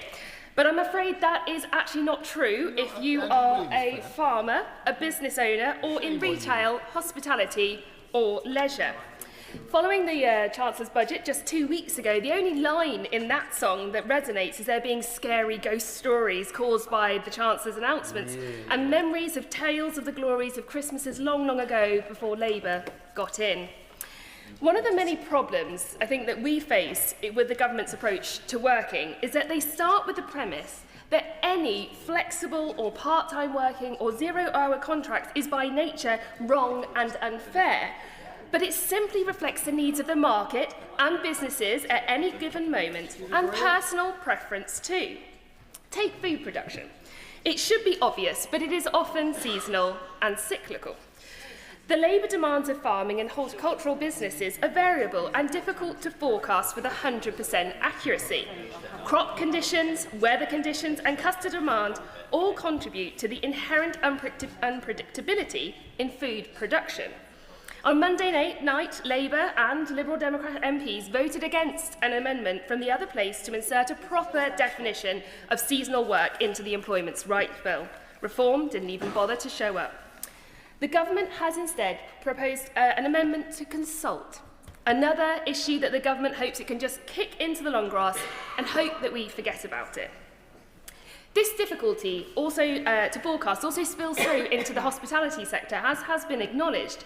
With benefits ballooning and the tax bill for working man increasing day by day, everyone is feeling the pinch, and they're all tightening their belts. So it becomes incredibly hard to forecast the current levels of need. Now, I was speaking to one of my local businesses, a hospitality business, who have already been hit by a 900,000 NICS bill this year alone. And the Chancellor, and they were trying to explain to me, essentially, Madam Deputy Speaker, about the impact of NICS and what that actually means in reality, because I think we throw around large numbers, but we don't actually understand the intricacies of that. Now, the Chancellor has said to the Treasury Select Committee that she didn't see the link between the NICS increases and unemployment. I just failed to see how she can't see that link. As NICS is paid, basically, let's do a NICS 101. NICS is paid on a month-by-month basis, and when someone earns £417 a month, then it is triggered. So if a student or anyone just worked for 1 month and did more than 35 hours in a month at minimum wage, businesses will then have to pay that additional 15% of national insurance on every pound above £417. So when cash is king, if you roll that out, no wonder businesses are then thinking that they can't take on any other employees or even questioning. Absolutely, out of the way. She's making a very important point about this, but it's not just, or even primarily, the increase from 13.8 to 15% on the overall rate. It's the number at which it kicks in being reduced from 9,200 from memory down to 5,000. That has a particular impact on the part-time employed, the youth employment, and the lower wage employment, because it means that you start paying NICS as an employer much earlier on in people's pay journey. And does she agree with me that that's exactly why we're seeing youth unemployment rising as well as general unemployment rising? Terrible. Thank you, Madam Deputy Speaker. Yes, the Honourable Member makes an entirely valid and correct point, and that is why we started to see the rise of unemployment in South Northamptonshire amongst the 16 to 25-year-olds, and it's exactly on that point alone. And the business owner I was speaking to was saying the problem is you start at this level, but that increase has to push up across all wages, across all levels of business. So suddenly businesses are finding themselves drowning in the amount of money that they're having to pay or potentially pay, but that therefore is going to stifle the market. I mean, we even talked to some of my hairdressers. I mean, hairdressers have been mentioned numerous times to the Minister, but they have said to me the impact of NICS means that, according to the British Hair Consortium, there will be no new apprentice starts in 2027. That's staggering, and it's appalling when the government is talking about all these opportunities for younger members. Friend give way? Of course. I'm grateful to my honourable friend for giving way. She may be aware that just across the channel, of course, in France, high regulation, high tax has led to consistent, long-term, high youth unemployment. As Andy Williams also saying, there's a lesson to be learned from this, and you don't have to look too far. Terrible. As always, my honourable friend makes a very valid point, and Andy Williams is getting a lot more airtime than I think any of us imagined today. But I think it's really important that... Oh, sorry, of course I'll give way. I'm afraid I don't know anything about Mr. Williams, so I can't add to this love fest of Williams. I wonder if she's reflected, as I have, that where we have households which have been work less for quite a long period of time, very often those sort of temporary, seasonal intro jobs show our young people the value of work, the importance of work, the benefit of work to themselves, what it can do for their families and their communities. And when those opportunities are reduced, so that opportunity and potential for social mobility is going to be curtailed. Terrible. Thank you, Madam Deputy Speaker. And absolutely, and we really do need to be encouraging that next generation through into the workforce. And at the moment, I just can't see that they're getting any of these opportunities. And this is something that the government is so proud to try and promote, but yet, look at the impact, look at the figures. There can be no denying that we are achieving none of what they are hoping to achieve in the future. But look, of course I'll Giving way. We across these benches are mainstream parties. We have to develop solutions to the problems that we face, partly because we know that in our chamber we have the likes of reform. Now, our country is in debt to the tune of 2.7 trillion, and we're spending around 105 billion each year to service the debt before we spend any money on anything else. And we have to, therefore, in this difficult situation, think about how we come up with those solutions. If we also are to fund our public services to get people back into work, which helps to grow the economy, and we are to do the other things that we as a country want to do. What is the right way of raising the funds which allow our country to pay down our debt, to pay down the amount that we're spending each year to service our deficit, and also bring the change that people want in delivery of public services? And please don't say welfare reform, because I agree with you, we need to do welfare reform.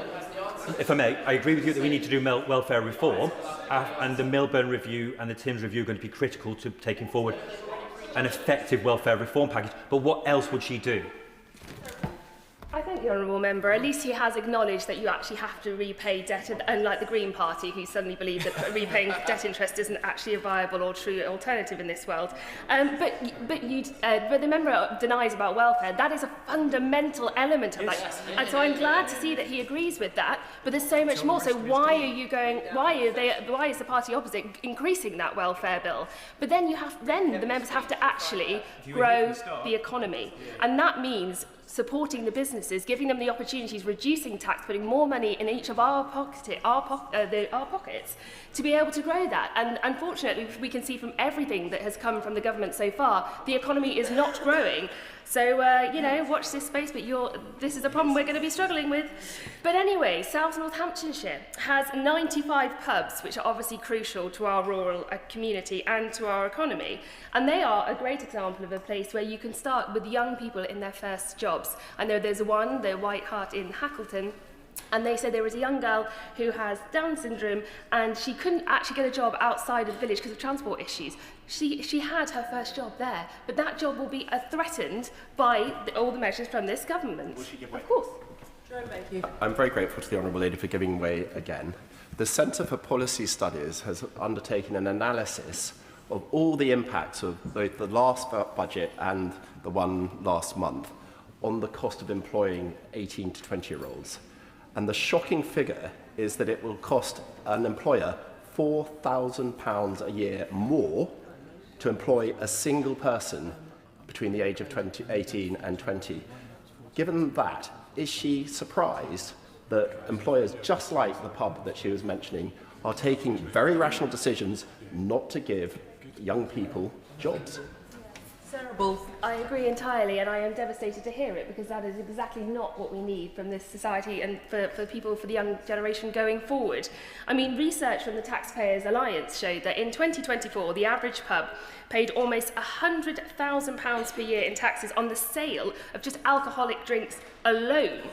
And then add to that the changes to BPR that's coming and the recent increase to employers' NICs, hospitality is really being smothered.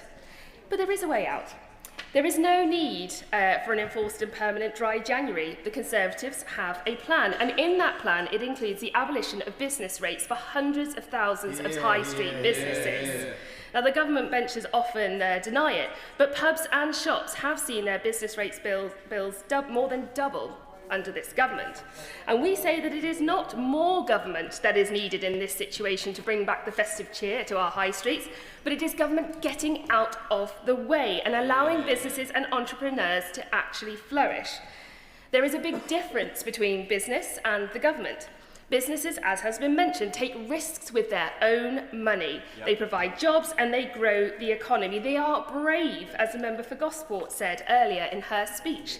But this government just risks taxpayers' money, destroys jobs and contracts the economy. Particularly, I look to my farming community. I have 550 farms. They are the driver, they are the lifeblood of South Northamptonshire. And one of the biggest issues they have, alongside things like NICs, is the inability to be able to plan. A lot of discussion has been had about we've got to help companies grow for the future. Part of that growth requires the ability to make long-term plans. Now, we have seen under this government the removal of SFI and capital grants have gone on and off. There's a double cab pickup tax, there's a fertiliser tax, then you add in NICs, employers' insurance tax, and then obviously the changes to APR and BPR. How are they possibly, A, supposed to plan, and B, supposed to be investing in the future? One of the members earlier talked about the importance of the construction industry. Sorry, of course. I'm grateful. Can I just take it back to that point about planning? How can businesses be expected to plan if, having been told in 24, one budget was a one-off tax rate, 25 was an unforeseen second tax rate, but no further plans, well, that's not a promise that one can necessarily rely upon.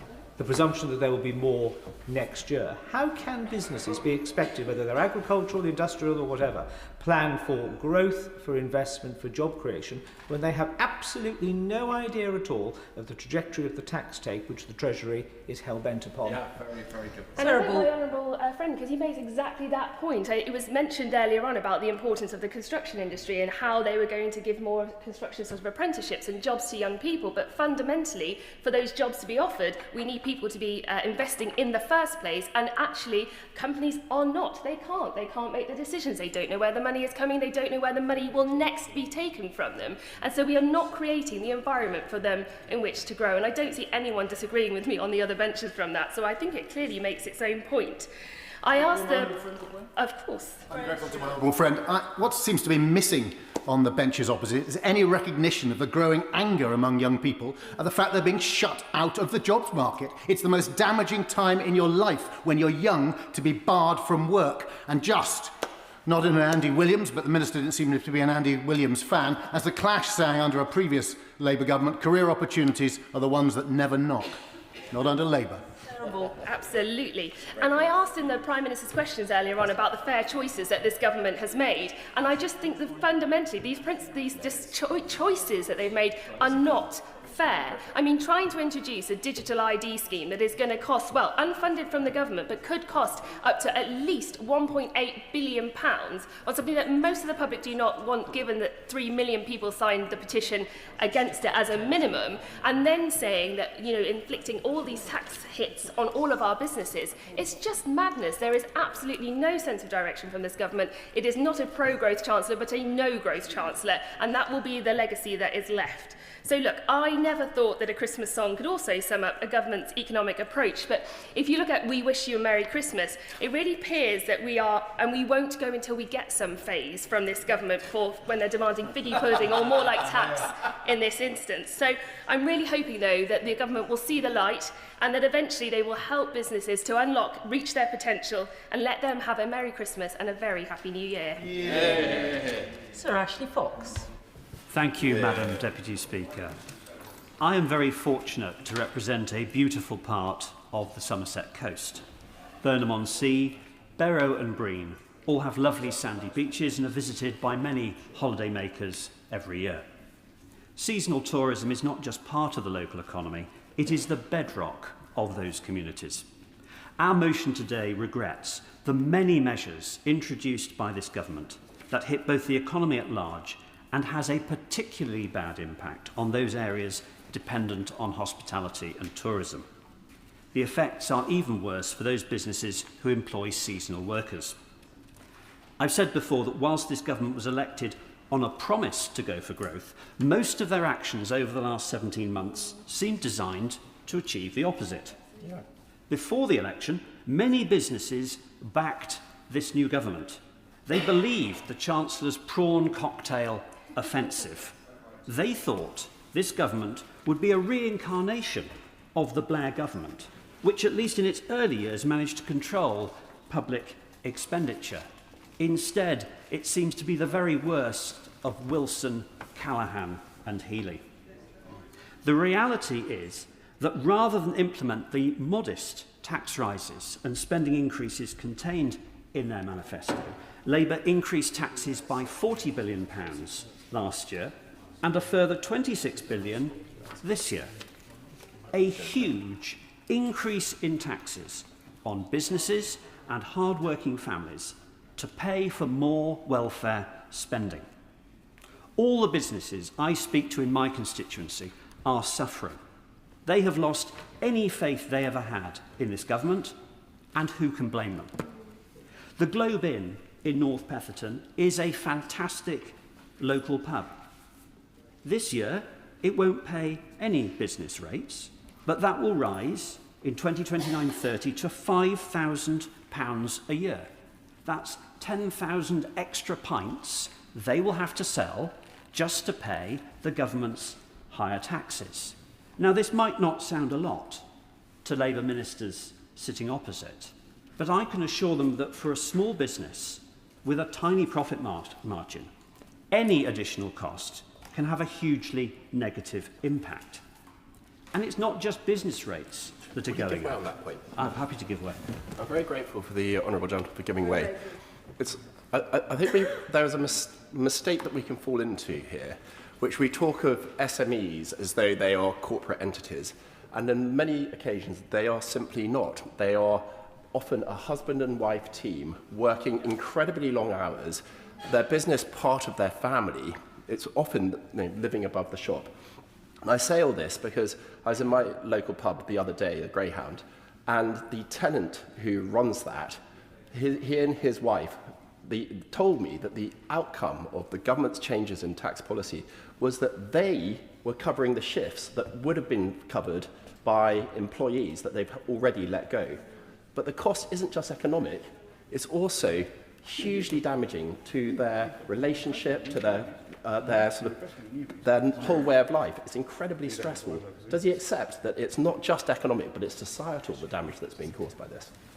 Well, I'm grateful to my honourable friend for making that point, and I agree with him. And in fact, the Globe isn't a husband and wife team, but it's a mother and daughter team. Yeah. And these extra costs bear heavily on their business. And it's not just business rates that are going up. There's also the hated jobs tax that we've heard about earlier, and the consequences of the anti-jobs employment bill. Now, on paper, Madam Deputy Speaker, guaranteed hours and scheduling rules sound protective of workers. But for seasonal workers whose livelihoods depend on flexibility, immediate availability, and quick uptake of short-term work, these measures risk doing precisely the opposite. Let us take some examples. Forcing employers to offer guaranteed hours after a short reference period will make businesses reluctant to take on seasonal staff at all. I know this from experience in Burnham-on-Sea, where who turns up will depend very often on the weather. If you have 2 or 3 weeks of very good weather, you will need lots of seasonal workers. This could be followed in this great country of ours by many weeks of rainy weather. What do you say to the employer that's now contractually bound to offer work for employees that aren't required because the tourists are not there? I'm happy to give way. I thank the honourable gentleman for allowing me to intervene. I just wanted to reflect on Harbour Park in my constituency, where they would be required to pay people rain or shine, and at a time when they're receiving no income from visitors. Would you agree with me that this is going to cause many businesses acute hardship? I thank my honourable friend for her intervention. She's correct. In fact, what will probably happen is many businesses will offer less work. And it tells us that these regulations have been drawn up by people who have never run a business. Yeah. When a farm, a holiday park or a festival operator knows they might be legally required to provide fixed hours, even when demand disappears with a change of weather or tourist numbers, the safest option will be not to hire so many people. It should not surprise this government when this is what they decide to do. Seasonal workers could see fewer opportunities, shorter seasons, and more competition for every shift. Secondly, the strict advance notice rules and penalties for changing shifts might offer security for those longer-term part-time workers, but seasonal work often depends on rapid last-minute scheduling. If a grower can't schedule pickers until they know the fruit is ready, or an events company can't bring in extra hands until bookings spike, they may be forced to reduce the number of workers they engage at all. And the added liability on agencies will shrink the pool of temp placements that many seasonal workers rely on. It is natural that agencies will become far more cautious about taking on temps. No doubt some will pull out of short seasonal contracts altogether. This means fewer people will be in short-term work. Fewer people will be building experience in their first jobs. Fewer will have the stepping stones to full-time employment. This bill will act as a hammer blow to seasonal work, employers will hesitate to hire and workers will lose the very flexibility that makes seasonal work viable. My honourable friend's making a powerful speech, and he's entirely right about the impact on seasonal workers. But we should always look beyond the producers to the consumers. What will the impact be at music festivals and all sorts of events all around the country, community events? We will see higher prices, we will have less competition and less choice. Socialism in action. Everybody losing, including society as a whole. Grateful to my right honourable friend, he makes a powerful point with which I agree. The combination of extra cost and extra regulations means it becomes incredibly burdensome for small businesses to afford to take on staff. The above inflation increases to the minimum wage add further pressure, and this all has a disproportionate effect on industries like hospitality and tourism. My constituent Cathy owns a shop in Burnham-on-Sea which she has run for 20 years. But the recent changes imposed by the Chancellor are making it harder and harder for her to operate. Cathy currently employs 3 16-year-olds. Increases in the minimum wage and future changes to employment law will force her to stop the practice of giving youngsters their first job. There are only so many tasks you can give someone of this age, but now salary increases and other changes make this prohibitive. 2 of the 3 will be leaving, and Cathy tells me they will not be replaced. Is it any wonder that youth unemployment is rising? Many businesses will think, why risk it? Now, every Labour government leaves office with higher unemployment than when they started. Last July, unemployment was 4.4%. It's now 5%. And that 0.6% increase doesn't sound very much to Labour members, but it's actually an extra 282,000 people out of work and claiming benefit. And I fear we have not reached the peak, because while unemployment is rising, business confidence is falling. The Prime Minister and Chancellor cling to their jobs, telling their nervous backbenchers that it is they, and only they, that the markets trust. I have to say that this boast is not all it might appear. What it really means is that the alternatives are so awful that they would tax and borrow and spend even more, that if Keir and Rachel disappear, all confidence... The honourable member knows better than to refer to members by name. My apologies, Madam Deputy Speaker, that if the current Prime Minister and the current Chancellor were to disappear, that all confidence in the government would collapse. It does seem the Prime Minister has as much faith in his cabinet as the rest of us have in him. It is unfortunate that this government is comprised almost entirely of people from public sector, academic or union backgrounds. Precious few have ever operated a business. They don't understand how running a business works, and it shows. But there is another path this government could take, because it is not too late. And I call upon the government to withdraw their employment rights bill, to go back on their budget, to get rid of their benefit street budget and lower taxes for hard-working families and businesses. Thank you. Shadow Secretary of State, Andrew Griffith. Deputy Speaker, it's always a pleasure to serve under you. We've heard today from members across this House who understand a fundamental truth. The hospitality, in particular sector, is the cornerstone not only of our economy, but our society as well. It's a great strength of our parliamentary system that we all represent unique districts that are all, one way or another, replete with high streets, hospitality businesses, pubs, restaurants, hotels that we all in this House wish to support. And we've also observed on both sides the importance in binding our communities together, giving people a warm place to stay, a refuge from loneliness, keeping our high streets vibrant. These are the places, Madam Deputy Speaker, where life happens.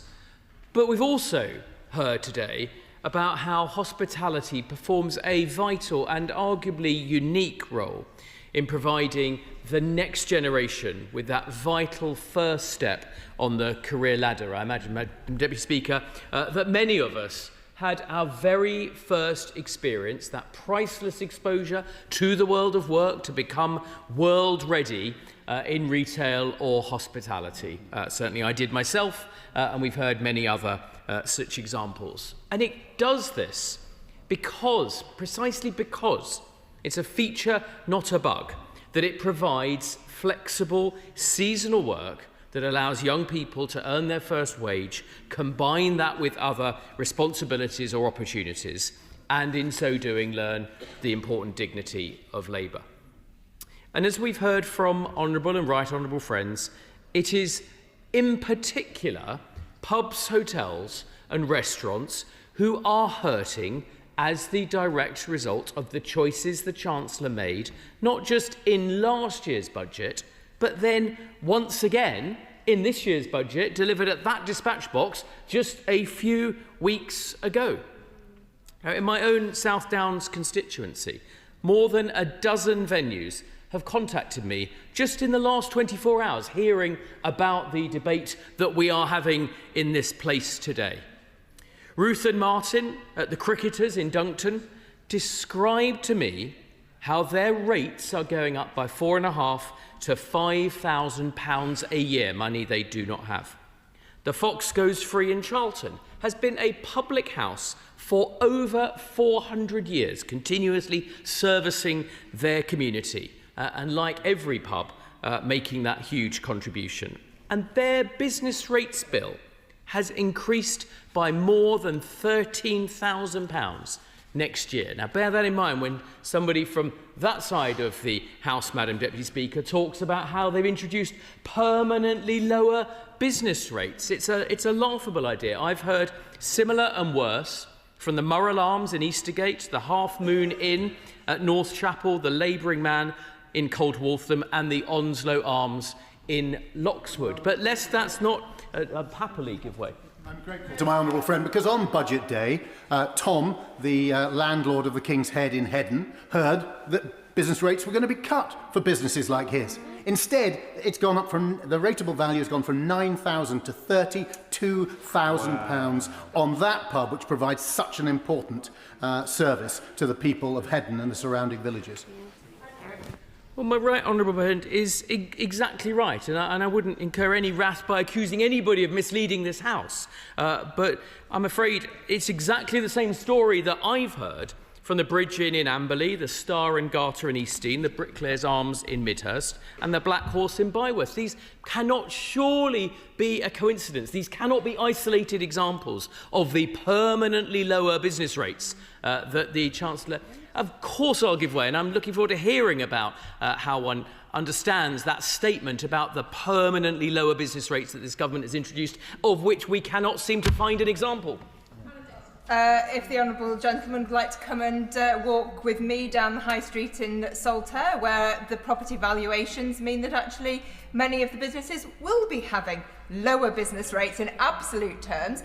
And the point is, has the right honourable gentleman explained to his local pubs that this property revaluation has been hanging around for many, many years, but his Tory government did nothing to actually implement it, and that is the main reason why some of his pubs may be experiencing some increases due to property valuation, not to do with the business rates? Yeah. I hear the honourable lady's point, and I'm glad she's found some examples. I note she neither in that intervention nor her remarks earlier actually went as far as naming any of those, and I'll happily take another intervention if she'd like to do so. I've named many such examples. The revaluation exercise on pubs is not some long delayed exercise. It's a routine frequent time frame that the valuation office goes through. So this isn't something that's been pent up for many, many years. This is just the process of revaluation that goes on. And of course, when it comes to the rubber hitting the road of how much business rates is being levied on pubs, how much cash will leave their stretched businesses struggling with all the different ranges of costs. What matters to them is the net effect of revaluation, this government's removal of the retail, hospitality and leisure relief that we on this side of the House put in, and of course the ongoing rates multiplier. In fact, every pub and hotel that I've spoken to in my rural constituency bear out precisely the figures from UK Hospitality and the British Beer and Pub Association that we've heard many times today, and I know they ran drop-ins in this House earlier today for members on both sides of the House. And Tom Richardson at the Three Moles in Selham explained to me how it is the turnover basis of assessing rateable values combined with the cost headwinds that this government has amplified. I'll be so kind as to imply they wouldn't all happen from the 1st of July in 2024, but nevertheless the choices that the government's made, in particular that change in the national insurance rates and the change in thresholds on national insurance, has enormously pushed up the cost of employment. On top of that, businesses are still waiting for the promised reduction in energy prices, Madam Deputy Speaker, whether it's electricity costs or heating oil. Those prices have more than doubled in some cases. At Tottingham Manor Hotel in Henfield, they've got to find nearly £50,000 extra due to employment costs changes that this government have made. And it's no surprise, and we heard again and again from colleagues this afternoon, how pub and hotel owners are at the end of their tether. Nobody should want to preside over a series of choices where one landlord told me they've not been able to draw a wage from their pub for the last 6 months. Another told me how she was working 7 days a week, 16, 17 hours a day, just trying to keep their pub open. The cost of hiring staff, as we heard from many colleagues today, has become so prohibitive that owners are having to cut back. They're not able to hire or support or sustain staff, and taking more and more upon themselves, stretching their working day, taking on more tasks, creating one of the doom loops in which, sad to say, this Chancellor so specialises. And we heard that from so many of my colleagues making contributions this afternoon. The member for my near neighbour for the Isle of Wight East talked about the challenges on the island, the seasonal work in particular, how young people are hurting, but how that's costing all of us in terms of the country. The member for North Dorset talked about how this government is awash with policies and plans and visions, but words butter no parsnips. They don't provide the jobs that we need, and least of all the employment rights bill as it comes down the line is going to really hurt and disincentivise family businesses with which this sector is replete. The member for Hinckley and Bosworth talked, as did others, about the cumulative effect of measures. No one single axe falling on their heads, tax rises, national insurance increases, higher energy costs, more red tape. It feels, Madam Deputy Speaker, and I have to say, I think this is right, and we should listen to small enterprises when they say this. It feels like the government is not on their side. It is no surprise that pub after pub, hostelry after hostelry, is erecting a sign on the door saying no Labour MPs there.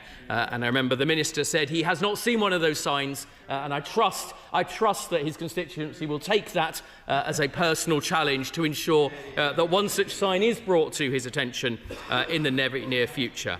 The member for Gosport talked about how this government is doing that most terrible of thing of preventing young people getting on the job ladder, getting their first chance of work. And if the government weighs down precisely the sort of businesses that do such a good job at providing those opportunities, that is difficult. My neighbour for Bognor Regis and Littlehampton talked particularly about the tourism economy.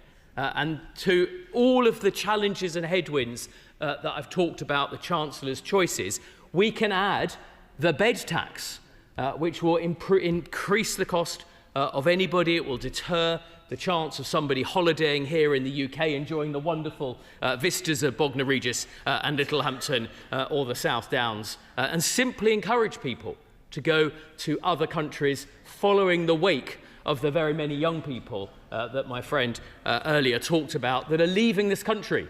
Such is the dearth of opportunity that we see. And then we heard from the members for South Northamptonshire talking about the degree to which the hospitality and pub sector is already overtaxed. And then finally, the member for Bridgewater, again, talking about that really important point about how all the burdens fall back on families in family businesses. We're seeing nothing less, I'm afraid to say, than a full frontal attack on seasonal work. And we see that no more so than in the unemployment bill that comes to this House this week. Like King Canute, this government is literally legislating to outlaw seasonality, the rhythms of the tides. If a seaside cafe hires a student to wait on outside tables in the glorious sunshine, Labour want them forced to offer the same hours once the shutters have come down in the autumn, the demise of strawberry and cream sellers in Wimbledon fortnight. It'll even be, in this most, not particularly seasonal moment, but it'll even be the death of Father Christmases and assistant elf helpers in shopping centres across the nation, because there is little demand, Madam Deputy Speaker, for a Christmas elf in January, February or March. It's bureaucratic madness, yet ministers press on, deaf to the cries of those who would most benefit from the choice. They don't like it, Madam Deputy Speaker, but they haven't got an answer. So, look, they should know. They should know by now, Madam Deputy Speaker, you don't protect workers by bankrupting employees. You don't support our high streets and communities, pubs and restaurants, by taxing them into submission. We Conservatives understand business. Unlike the current cabinet, many of us have worked in businesses and enterprises ourselves. We stand with the risk takers in this country who create wealth, not the bureaucrats who seek to destroy it. And that's why our motion today supports seasonal, flexible and part-time working. We will take 250,000 high street businesses and pubs out of business rates entirely, paid for by the welfare reforms they don't have the backbone to push through. And we will repeal all of the job-destroying measures in Labour's unemployment bill. Madam Deputy Speaker, we back the engines of growth in our economy, the providers of jobs. This government seeks to take them and push them to the wall. I commend this motion to the House. Minister, Kate Dearden. Thank you, Madam Deputy Speaker. It's a pleasure to close this debate on behalf of the government. I want to start off by saying that I'll take absolutely no lessons on running the economy after what they did after 14 years of government. Given there has been so many references to songs and music today, Madam Deputy Speaker, I want to suggest a song for honourable members opposite that they might want to reflect on. And it's a classic Elton John, and that's "Sorry Seems to Be the Hardest Word." I noticed yesterday, Madam Deputy Speaker, that the party opposite produced a Christmas video in which they claimed that Santa's elves were seasonal workers, and you couldn't make it up. And may I congratulate the Shadow Minister on his somewhat alarming AI skills, but gently point out that if the member's opposite reference point for the modern economy is at Father Christmas's workshop, then that does explain a lot. But frankly, Madam Deputy Speaker, I'm not surprised. On Monday, the honourable member repeatedly quoted figures purportedly on the cost of the Employment Rights Bill from the Growth Commission, which boasts Ms Elizabeth Truss as an advisor, so forgive me if I take any of his economic advice with a large pinch of salt. Let me be clear, on this side of the House, we do not believe in pitting employers and employees against each other. No one wants a business to succeed more than the workers who rely on it for their livelihood. This government will not indulge in the scaremongering so beloved by the party opposite, and I will take the opportunity to clarify some of their misleading claims. But first, I want to acknowledge how difficult the past few years have been for small businesses, particularly in the hospitality, retail and leisure sectors. These sectors were disproportionately impacted by the pandemic, by a botched Brexit and by a cost of living crisis that has robbed the British people of their disposable income. I'm going to carry on making progress, and I want to respond to the Liberal Democrats spokesperson's point and just clarify, as many of my honourable members reflected on, that we are not seeking a return to rejoining the customs union. We are focusing on deals with countries such as the US and with India. on trade, and my honourable friend, the member for Tipton and Wednesbury, demonstrated this so clearly in terms of our trade agreement with the US that guaranteed thousands of jobs under Jaguar Land Rover. I will come to her point on the youth guarantee later in my speech and respond to those reflections, but I want to pay tribute first and foremost to all those running and working in small businesses, especially in such important sectors like hospitality and retail. I know from my own and my family's experience just how hard it is. My first job, Madam Deputy Speaker, was in a cafe in a hospitality sector. It's where I developed my first opportunities. It's where I developed to become a manager of that cafe and absolutely loved my job there as a really important aspect of our community and for livelihoods for local people. My dad worked in the print works growing up, and he was made redundant by his bosses under the watch of the Tory government. I worked with my dad and my mum, and I worked with my mum and dad and took the opportunity that the hospitality sector provided to them to give him the opportunity to set up a small business, to run this cafe successfully for 14 years, and we are so proud of that as a family, that gave that opportunity to more young people in where I grew up in that community and in that really, really important part and aspect of our lives. And I have so many excellent businesses in my Halifax constituency that I'm proud to champion at the dispatch box and in government. And that's why this government was elected, to provide economic growth that will raise living standards and support our vital sectors across our economy. But as the Minister for Employment Rights, I should also say that this government was elected on a promise to make work pay. Yeah. The UK's employment laws are mostly a product of the 20th century. They have not kept pace with how businesses now employ people, nor how people experience working lives today. The world of work has fundamentally changed in recent years. It is no longer the norm for employees to stay in one company or even a single sector for their whole career. New technology continues to rapidly transform how we work, where we work, and when we work. And the rise of the gig economy has changed the certainty and stability that employment used to provide. The Employment Rights Bill steps to fulfil our commitment to bring employment rights into the 21st century. And lots of honourable members spoke really passionately about this bill and the importance to them and their experience that they bring to this House. My honourable friend from Falkirk spoke powerfully from his personal experience of working in hospitality and how he stands up for his constituents in the sector. And he demonstrated just how important this bill is to provide predictability and security as a baseline in jobs. My honourable friend for Shipley spoke to the Fair Pay Agreement, her experience standing up for care workers in her constituency and across the country, the importance of statutory sick pay for thousands more people across this country, and of course the employment of the Fair Work Agency.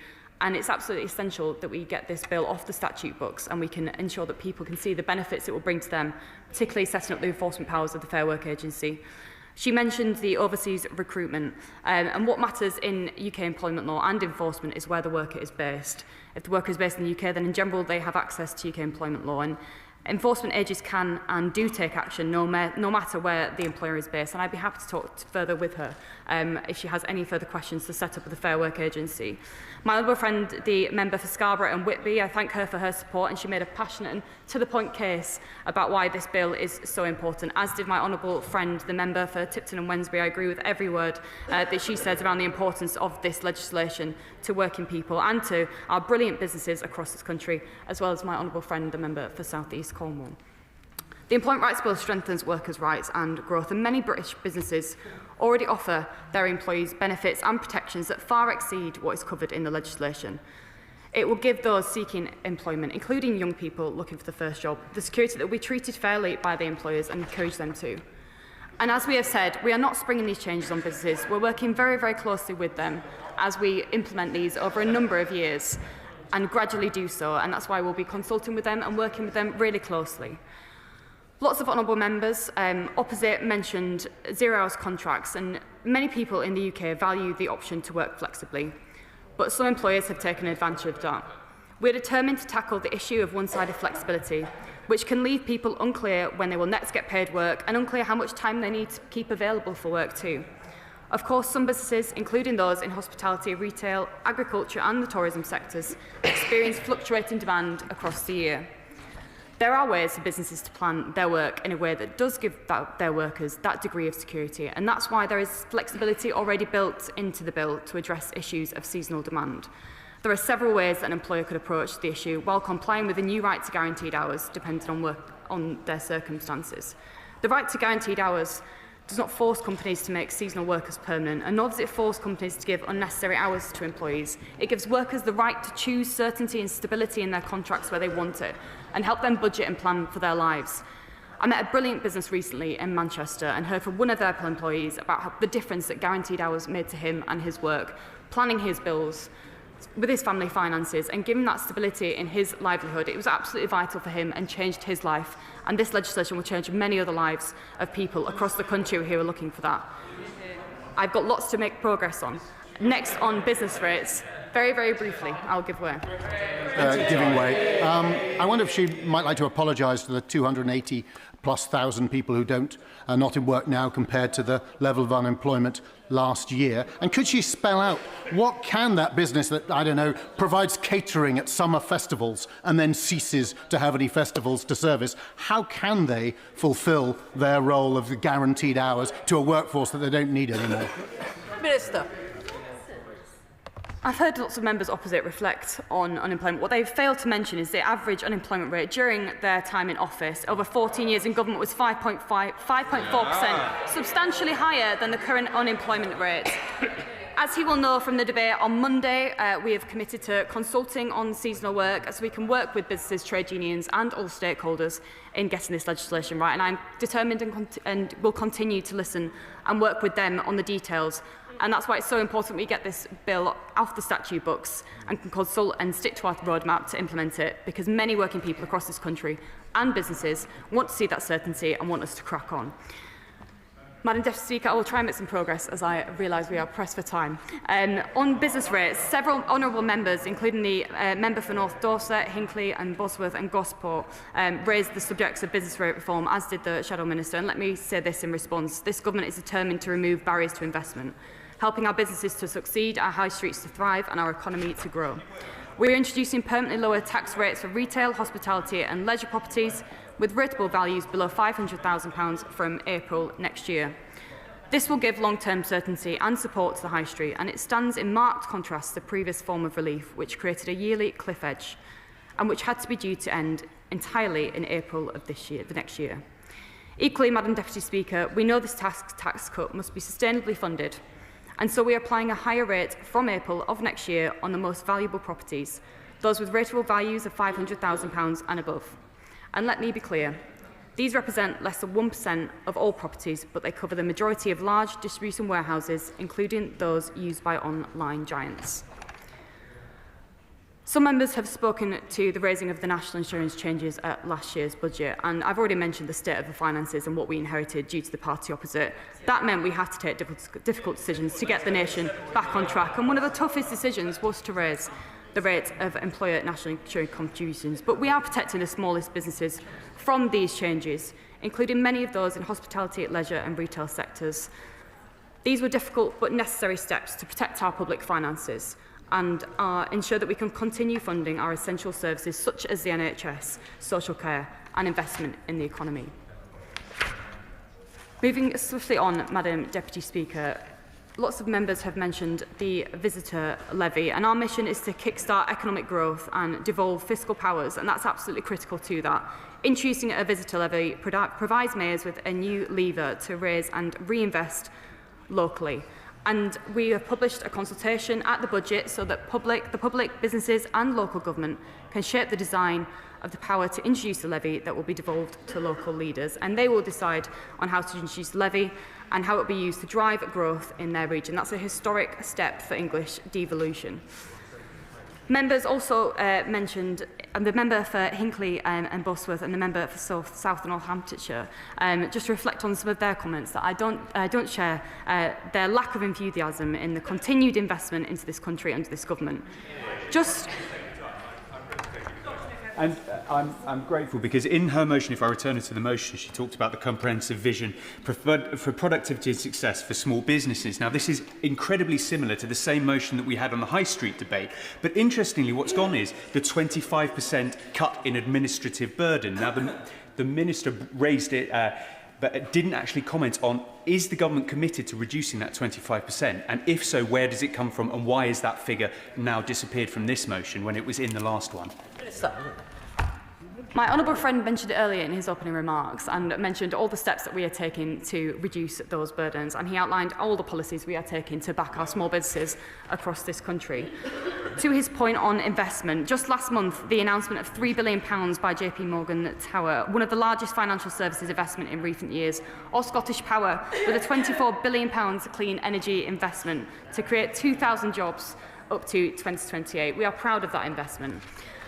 I will finish on the youth guarantee. As lots of members have stressed, obviously the importance of young people in getting to employment, and there are more than 18 to 24-year-olds in employment than there were a year ago. The Tories left the NEET rate rising, and they saw a colossal increase of almost 250,000 young people out of work. We are determined to turn that around. NEET numbers are still too high, and lots of members have rightly reflected on that. We want to give young people a brighter future, and that will be the impact of our youth guarantee. These measures are backed up by the evidence on what works to support young people to earn and to learn. There is a national crisis of opportunity, and we are taking action in response, whether it is the youth guarantee, the growth and skills levy, and more widely by interrogating the root causes of these issues with the support of Alan Milburn. To summarise, Madam Deputy Speaker, this Labour government is on the side of working people and our brilliant businesses. We have boosted pay for millions of the lowest earners, and we're putting money back into people's pockets. We are making work pay again in a way that suits the 21st century. That will create security and opportunity for everyone, no matter their background. And most of all, it's a commitment to a core British value, that those who work should be rewarded. Or as we put it in Yorkshire, a fair day's pay for a fair day's work.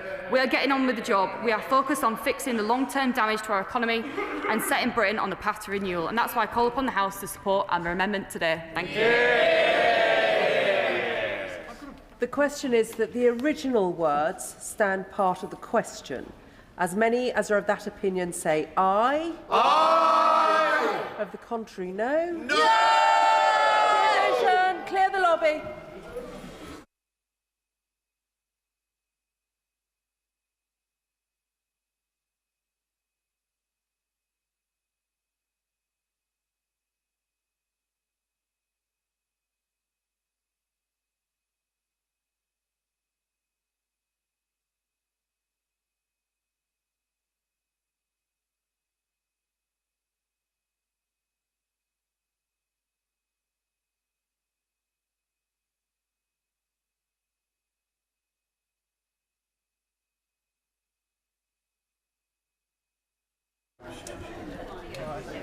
The question is that the original words stand part of the question. As many as of that opinion say aye. Aye. Of the contrary, no. No! The tellers for the ayes are Gregory Stafford and Andrew Snowden. The tellers for the noes, Taiwo Owatemi and Mark Ferguson.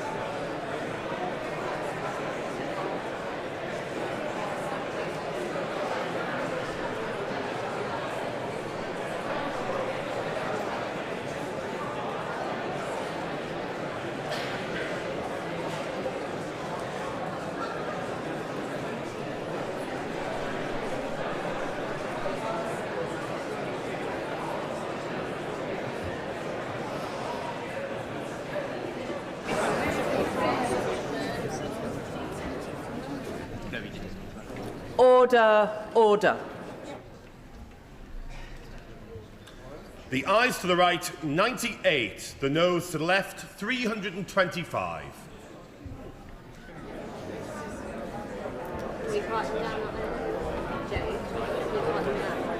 The ayes to the right were 98. The noes to the left, 325. So the noes have it, the noes have it. Unlock.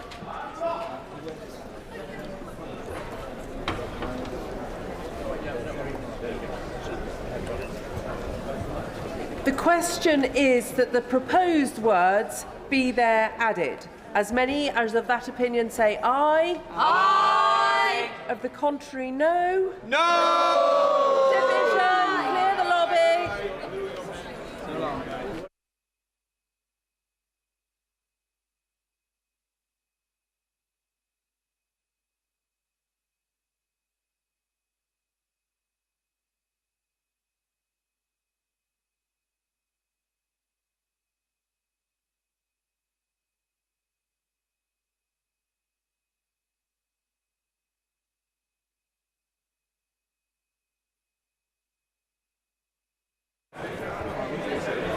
The question is that the proposed words be there added. As many as are of that opinion say aye. Aye. Of the contrary, no. No. The tellers for the ayes are Mark Ferguson and Taiwo Owatemi. The tellers for the noes, Andrew Snowden and Gregory Stafford.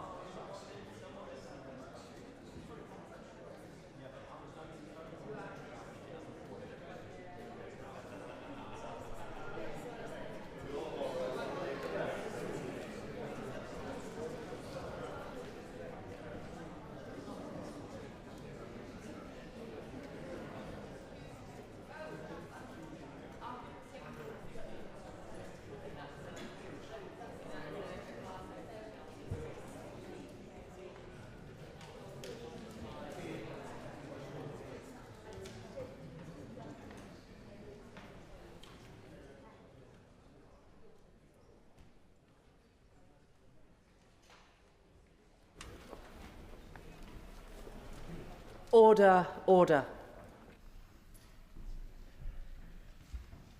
The ayes to the right, 320. The noes to the left, 98.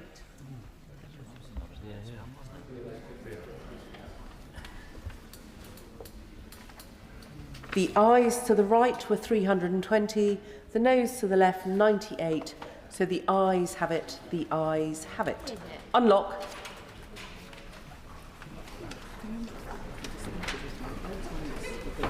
I declare the question as amended to be agreed to. Point of order, Sir Keith Batty.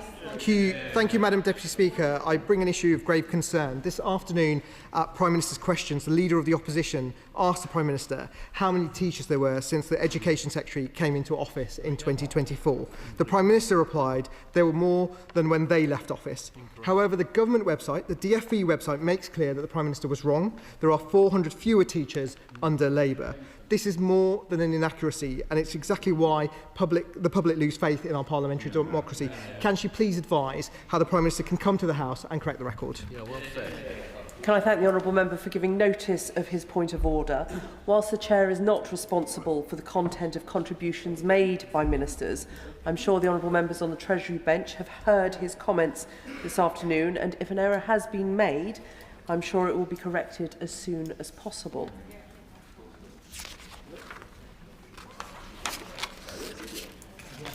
Before we come to the next motion, I would like to remind members that, as Erskine May says, good temper and moderation are the characteristics of parliamentary language.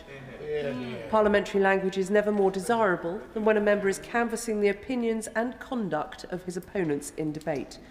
The reason why that matters in this particular debate, and does not really occur in other debates, is that this debate is on a substantive motion directly relating to the conduct of the Right Honourable Member for Leeds West and Pudsey.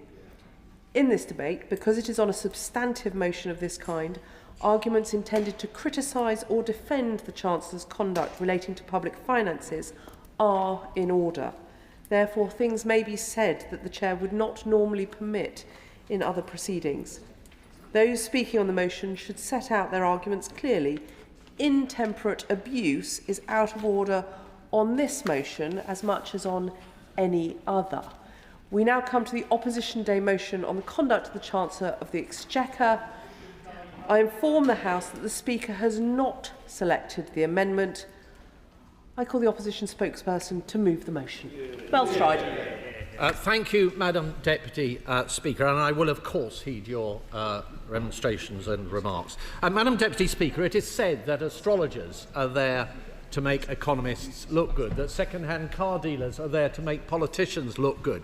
It is inconceivable that anywhere in the world there is any trade or career that could possibly make this Chancellor look good. Indeed, if one looks at the polls, Madam Deputy Speaker, the Ipsos poll, in terms of approval rating for this Chancellor, she has achieved minus 60%. That is a record low for a poll that was first commenced in the 1970s.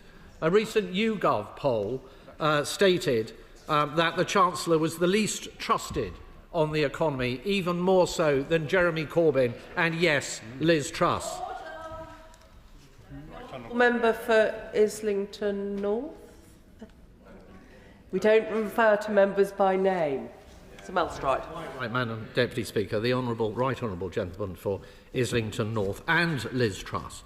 The Chancellor is not so much the wilting lessis as a complete liability. And why could this possibly have occurred? We had a government opposite who came to power with one of the largest majorities in the history of our country. You could always see that majority from the moon because of the huge failure on their part. Take unemployment, Madam Deputy Speaker. We now have unemployment at a 5-year high. It is back at the levels that it was last seen during the pandemic. In the latest forecast from the OBR, we see unemployment higher in every single year than was the case in the forecasts back in the spring. Inflation, the IMF tells us, will be at the highest level of the G7 this year and next year too. And when you look beneath the headline figures, at the rate of inflation for food, for example, it is at almost, I will momentarily, 5%. And for a party that claims and professes to stand up for the poorest in our society, that is a disgrace. When it comes to growth, we know from the OBR's latest forecast that every year going forward, growth will be lower than it was set out in the spring forecast. And our borrowing costs, not so long ago, Madam Deputy Speaker, reached a 27-year high. We are now paying more on our borrowing than Greece.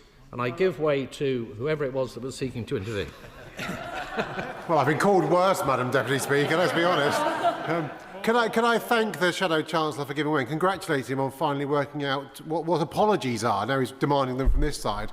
Perhaps before he carries on, could he apologise for the 15% spike in interest rates under Liz Truss, the £1,000 that were put on mortgages under Liz Truss, the billions that were cut from local governments under his government, the fact that he run the health service under his government? If people make mistakes, they should apologise. When's he going to start? I've had many things to say about the mini-budget, both at the time that it happened, subsequently, and more recently as too. But can I remind the honourable gentleman that on the day of the general election, we had a near-record level of employment, a near-record low level of unemployment. We had the highest growth in the G7, and we also had inflation bang on target at 2%. It is almost double that at the present time. And the reason why, Madam Deputy Speaker, this government has failed can be distilled down to just two words. One of them is deceit and the other is incompetence. Before the last general election, the party opposite said during the run-up to that election they would not be putting up taxes left, right and centre. And yet, within a few short months, they were to roll out £40 billion of tax increases, including £25 billion by way of increased NICS taxes on employment. And what... Oh, how could I resist? I'm grateful to my right honourable friend giving way, and he is right to put his finger on this issue of trust, because it's not the 280,000 people who are not employed now compared to what it was like last year. It's not the lost opportunities for so many young people in hospitality, or indeed so many other areas of failure, the reduction of teachers. But the issue that is most corrosive for this government is a loss of trust, because you can see their mendacity from Mars. The honourable friend is absolutely right. I think even from Pluto you can see that, actually, to be more accurate. And he is so right about the loss of jobs in hospitality, about 90,000 jobs destroyed, many of them young people who would otherwise have had that first opportunity to get onto the career ladder. And that's as a direct consequence of the increase in national insurance, because it wasn't both just an increase in the rate, Madam Deputy Speaker. As you will know, it was a reduction in the threshold at which that tax cuts in, and that disproportionately affects those on lower income, in particular women, part-time workers, and yes, young people. And we have seen the consequences. We have seen, I will in a moment, we have seen the consequences of that up and down our country, and I have spent a lot of time speaking to employers. Everything from the large employers down to those in the high streets, they are all struggling, and they are struggling because of the decisions that were taken by this Chancellor. And I give way to the honourable lady. Thank you. I welcome the debate, and I thank the Shadow Chancellor for giving way on the point about women. We are here to talk about the conduct of the most powerful woman in this country that used her budget to remove the rape clause, to take children out of poverty and to give justice to minors in my patch that never would have happened without her. I welcome this moment to celebrate our Chancellor, and I thank you for it. Well, Madam Deputy Speaker, can I thank the honourable lady for that passionate intervention. The best way to get people out of poverty, Madam Deputy Speaker, is through work. And here, to the honourable gentleman's point, the record of the last government was exemplary. We had 4 million more jobs, 800 new jobs every day under the last Conservative government. I give way to the honourable gentleman. I wasn't sat in a different place, I'd feel like I was having a feeling of deja vu, because this appears to be the same debate that we had on the budget just a week or so ago, when I pointed out to him that the problem that we have is that 2/3 of children growing in poverty have a parent in work. It was a third before the last government got in.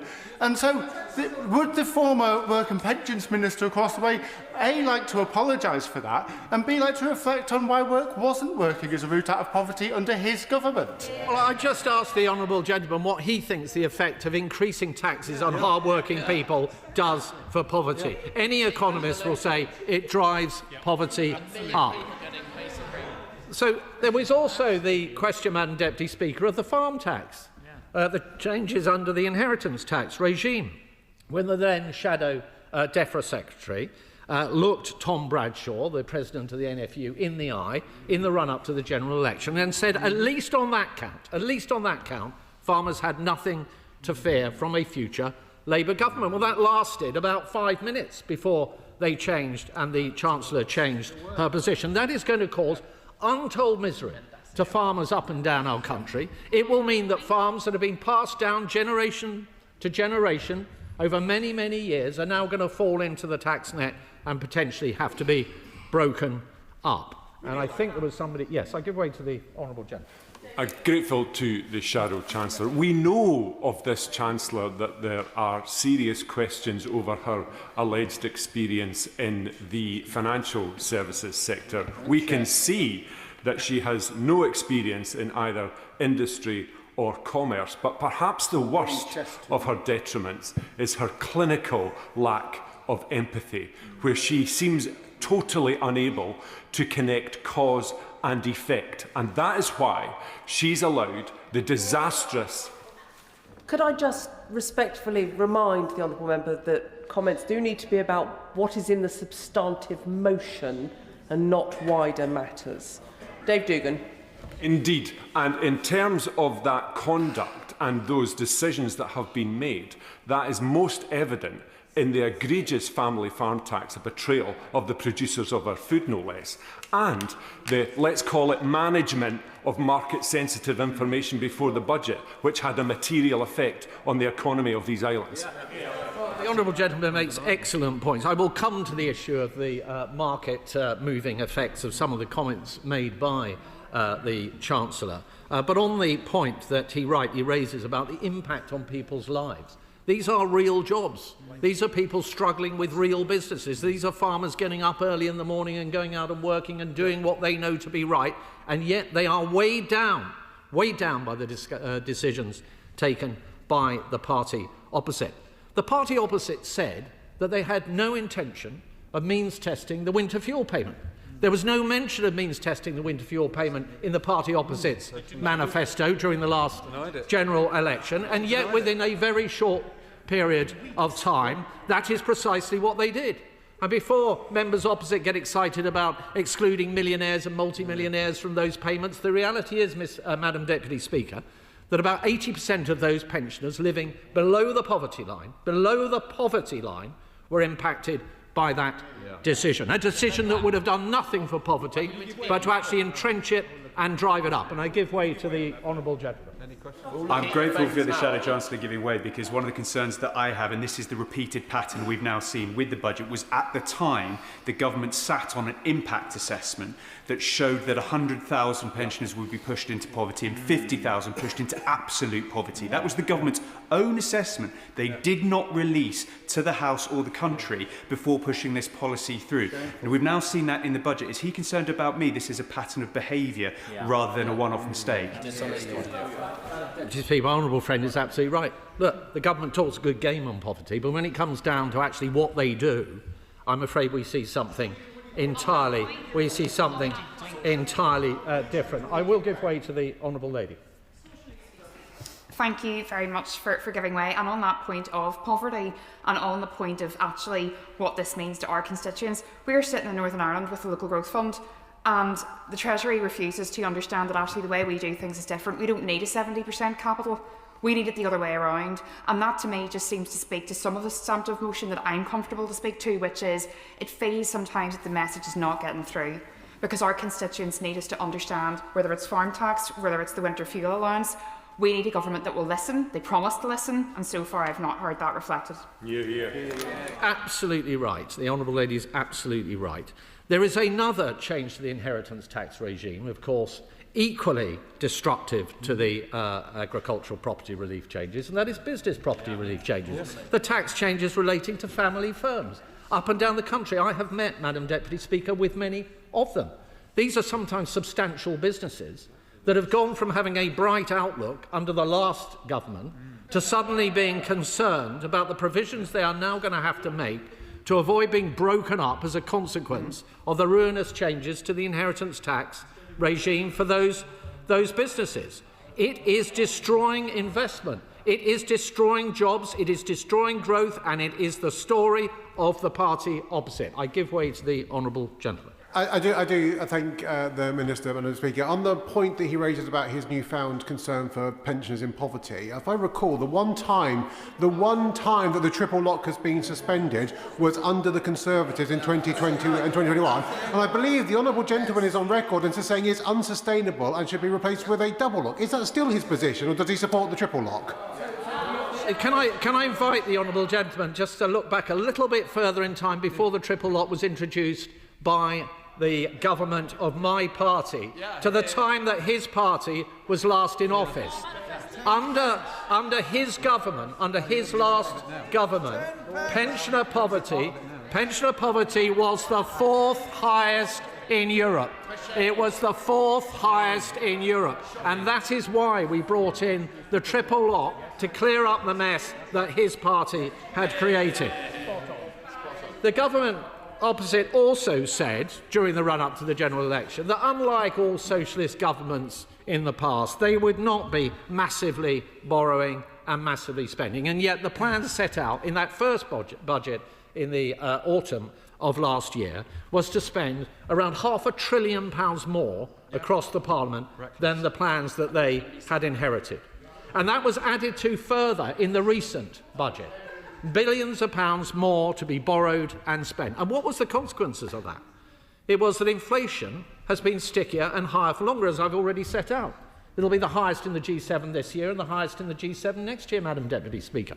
And the consequences of that are, of course, that the Bank of England has had to keep interest rates higher than would otherwise have been the case, and for longer. And the consequence of that, yes, there should have been more reductions if they hadn't fuelled inflation. If they had not fuelled inflation, Madam Deputy Speaker, we would have seen interest rates coming down faster and quicker. And the reality is that has heaped pressure on people with mortgages, it has heaped pressure on businesses and their borrowing costs, and it is added to the servicing costs of the huge national debt to which they are readily adding even further monies, such that we are now, just to service our national debt, spending £100 billion a year, rising to £140 billion according to the latest OBR forecast, which is over double what we spend on defence. In fact, Madam Deputy Speaker, if debt servicing were a Whitehall department, it would be the 3rd largest in Whitehall. Not a department out there looking after the public services. The more teachers that the Prime Minister apparently doesn't realise are not there at the moment. This is money simply going to pay off the profligacy of the party opposite. And I gladly give way to the honourable gentleman. For giving way. I just wanted to help him out because he seems a bit confused. On his party's watch, the debt service went over £100 billion. When they took over, it was only £30 billion. So would they now like to apologise? They tripled it. Will he now apologise for mortgaging our children's future with their inability to manage the public finances? So I could just give the honourable member a very basic lesson in economics.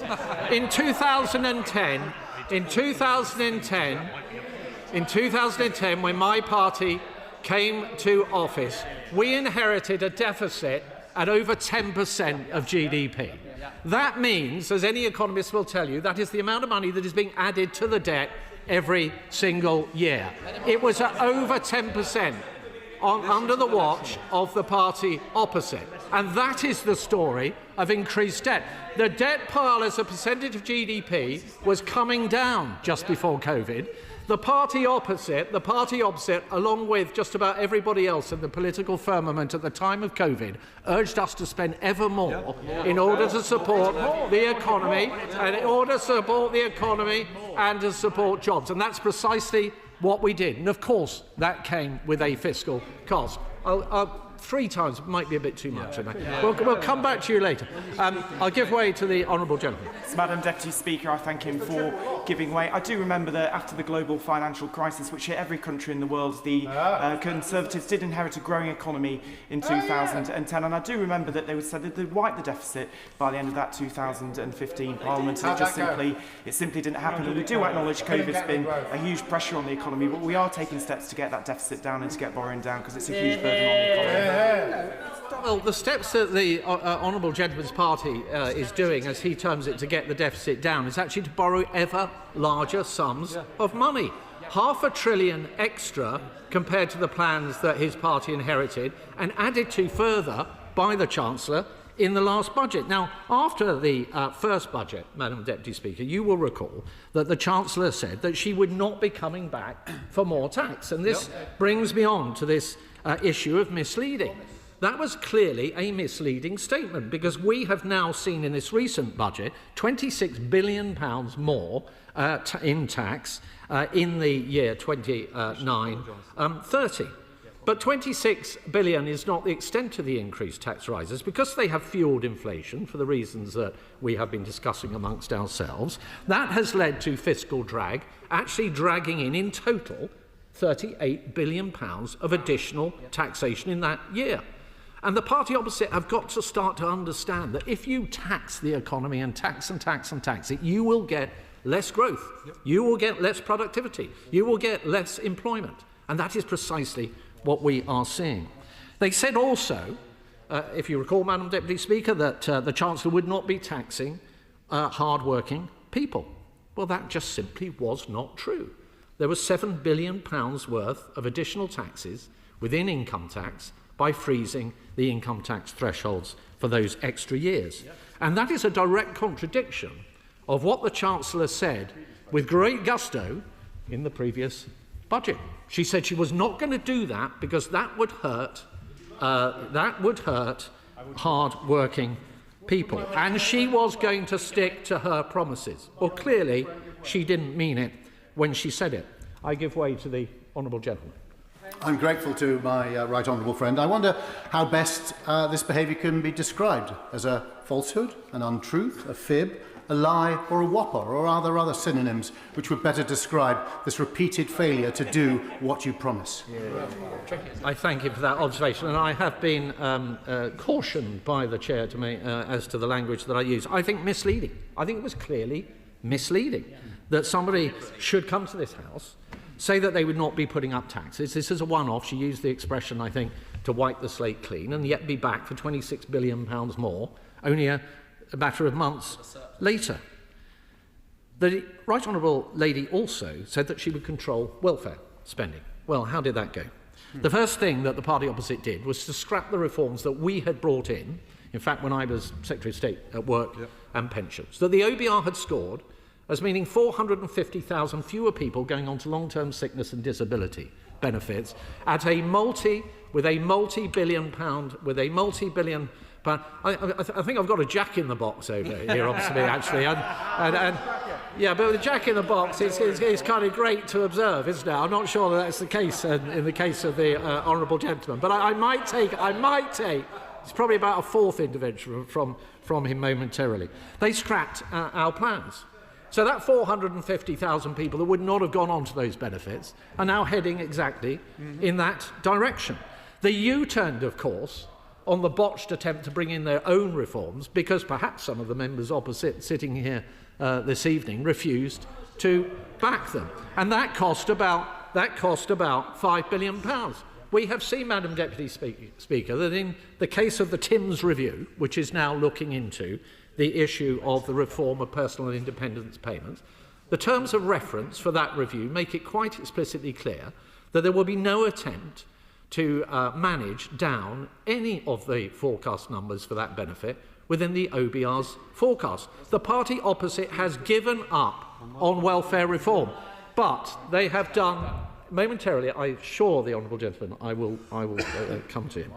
But what they have done in the meantime, of course, in this latest budget, is to take entirely the wrong decision, which is to tax all those hard-working people to the tune of £7 billion, and a high proportion of that to transfer straight across to those who are on benefits, including scrapping the two-child cap. Those are the wrong priorities. They are about the socialist obsession with redistribution and nothing to do with driving the incentives in the economy that grow the economy and make everybody better off. I will actually give way to my honourable friend. Chancellor giving way, we heard from the government backbenchers about borrowing from the last government. And of course that was for the country as a whole with, for example, the COVID recovery loans. What we've seen with this budget is what I would call career recovery loans, which is the benefit of two people, the Chancellor of the Exchequer and the Prime Minister. I'm afraid it's absolutely right. In her heart, I do not believe that the Chancellor really thinks that the right decision was to scrap the two-child benefit cap. I genuinely do not. I do not. And this is a case of the political or fiscal tail wagging the welfare dog. It's as simple as that. That they have given up, the front bench have given up on any serious welfare reform. Now, Madam Deputy Speaker, of course the Chancellor has reassured us by telling us that she has rebuilt her headroom. She has doubled the headroom against her fiscal target, although it should be pointed out, it should be, I will in a moment. It should be pointed out, of course, that that is a fiddled fiscal target. It is not the fiscal target that we were working to, the same definition of debt. It is not net public sector debt at all. It is something different. And in fact, if you were to apply the targets that we were running to, which were much more stringent, to the figures that in the forecast that we see from the recent budget, those targets will be underwater in every single year of that forecast. And we should acknowledge that there is a real risk to the stability now of our economy, even with an apparently doubled fiscal headroom. The first is that when it comes to defence spending, whilst within those numbers there is indeed 2%, reaching 2.7% of GDP in 2027, there is nothing beyond that, except of course the government knows that it is going to have to spend more on defence, and it knows that every 1% of GDP increase in defence spending is about £25 billion, more than the entire fiscal headroom that the Chancellor has set aside. The Chancellor also knows that part of the problems that she did have with the forecasts, albeit there were other things that moved strongly and positively in her direction, was a productivity downgrade by the OBR. A downgrade from 1.3 to an average of 1% productivity growth across the forecast. Well, the trend for productivity over the last 15 years has just been 0.5%. So if the OBR decides in a couple of years' time, Madam Deputy Speaker, to return to an assumption of trend growth in productivity, that will actually wipe out £28 billion of headroom. It will destroy all the headroom and more. Similarly, the path of interest rates. A 1% increase in interest rates across the forecast would cost £16 billion. There are, of course, in relation to particular spending pressures, such as SEND, a £6 billion cost pressure, because that has been taken from local authorities onto the government's books in 2028, and it is not accounted for in any way as to how that additional cost is going to be met. Similarly, efficiency savings, apparently of £4 billion in 29-30, the target year, all very handy if you're trying to hit a fiscal target, but no explanation whatsoever as to where those efficiencies are going to be found or how they are going to be found. And the final point, before I give way, I will give way to the honourable gentleman. The final point I would make is that the tax increases set out by the Chancellor, of course, are all back-ended. That's when those frozen thresholds kick in. So we are led to believe, or expected to believe, that in the run-up to a general election, a party that has shown no resolve, no backbone, no capacity to take difficult decisions, is going to suddenly find some backbone and stick to their guns and deliver those tax increases in the eye of a coming general election. Madam Deputy Speaker, it simply will not happen. And I give way to my honourable friend. Grateful to the Chancellor. We see this no more evidently in health when it comes to the abolition and redundancies in the ICBs. Given that that's a 50% redundancy, we now understand that the funding for that is just being reprofiled into later spending in 2028-2029. Isn't this exactly the kind of example that he's looking at, where there's going to be real problems coming up in the next couple of years when it comes to trying to drive through the agenda the other side has? Yeah. The reality, Madam Deputy Speaker, is that back-end loading the tax paying and the squeezing of spending, as this government is doing, is simply pushing off the inevitable. And the evidence is that the party opposite, despite their huge majority, does not have the backbone or the plan to control spending or take difficult decisions, even on tax. Madam Deputy Speaker, Charles Dickens in David Copperfield, that's what this Chancellor is like. Mr Micawber, who was just waiting all the time for something to turn up. And Mr Micawber, as those that are familiar with that story will recall, not only ruined himself through his inability to manage his own finances, he ended up ruining another person too. This Chancellor and her inability to manage the public finances is, I'm afraid, going to be the ruin of our nation. And for most of us at Christmas, it will be not so much a question of great expectations, but one of bleak house. And I give way to somebody who was, yes, the gentleman there has been very patient. So, and I thank the Shadow Chancellor for giving way. And he talks about fiction. Well, I think let's talk about the Liz Truss budget, which was fiction. Now, before we get there, though, Madam Deputy Speaker, can you imagine if the Chancellor had turned up to this House to deliver her budget with a 4.2 billion headroom, 2.2 billion below the stability rules? It would have been that would have been fiction. She didn't. She's taken the fiscally responsible decisions and created a 21.7 billion headroom. That covers us for future financial shocks. Does he not agree with me on that?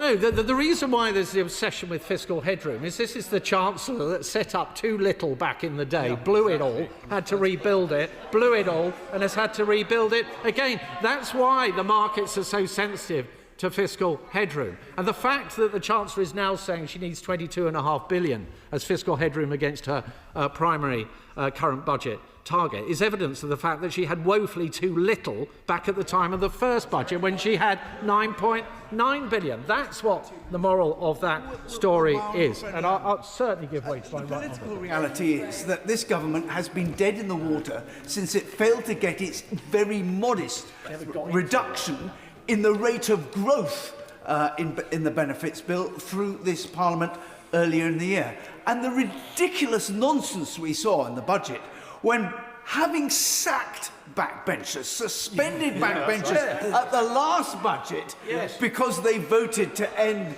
the two-child limit, to come back with this great triumphal announcement she was going to do it for them. But can I entreat my honourable friend to give way one more time to the honourable member for Stoke-on-Trent Central so he can give us an explanation of his socks? Yes, I think, Madam Deputy Speaker, the less said about the socks, the better, I think. Yeah, well, I think that's a matter, not bad. I have to say, Madam Deputy Speaker, I think the tie runs at a close second, actually, you know, and that's pretty shocking too. But, Madam Deputy Speaker, can I turn now to not just the substance of the budget, but the chaotic pantomime we had into the run-up to the budget. We had every possible kite flown by the Treasury as to which taxes were potentially going to be going up. We had so many kites that it blotted out the sun. The long shadow of all that chaos were swept across both businesses who stopped investing and consumers who stopped spending. And don't take my word for that. take the observation of Andy Haldane, the former chief economist at the Bank of England, who said that all that speculation made businesses and consumers, quote, hunker down, and it had real economic consequences. And Madam Deputy Speaker, finally, I will take my final intervention, but none better than my honourable. He's been very generous. The truth is, the dither, the delay, the change in their mind, the party opposite in the run-up to the budget had a real impact on real people's lives. Does he agree with me that pensioners in particular were encouraged to withdraw funds from their pension funds, which will have an impact on them for many years to come? What does he think of that? What does he think of the remarks of Michael Summerskill, Chief Executive Officer of AJ Bell, who said that billions of pounds were withdrawn from pension funds precisely because of the changing mind of the Chancellor of the Exchequer expressed before the budget? Absolutely right. This is why this behaviour was so irresponsible. There were people that would have drawn down on their pensions because they were extremely concerned about what was being briefed out by the Treasury as to what may be the changes coming down the line in terms of the ability for them to do that after the budget. We also had people leaving the country as a consequence of being worried about an exit tax, which was another kite that was flown by the Treasury. This was grossly irresponsible behaviour that had real-life impacts in the real economy. And Madam Deputy Speaker, when it comes to misleading, there is much to consider around the complete mismanagement of the run-up to this budget. That is not just my view. Indeed, a member of the Cabinet was quoted in the press saying, and I quote, "The handling of this budget has been a disaster from start to finish." That's a member of the Cabinet. The impression is given that there was a deliberate attempt to paint an inaccurate picture of the public finances designed to give political cover for Labour's plans for more taxes and more welfare spending. The Chancellor delivered a pre-budget statement in Downing Street on the 4th of November. In it, she said that the OBR would be downgrading their productivity forecast, meaning lower tax receipts. But the Chancellor failed to mention that in reality, the OBR's forecast had already shown her 4 days earlier that overall tax receipts were £16 billion higher, not lower, than previously thought. To quote the OBR's budget report, in isolation, the reduction in productivity growth could have lowered revenues by around £16 billion. However, the boost to receipts from higher inflation and changes to the composition of nominal GDP growth more than offset this. Ministers have pointed out that there was a need to increase headroom, but that was not the justification for tax rises that was being made before the budget. And it is an admission that the headroom that the Chancellor left in her first 2 fiscal events was inadequate and irresponsible. Crucially, it also fails to acknowledge that a significant proportion of the increase in taxes was actually used to fund policy decisions to spend more on welfare. Then, Madam Deputy Speaker, on the 14th of November, the media were briefed that a plan to increase income tax rates had been dropped following an improved forecast from the OBR. We now know that was simply untrue. The finalised pre-measures forecast came weeks before this, on the 31st of October. That is why it is vital that the FCA investigates the briefings and leaks which went on, and I have written again to them this week on that matter. Even after the budget, in a Guardian interview, the Chancellor said income tax rises had remained on the table well into November. And I quote, she said, "because we didn't know the size of the downgrade in productivity." Indeed, again, this is simply untrue. We now know that at no point was there a deficit of the scale suggested to the media. And we know that because the OBR felt it necessary to take the unprecedented step of publishing their forecast rounds in full. The question remains as to why ministers seem to have been so unconcerned about what was appearing in the press when the OBR have now revealed they were raising the alarm before the budget. The reality is that the briefings and leaks were a smokescreen, Madam Deputy Speaker, designed to distract from the real reason that taxes were going up, the utter weakness of this Labour government and the need to buy off their backbenchers with yet more welfare spending. And in the process, the uncertainty and speculation fuelled by the Treasury had an impact on families and on growth. People made decisions, as my right honourable friend has rightly pointed out, about their finances. They locked in higher mortgage rates. Businesses put off making investments and hiring workers. The British public have been left worse off, and they have been misled. They deserve an apology, and they deserve much better than this weak and irresponsible government. The question is, as on the order paper. James Murray, Minister. Thank you very much, Madam Deputy Speaker.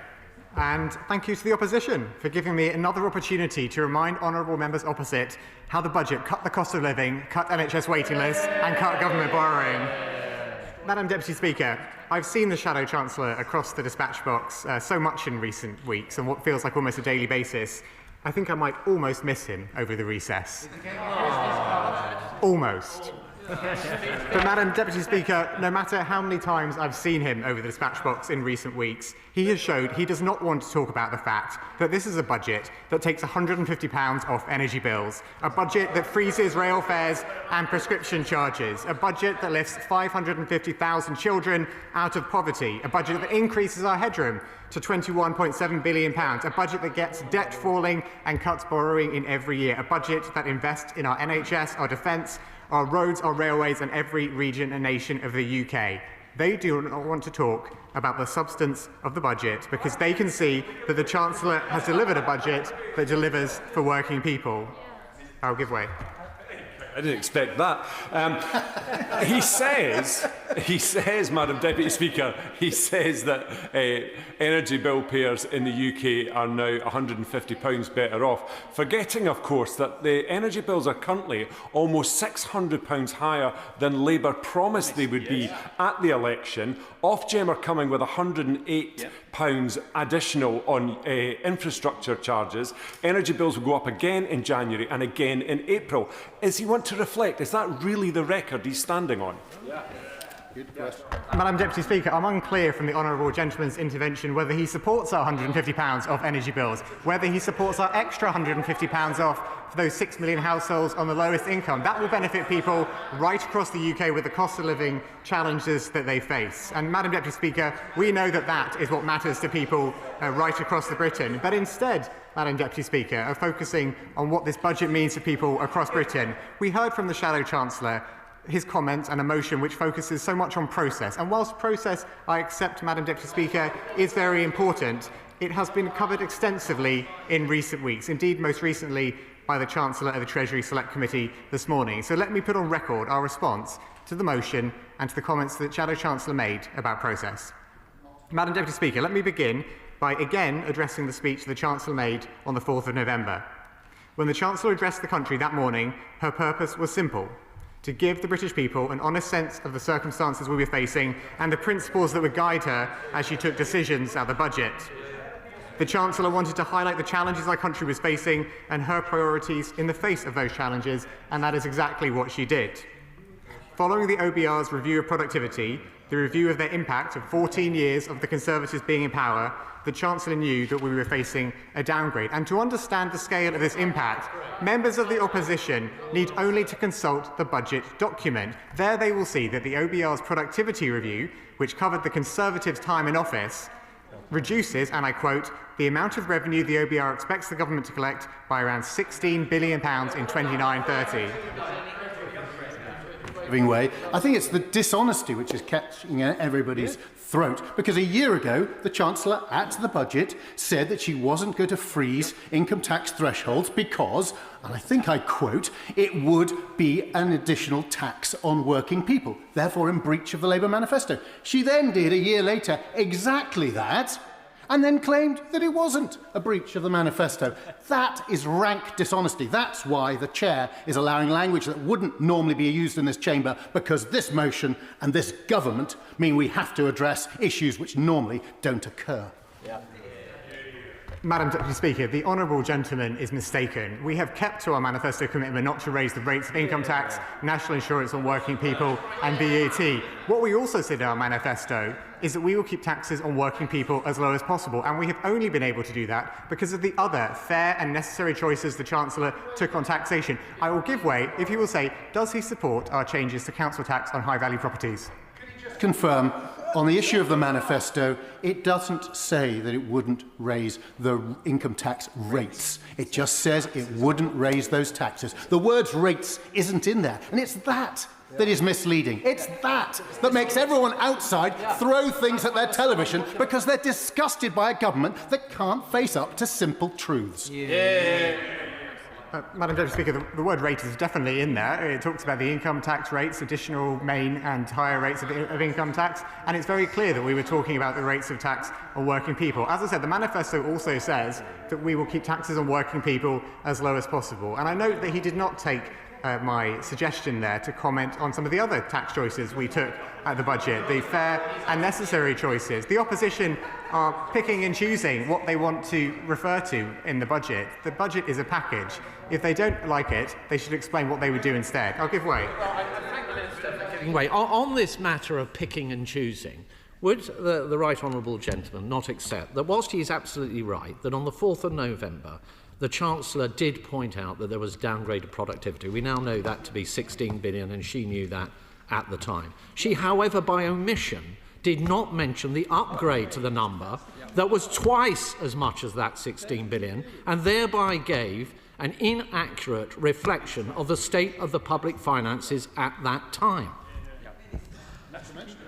No, Madam Deputy Speaker, the Chancellor set out the productivity review that was underway by the OBR, and in fact, if he consults the OBR publication published on Budget Day, he will see in black and white that productivity downgrade reduced tax receipts by £16 billion. The Chancellor was clear in her speech on November the 4th that this, combined with the clear need to increase headroom to build resilience in public finances, would require everyone to contribute, and that is what happened. The honourable gentleman had a really very long time to comment earlier in this debate, so I'm going to make some progress. I may give way to him later. I'm going to make a bit of progress. I'll give way to the gentleman behind him.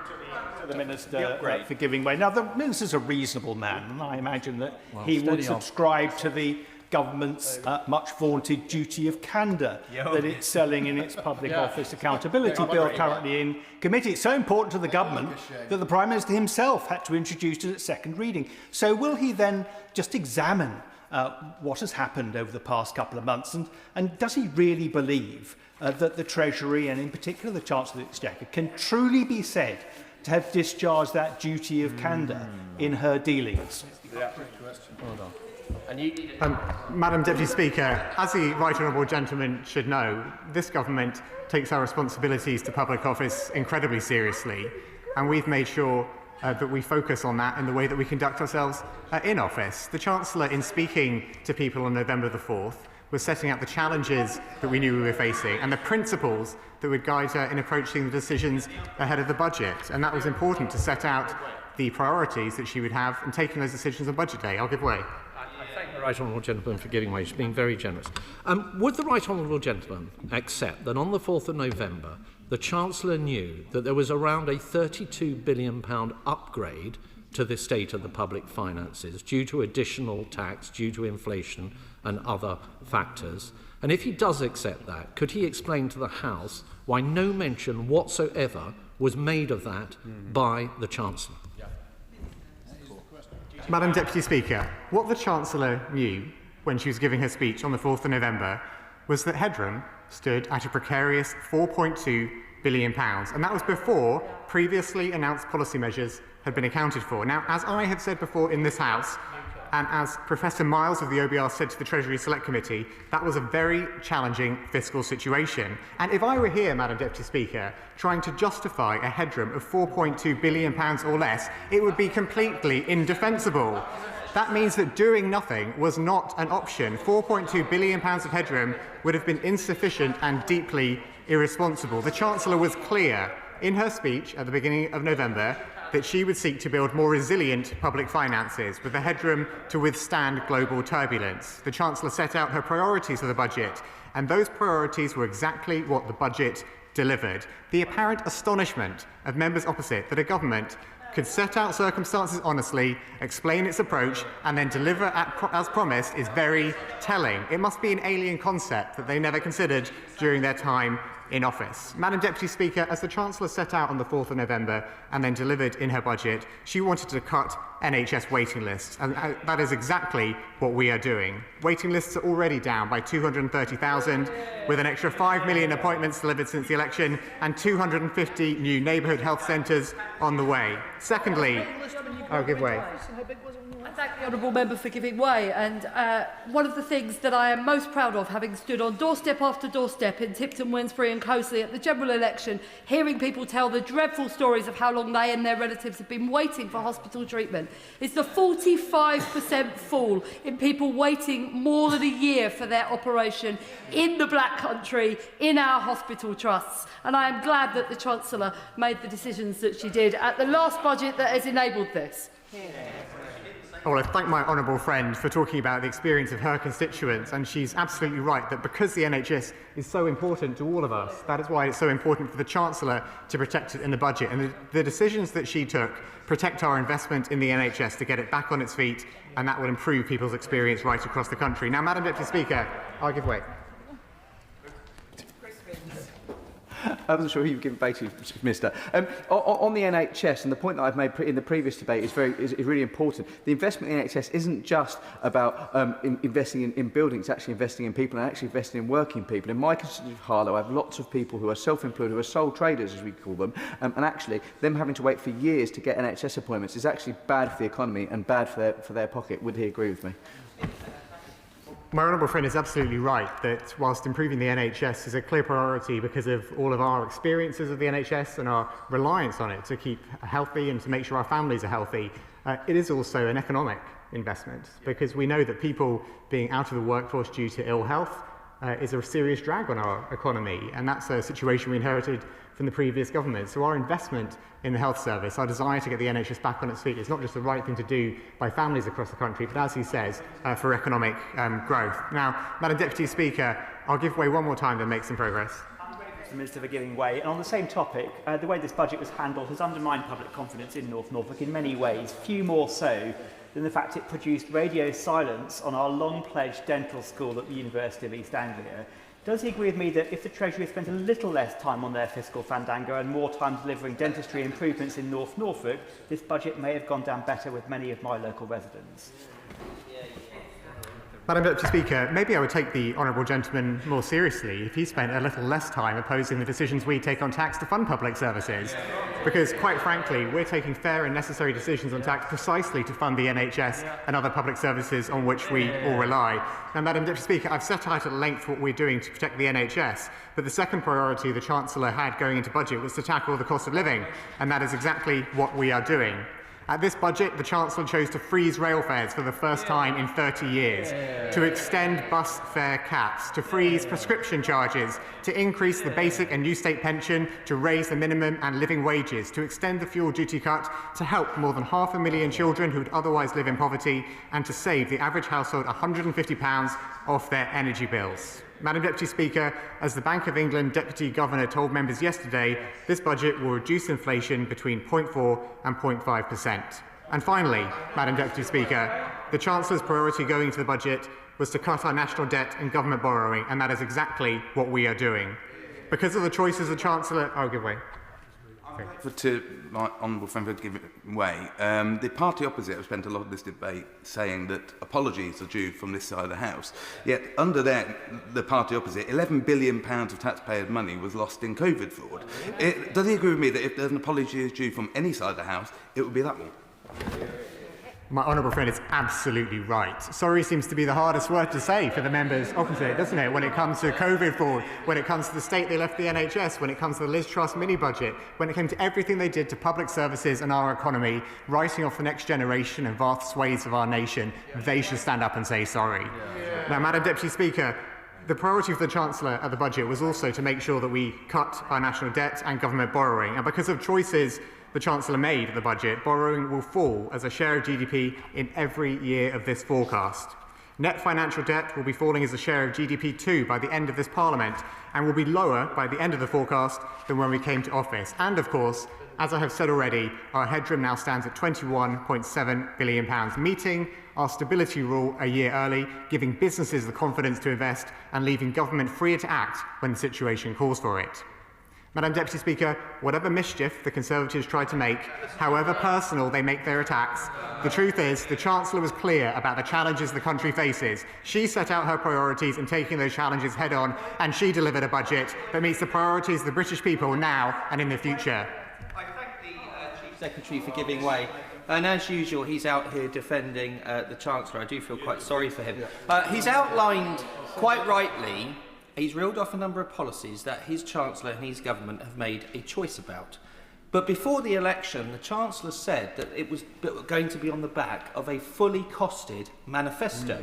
Instead, taxes have gone up to pay for those choices, and that means that the manifesto wasn't fully costed.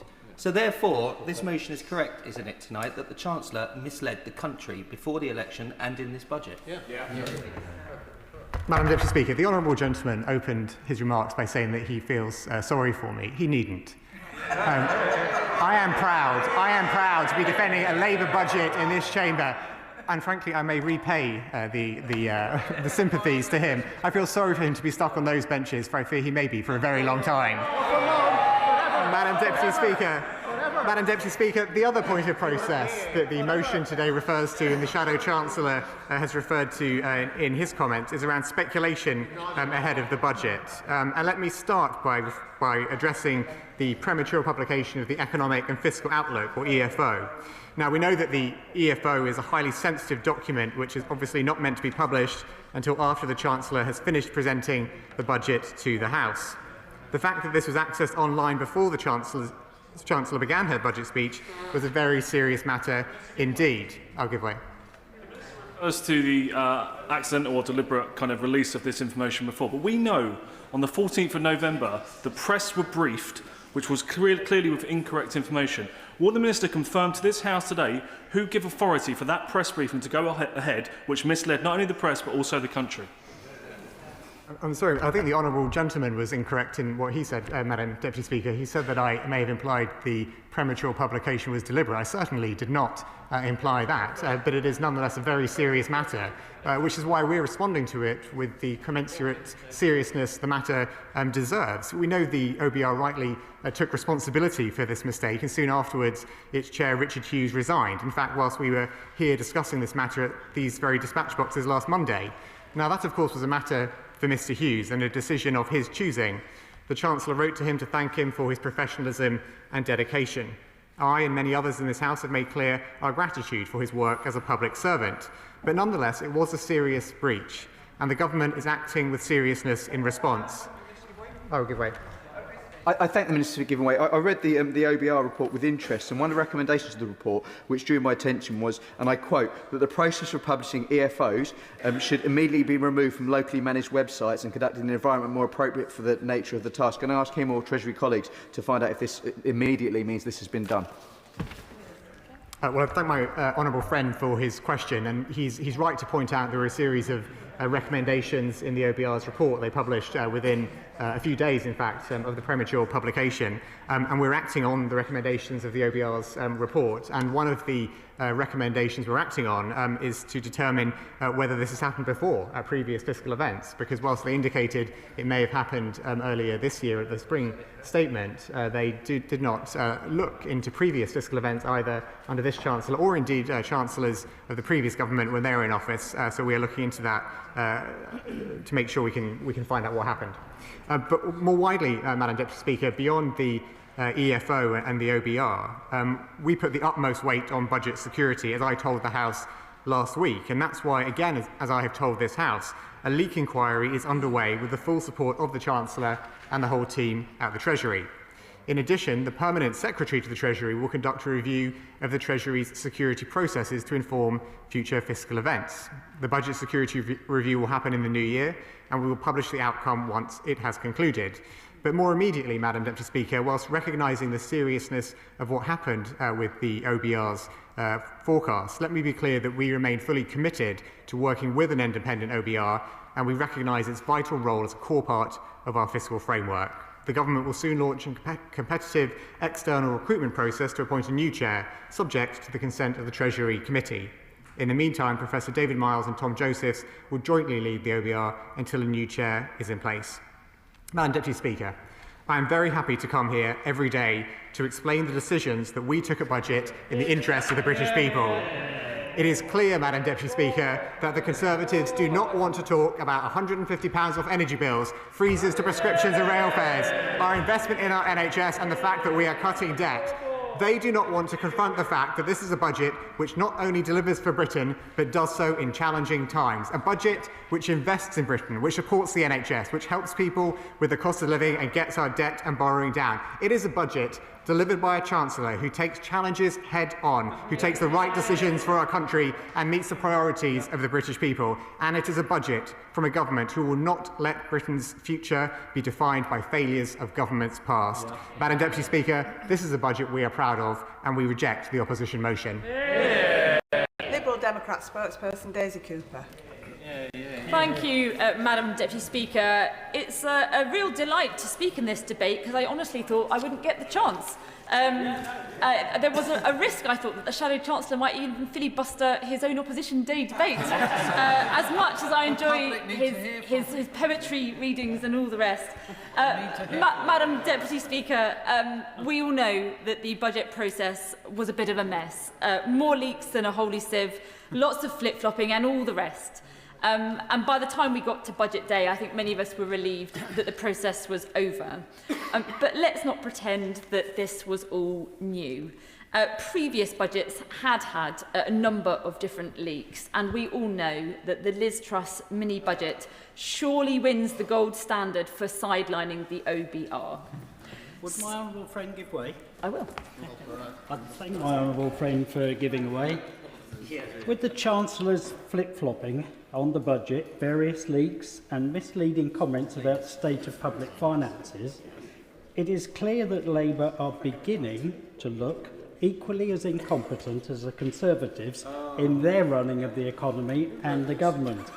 Does my honourable friend agree that Labour have let down the public and must start being transparent with us all? I'm grateful to my honourable friend for that point. I would agree with him, and I think transparency is critical. And on that particular point about transparency, we Liberal Democrats think that it is time to overhaul this entire process. Colleagues will know that when Sweden faced a similar crisis in its budget process in the 90s, it overhauled its budget process. And now they have a system where they publish a draft budget. There is lots of time for it to be debated. Amendments can be tabled by opposition parties before it is concluded. And I think that the public would welcome transparency, because then it would be incumbent on both the government but on all opposition parties to set out how they would fund their pledges and how they would raise revenue and manage government spending as well. These debates over the last few weeks have raised questions about the role of the OBR. And Madam Deputy Speaker, I want to put it on record that we Liberal Democrats think that we should keep the OBR. We think it plays an important role as an independent organisation that can scrutinise the Treasury, but we do think there is scope to have more democratic accountability and to tease out the differences between and the divergences between forecasts, between OBR and the Treasury. Madam Deputy Speaker, I am slightly perplexed that the opposition day motion focuses on process and not on policy, and that is promoting spin over substance. The reality is that this budget has committed stealth taxes on households and stealth taxes on our high streets, and has fundamentally failed to galvanise growth. Maybe it's obvious to people at home as to why it is that the Conservatives have not tried to focus on the substance, because those stealth taxes were started by the Conservatives and are carried on by Labour. The Conservatives failed to fix the business rate system, and Labour has not taken that fundamental change forward. And it's clear that both parties continue to refuse to go for growth with Europe. Now, I say to the Minister, he responded to the honourable member for North Norfolk, who asked a very reasonable and legitimate question about why it is that the Treasury has not given an answer as to whether or not it's going to provide funding for dental training places in his county and for his constituents. That is a legitimate question to ask. I was disappointed that the Minister tried to outline that we haven't supported his tax rises when we Liberal Democrats have repeatedly, over the last year and more, set out how we would raise taxes differently. He knows from the debates that we've had in this House that we set out a number of different ways reforming capital gains tax, looking at other taxes, having a windfall tax on the big banks recommended by the IPPR and endorsed by independent economists. And we have set out how getting a customs union with the European Union would boost public finances by £25 billion a year. So I understand that the Minister and the Treasury bench chuntering right now may wish to level that accusation at the Conservative Party, but that accusation does not stack up when talking to the Liberal Democrats. I'll give way. Grateful to the Liberal Democrat spokesperson. Is she frustrated, as I am, at the normally temperate Chief Secretary to the Treasury chuntering about do you agree with our taxes, as though there is only one way to raise fiscal revenues, and if you don't agree with Labour, then you've got it wrong? An ironic, at least, point of view. There are many ways to raise taxes. And is she concerned, like businesses across Scotland, that this government has taken 66 billion out of the real economy with no concern about what that will do to growth? I thank the honourable gentleman for his intervention. I am concerned about the impact of this budget on businesses, particularly on the issue of business rates. And, Madam Deputy Speaker, we've been very clear as a party that we are trying to be a party of constructive opposition. In the budget last year, it was clear that the jobs tax was going to raise £10 billion, not the £25 billion they claim, but £10 billion after adjusting for spending after rebates for the NHS and education, and for adjusted behaviour. And we set out a number of proposals that could have raised that £10 billion. And when the government in this budget did raise remote gaming duty, we Liberal Democrats welcomed that, because that was in our manifesto at the last general election. So I absolutely agree with the honourable gentleman that there are other ways of raising taxes, and we hope the government looks at some of our proposals, including our ideas on reforming capital gains tax, which would be a fairer way of raising revenue, and raise more money from the 0.1% super wealthy. Will the Honourable Lady give way? I will give way. I'm grateful to the Honourable Lady. Just to go to a point which I was going to raise with her before she raised it herself. The jobs tax is a peculiarly misconceived tax. A 26 billion hit on the real economy, with all the lost jobs which we've seen as a result. And it doesn't even raise much money. And if you look at all the negative impacts in the round, it may actually be even less than 10 billion. So a 25 or 26 billion hit, and potentially single billions raised. It's economic madness, and it shows why the government needs to think more deeply. I would agree with the honourable gentleman that the jobs tax has been damaging, and what I would say to ministers on the Treasury bench is that the combination of the jobs tax and the higher business rates bills will have a profound impact on those very small businesses on our high streets. And our high streets are critical to our communities. And for most ordinary folk who don't follow the statistics on growth and unemployment and GDP and everything else, they walk out of their front door, they look at their high street, and they just decide, is the economy working in our area or not? And it is so vital that we support our high streets. And on that point, I would genuinely urge ministers to look again at the multiplier for retail hospitality and leisure, because it is the case that even though the ministers talk in a very technical way about one element of the bills, and they continue to say that the rates are coming down, and we know they've come down for retail hospitality and leisure by 5 pence, they did give themselves the powers to reduce it by 20 pence. And what businesses heard was the word lower. They heard the word lower business rates. Lower, lower, lower. They didn't think about the technicality of how the rates is calculated. They just heard the word lower. And the bills are now saying higher. And so businesses have made decisions on that basis and are really, really struggling. So just to conclude, Madam Deputy Speaker, if I've said it once, I'll say it again. We cannot tax our way to prosperity. We have to grow our way to prosperity. We hope very much that as ministers move ahead with these debates, not only do we reform the OBR and budget process so that we have more transparency in this House, but we also hope that the government thinks again about going for growth with Europe. Thank you. Chris Vins. Thank you, Madam Deputy Speaker, and it is a pleasure to speak in this Opposition Day debate. I would say it's the first one I spoke to in a while, but it was about 2 hours ago. And I want to thank... I'm already getting heckled. I want to thank both my right honourable friend, the Chief Secretary to the Treasury, and the Shadow Chancellor for their differing but equally engaging styles of beginning the debate. I was a little disappointed the Shadow Chancellor didn't give me any Shakespeare quotes, but he did provide some Dickens at the end. So, yeah. Really? Okay. On the point of Dickens, because the Honourable, the Shadow Chancellor did raise it, Mr Bumble was described as a minor parish official who had a great idea of his own oratorical power and his own self-importance. Does that suggest anyone in the Chamber to remember here at all? I thank my honourable friend for the question. My next point, actually, I'm going to actually have to disagree with him. And the reason I'm going to actually have to disagree with him is because I was going to say, in all sincerity, I was a little bit disappointed with this particular motion from the opposition. I did feel it was particularly targeted at an individual. And I recognise... No, let me just make the point, please. I recognise that, you know, within the motion, we're talking about the Chancellor's position, not naming her. So I recognise that there's an attempt to try and talk about the role that she holds rather than the individual. But I just feel, I just don't like that the way the motion singles a particular person. I think it could have been worded in a way that talks more about the budget process. But that's just my particular view. And the reason I say that, is because I feel very strongly about the importance of political debate. But I always try and avoid, and I hope people from across the House do see that, I always try and avoid political attacks on individuals. And I just wanted to be honest that makes me feel uneasy. I will give way. The honourable gentleman, and can I share his appreciation as well that this is about the post and a role of a government minister, not a local MP and not a person individually.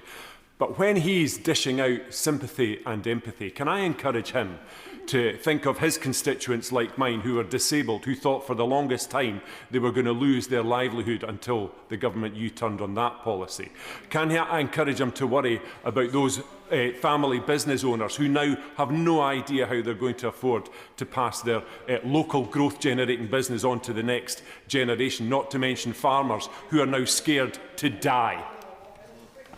I thank the honourable gentleman for his intervention. I don't think can be accused of being devoid of sympathy. I got in this role as an MP because I generally passionately care about making a positive difference to people's lives. In fact, as people know across this House, in my previous jobs I worked in the charity sector and I worked as a teacher, and I got involved in those jobs because I wanted to make a positive difference to people's lives. And one of the big things that and I've completely got off my speech now, one of the big things that the budget spoke about obviously is the raising of the two-child cap. Now I recognise concerns that members opposite raise about the increase in welfare spending, which did go up under their watch as well. However, when I'm presented with a statistic that tells me over 1,000 young people will be taken out of poverty because of that policy, I find it very difficult to ignore.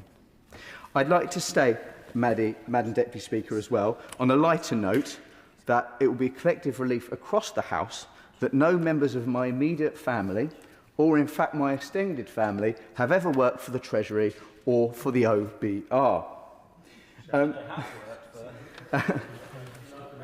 That being said, like many members across the House, particularly on these benches, and I'm glad that the Honourable Lady, the leader, as Deputy Leader of the Liberal Democrats, mentioned this as well, I do value the independence and the work that the Office of Budget Responsibility does, and in particular, its independence. It is, of course, as many members have mentioned, of course, extremely disappointing that the OBR's economic and fiscal outlook was prematurely accessed by external users before the Chancellor's speech on Budget Day. I'm really pleased that the Office of Budgetary Responsibility have responded to this very, very quickly. And in their own words, it is also important to note the EFO contains massively sensitive information, i.e. information that is not public and could have material impact on financial markets. This is why, in the run-up to the delivery of the budget, any leaks concerning the OBR's forecast, whether accurate, as is the case, as in this case, or inaccurate, whether inadvertently, as in this case, or deliberately, are to be greatly deplored. This, Madam Deputy Speaker, is a good budget for residents and families in Harlow, with rail fares, freezes, prescription-free fees, additional investment in my NHS, as I've covered previously, which has sadly been neglected, a rise in the minimum wage, a rise in the state pension, yes, brief mention of my mother, who is delighted, and for the vast majority of residents in Harlow who don't own a property of over £2 million, no increase in tax. Madam Deputy Speaker, we saw in 2022 what happens when the OBR is bypassing the budget-setting process, but we must ensure that it backs up this, that the IT that backs up this non-departmental public body is fit for purpose, and mistakes like this do not happen again. I will. We're extremely grateful to the honourable gentleman. I think it was Gladstone who said that the first duty of a statesman is to be honest. Is the honourable gentleman, who I think would be recognised across this House as someone for whom honesty is a natural state, is he entirely comfortable with the Chancellor cherry-picking the confidential briefing from the OBR on that November the 4th speech and not setting out the full circumstances that she was then aware of? I thank the honourable gentleman for his intervention. He was aware that the OBR were very confident that the Chancellor did not mislead in the statements that she put out, and I am confident with that. The Chancellor was consistent in her priorities for this budget, tackling the cost of living crisis, bringing down waiting times and cutting borrowing. It can't be right that £1 in every town is being spent on interest payments alone. And we cannot go back to the austerity we have seen with schools and hospitals that will literally fall apart. I'd like to finish with two quotes, Madam Deputy Speaker. The first is from Margaret Thatcher. I always cheer myself immensely up. Sorry, I misquoted Margaret Thatcher. I always cheer myself up immensely if an attack is particularly wounding, because I think, well, if they attack one's personality, personally, it means they have not a single political argument left.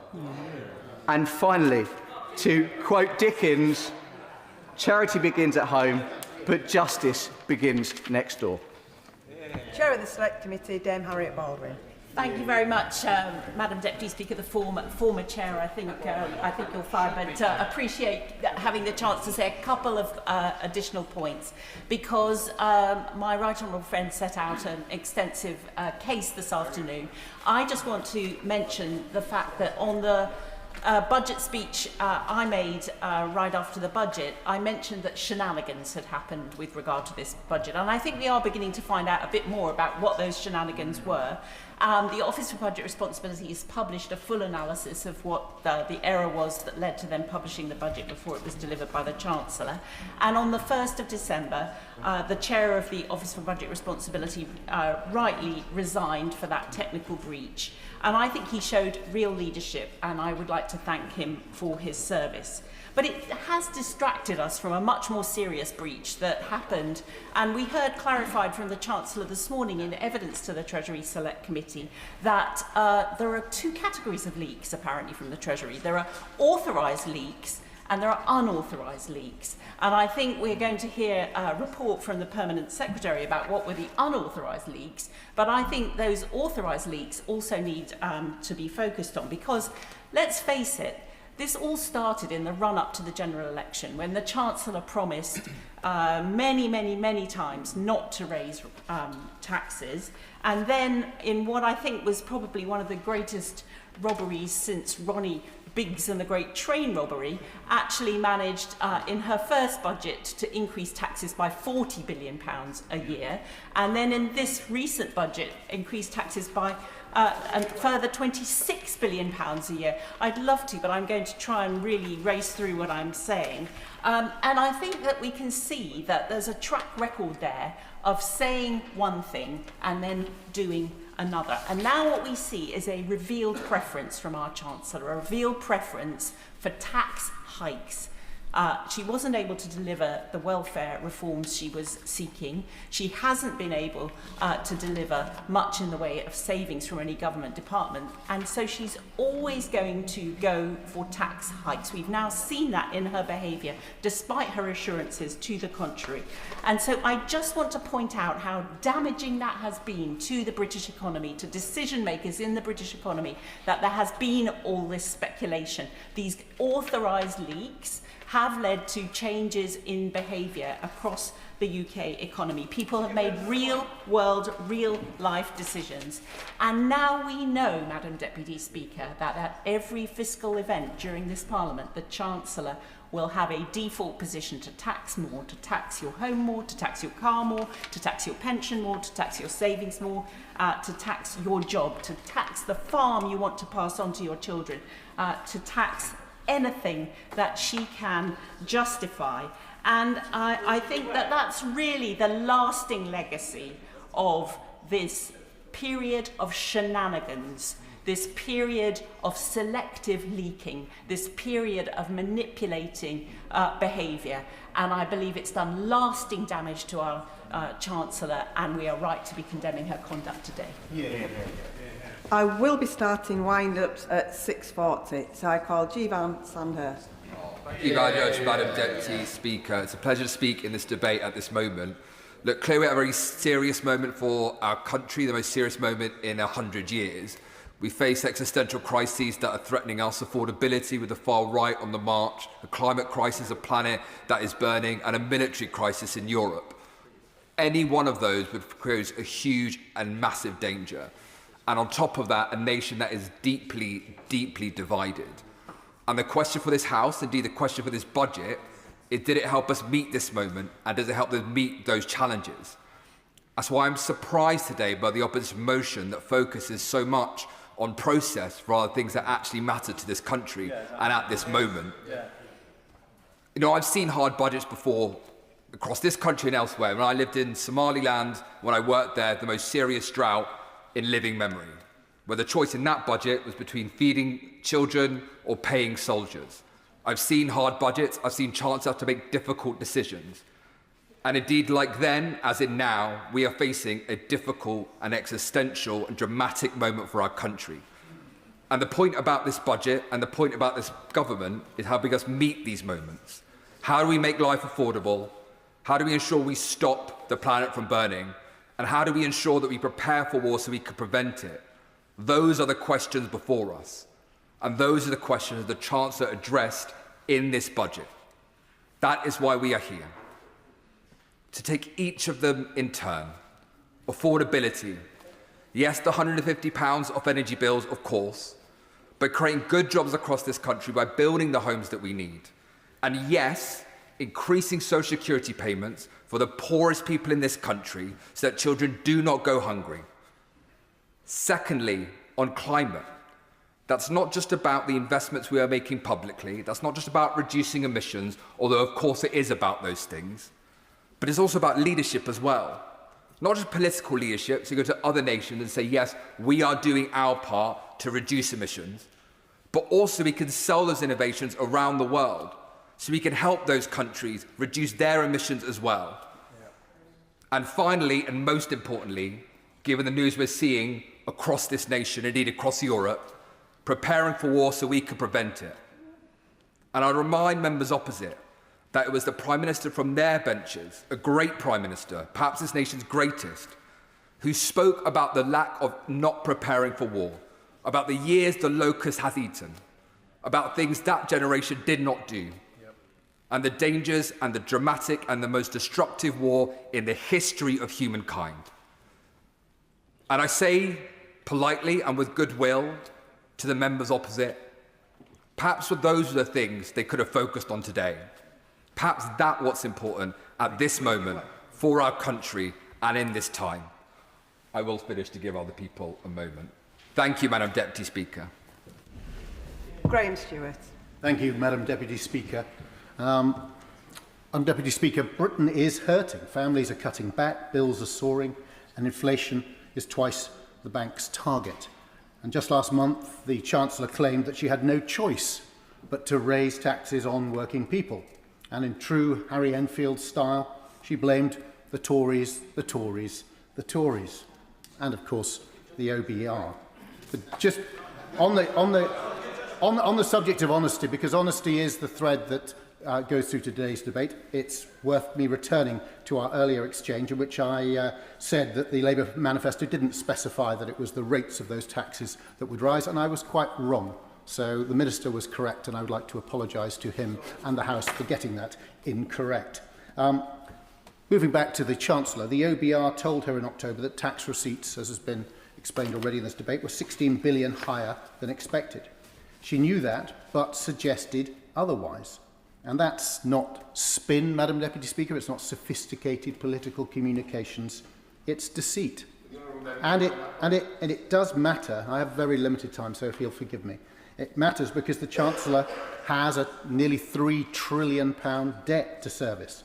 And trust is everything. And we've seen, because of the fact that the policies implemented and the promises that have been made by the Chancellor are at such variance, that the markets, unlike I believe any other major Western nation, have put a higher and higher cost on borrowing for this country. That has very real-world impacts. Investors from Beverley to Berlin need to believe what she says. After all, credit comes from the Latin credo, meaning I believe. And if that belief falters, borrowing costs rise, and more of our taxes go to paying lenders, instead of funding the priorities of the British people. And when trust goes, growth goes. Investors hesitate, businesses hold back, and families feel the pinch. The Chancellor appears to have learnt nothing from last year's budget of broken promises. A budget that brought higher unemployment, which fewer businesses and lower growth.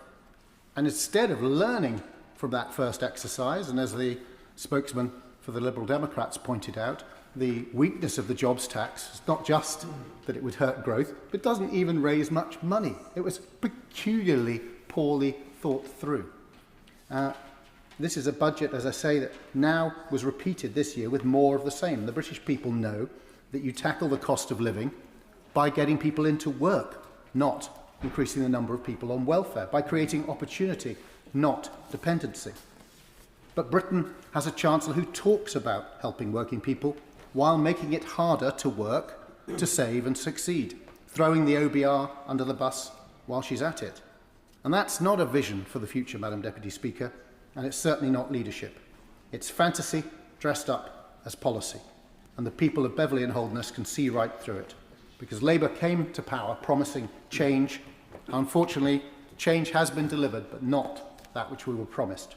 280,000 more people on the unemployment register. More than 200,000 businesses closed. And 5,000 people now signing off sick every single day because of the decisions made by this Labour government. People are angry about the impacts of Labour policy, but when I talk to my constituents, they're particularly angry about feeling misled. And so can I hope I've shown my own candour, albeit my earlier error for which I apologise again, can we try in this chamber across the House, try to speak honestly and accurately and not gaslight or mislead? Thank you. James Wilde to wind up. Thank you very much, Madam Deputy Speaker. And this is a rare and serious conduct motion that calls on the Chancellor of the Exchequer to apologise for misleading the country about the state of public finances, breaking promises on tax and breaching the OBR confidentiality process. In short, for not being straight with the British people. I was expecting to refer to more contributions this afternoon, but it has been a slightly curtailed debate. And a very comprehensive introduction from my right honourable friend. And the members for Harlow and Loughborough were surprised and disappointed that the Chancellor is being held to account, not for her personality, but for her conduct. And as my right honourable friend just said, this debate is about honesty and trust and confidence and what happens as a result, and about the shenanigans, as my honourable friend for West Worcestershire put it. And on Times Radio this morning, my right honourable friend was asked why this debate matters. It matters because a deliberate briefing and misrepresentation of the budget has damaged workers, savers, pensioners and investors. So let's start with the simple truth. This government and the Chancellor spun false narratives about the public finances to justify their political choices to increase welfare spending. Giving way. During the budget debates, I asked the Shadow Chancellor whether he would address the fact that he did, on multiple occasions, refer to the public finances in a fantastically negative tone, which appeared far from the truth that was revealed in the budget, suggesting at one point that there was a £40 billion black hole in the public finances. So I offer him this opportunity. He suggests that we should be straight with the public about the state of the finances. Will he take this opportunity on behalf of his colleague to apologise for that now? Well, if the honourable gentleman had been here for the whole debate, you'd have had the opportunity of the opening 45-minute speech to put that to my right honourable friend. And what happened as a result of all those policy kites that were flown? Pensions were drawn down, fewer mortgages were approved and investment paused. That's not my verdict. The Bank of England warned the economy was heading for slowdown as a result of the uncertainty. The British Chambers of Commerce said that uncertainty affected investment and recruitment, and hundreds of thousands of people drew down their pensions. Those are the real impacts of this activity, these shenanigans, and there is genuine anger across the country at the damage this uncertainty caused. And the Chancellor must take responsibility because she is responsible for that uncertainty. And people are already cynical about politics, but what could we do more to undermine trust than abusing the OBR process to cook up a story to make a case for higher taxes that were not needed? It's the Chancellor who is at the centre of misleading the country. On the 4th of November, she staged that unprecedented press conference to roll the pitch for tax rises. And I won't. And in breach of the confidentiality rules, she warned an OBR productivity downgrade meant lower tax receipts. Indeed it did. But the OBR report makes very clear that downgrade was more than addressed by higher tax receipts. In other words, there was no black hole. The Chancellor had the numbers. She knew the position. Now we know what she said was simply not true. Instead, she crafted a narrative to justify decisions to increase taxes to fund higher welfare spending. On the 13th of November, the Financial Times reported that the Chancellor had decided against the much-briefed income tax increases. The next day, after the gilt market had responded badly, journalists were then briefed that the tax rises would not happen, thanks to an improved fiscal forecast. But that is not what the OBR pre-financial measures said. Little wonder the OBR took that extraordinary step of publishing the forecast, exposing the truth that there was no giant deficit being briefed to the press. The OBR said it took this action to address misconceptions about the forecast.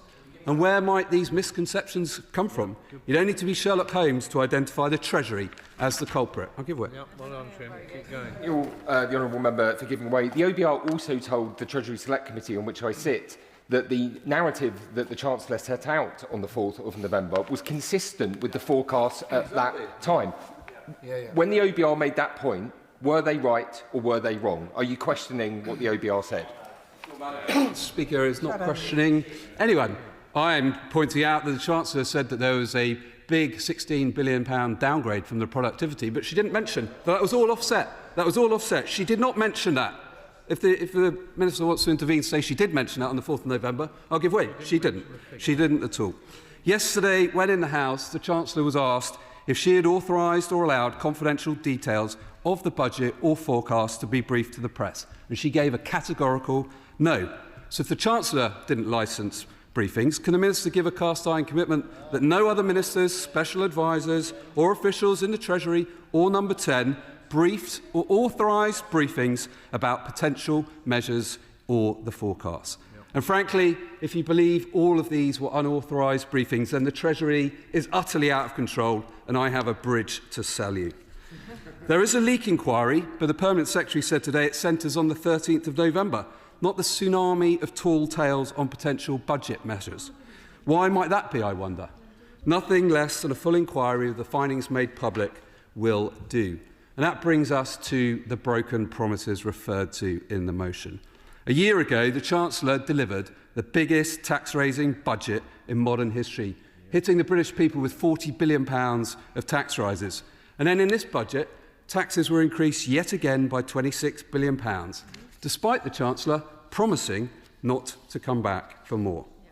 Life comes at you fast, but the Chancellor a year ago also said extending the freeze on income tax thresholds would hurt working people and take money out of their payslips. Do they all remember that? They all remember her saying that? I certainly do. And so she said she wouldn't do it. She wouldn't freeze the thresholds. Then what did she do? Oh, she froze the threshold. She imposed a 3-year extension, £23 billion, coming out of the pockets of 1.7 million people who will pay higher taxes for her failures. And as the motion says, the Chancellor should apologise for breaking her promise not to raise taxes again.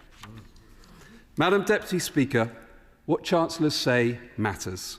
The public and the markets need to believe them, to trust that they aren't being misled. Well, that is not the case around the events of this budget.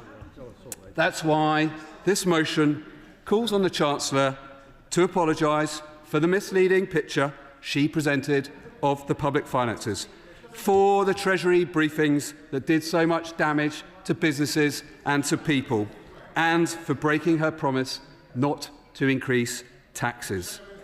Frankly, in the face of such a charge sheet, an apology is the very least that the British public deserve, and I commend this motion.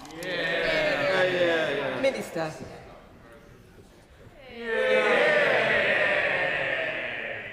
Thank you, Madam Deputy Speaker, and my thanks as well to my right honourable friend, the Chief Secretary to the Treasury, for his earlier remarks, which I think set the framing for today's debate rather well. Because as he set out, Madam Deputy Speaker, here we have an Opposition Day debate, a chance for members to really interrogate government policy, to challenge our decisions, to say what they would do differently, to paint a picture of the kind of country that they would build if they were in charge. Oh, what a sight it would be, Madam Deputy Speaker. In short, an Opposition Day debate is a chance to be a serious opposition. But as my right honourable friend set out in his opening remarks, they have not chosen to do that, instead preferring to rehash their already discredited complaints about process, which we have already addressed extensively, rather than talking about the actual budget.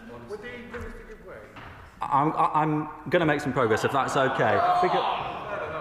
My honourable friend will know there are many other members who have not yet spoken, and I may give way to them later. I think it is worth us recounting, Madam Deputy Speaker, just how many times members opposite have chosen in the last few days to major on process rather than policy. Members opposite are very interested in what was said by who on what day, so let us recount it. On Wednesday, the 26th of March, the Leader of the Opposition, in response to the budget, raised process multiple times, introducing to Hansard the somewhat intriguing phrase, fiscal fandango. No, me neither. Admittedly, this was immediately after the OBR dumped the budget just before the Chancellor stood up, so that's fair.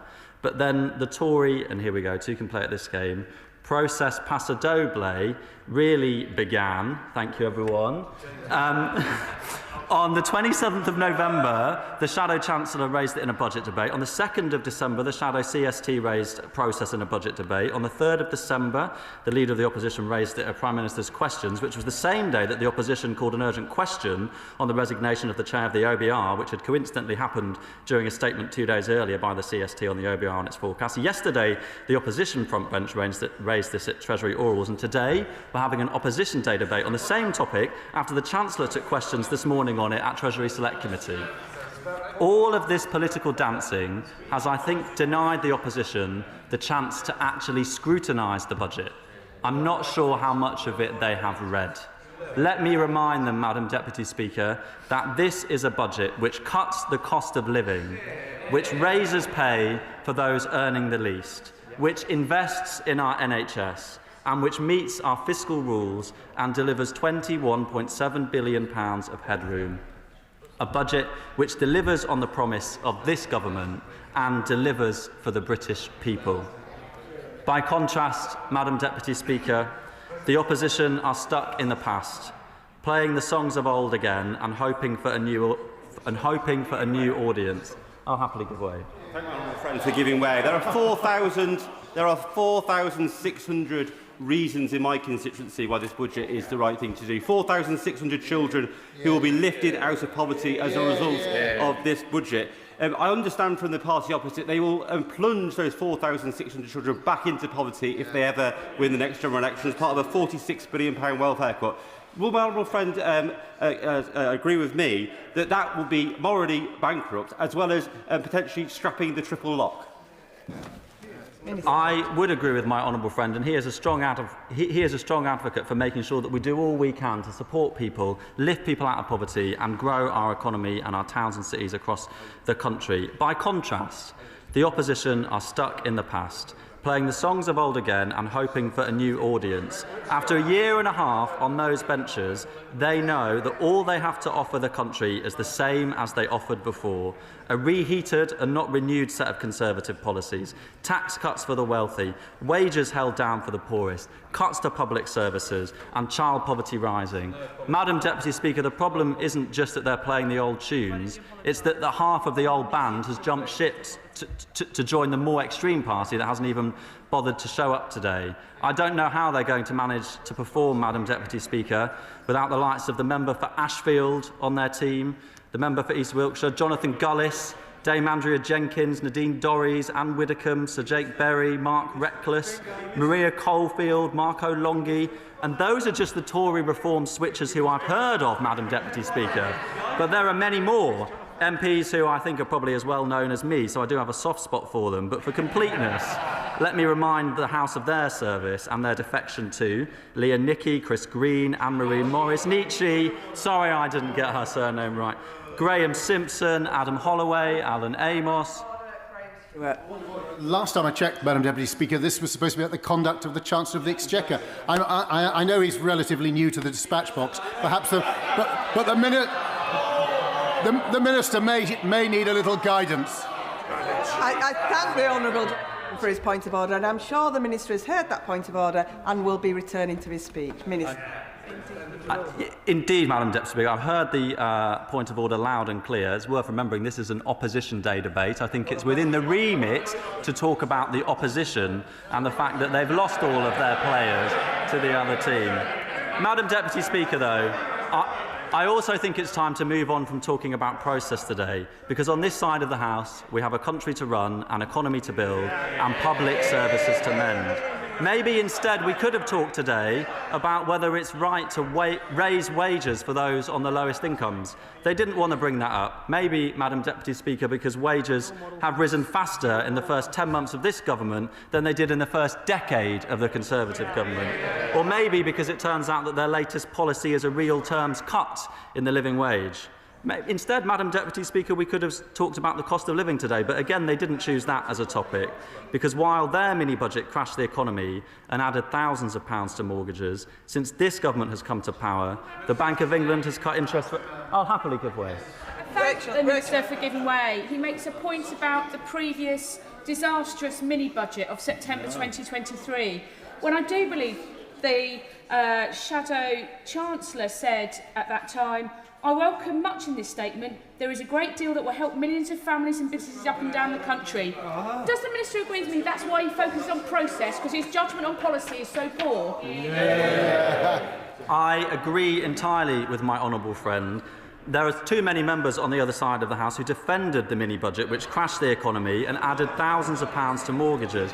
In contrast, Madam Deputy Speaker, since this government has come to power, the Bank of England has cut interest rates 5 times, taking £1,200 off a typical 2-year fixed-rate mortgage. And at this budget, we cut £150 from the average energy bill. We've frozen rail fares and prescription charges, extended bus fare caps and fuel duty cuts, but they don't want to talk about that either. Maybe, Madam Deputy Speaker, they could have chosen in their Opposition Day debate to talk about fiscal stability and increased headroom. But again, they chose not to do that because of the £21.7 billion of headroom that the Chancellor secured at the budget, which will help protect our country from global shocks and unforeseen challenges. Of course, They don't want to talk about child poverty either, because they know that this budget has lifted 550,000 children out of poverty, where the last government was content to leave them, preferring instead to rebrand the hungry children that they let down in power and brand them as benefit scroungers, when they should be treated as our future, not as our opponent. Madam Deputy Speaker, I think I've got a couple more minutes, so let me just address some of the points made during the debate today. I thank the Liberal Democrat spokesperson for engaging in policy. On business rates, we have had conversations already this week, and I'm sure we'll have more. We have begun the work to rebalance the system with a £900 million switch from the highest value properties to those on the high streets. I thank my honourable friend, the member for Harlow, for his Thatcher quote that he included in his speech. It was a good quote, and it bears repeating. She said, "I always cheer up immensely if they attack one personally. It means they have not a single political argument left." I noted and thanked the honourable member for West Worcestershire for her speech, going through every single tax change and saying she opposes them all. I think that's the sort of opposition that we've got used to on this side of the House, rather than constructive opposition, coming forward with proposals that can raise revenue in a fair way, such as, for example, the changes on EVED, which will stop us losing £12 billion of fuel duty revenue in the coming years. Just no, no, no, over and over again. Madam Deputy Speaker, I thank my honourable friend too, the member for Loughborough. His experience in this place on economics is richly valued, and I enjoyed his speech, as I always do. And finally, let me note, it's been a very short debate, hasn't it, Madam Deputy Speaker? The member for Beverley and Holderness. I'm glad that he did take the time to read the Labour manifesto during the debate. That's much appreciated. And that he was able to clarify to the House that my right honourable friend, the Chief Secretary, was right to say that we've stuck to our manifesto commitment. No, go on, yeah, I'll happily give way. I'm grateful to the Minister for giving way. To bring it back to the debate, the point is about honesty in the real-world consequences of the briefing that happened around this budget. So does the Treasury accept that hundreds of thousands of people drew down their pensions, an irrevocable decision, yes or no? Minister. What the Treasury does accept is that at this budget, the government had to make the decisions to make sure we could increase our fiscal stability and get borrowing falling in every single year. The previous government, Madam Deputy Speaker, wasn't able to control our public finances, and yet in every year of this forecast, borrowing will be falling, and we've increased our headroom by more than double to £21.7 billion. Madam Deputy Speaker, was there a giveaway? Yeah, go on, that's helpful. I always try to be helpful, and I do thank him for giving way. But there was a lot of speculation about the budget, but a lot of that was coming from opposition benches. Every single £40 billion, he said. Every single clickbait headline was repeated in here in order to fuel speculation. It was incredibly damaging. Does he not agree? Yes, Madam Deputy Speaker, I would agree with the economy that the opposition. I would agree with my honourable friend that the opposition are incredibly damaging for the economy. Madam Deputy Speaker, the clean-up operation from the disaster zone that is the last 14 years is well and truly underway. Our economic plan is working, with growth up, with employment up, with interest rates down, with borrowing falling, with a Labour budget focused on the British people, delivered by a Labour Chancellor making the fair and right choices. We reject this absurd monologue of emotion from the party opposite, and we will stick to our plan for a better Britain. The question is, as on the order paper, as many as are of that opinion say aye. Aye! Of the contrary, no. No! Division, clear the lobby.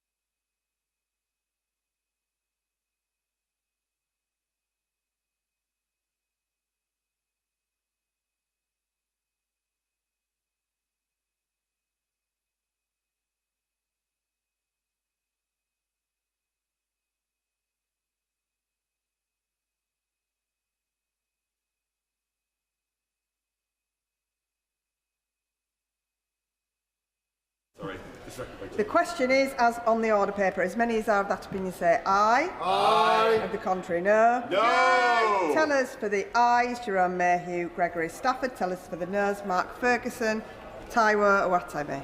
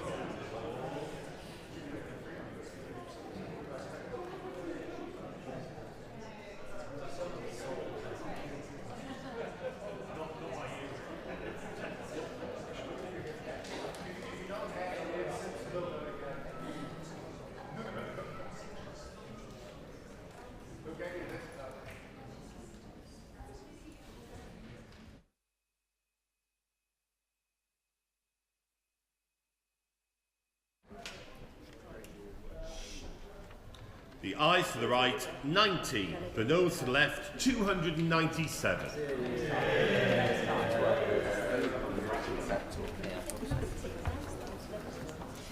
The ayes to the right were 90. The noes to the left were 297. So the noes have it. The noes have it.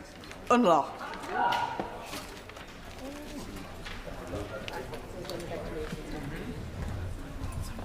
We now come to motion number 3 on competition. Minister to move. I beg to move. The question is, as on the order paper, as many as are of that opinion say aye. Aye. Of the contrary, no. I think the ayes have it. The ayes have it.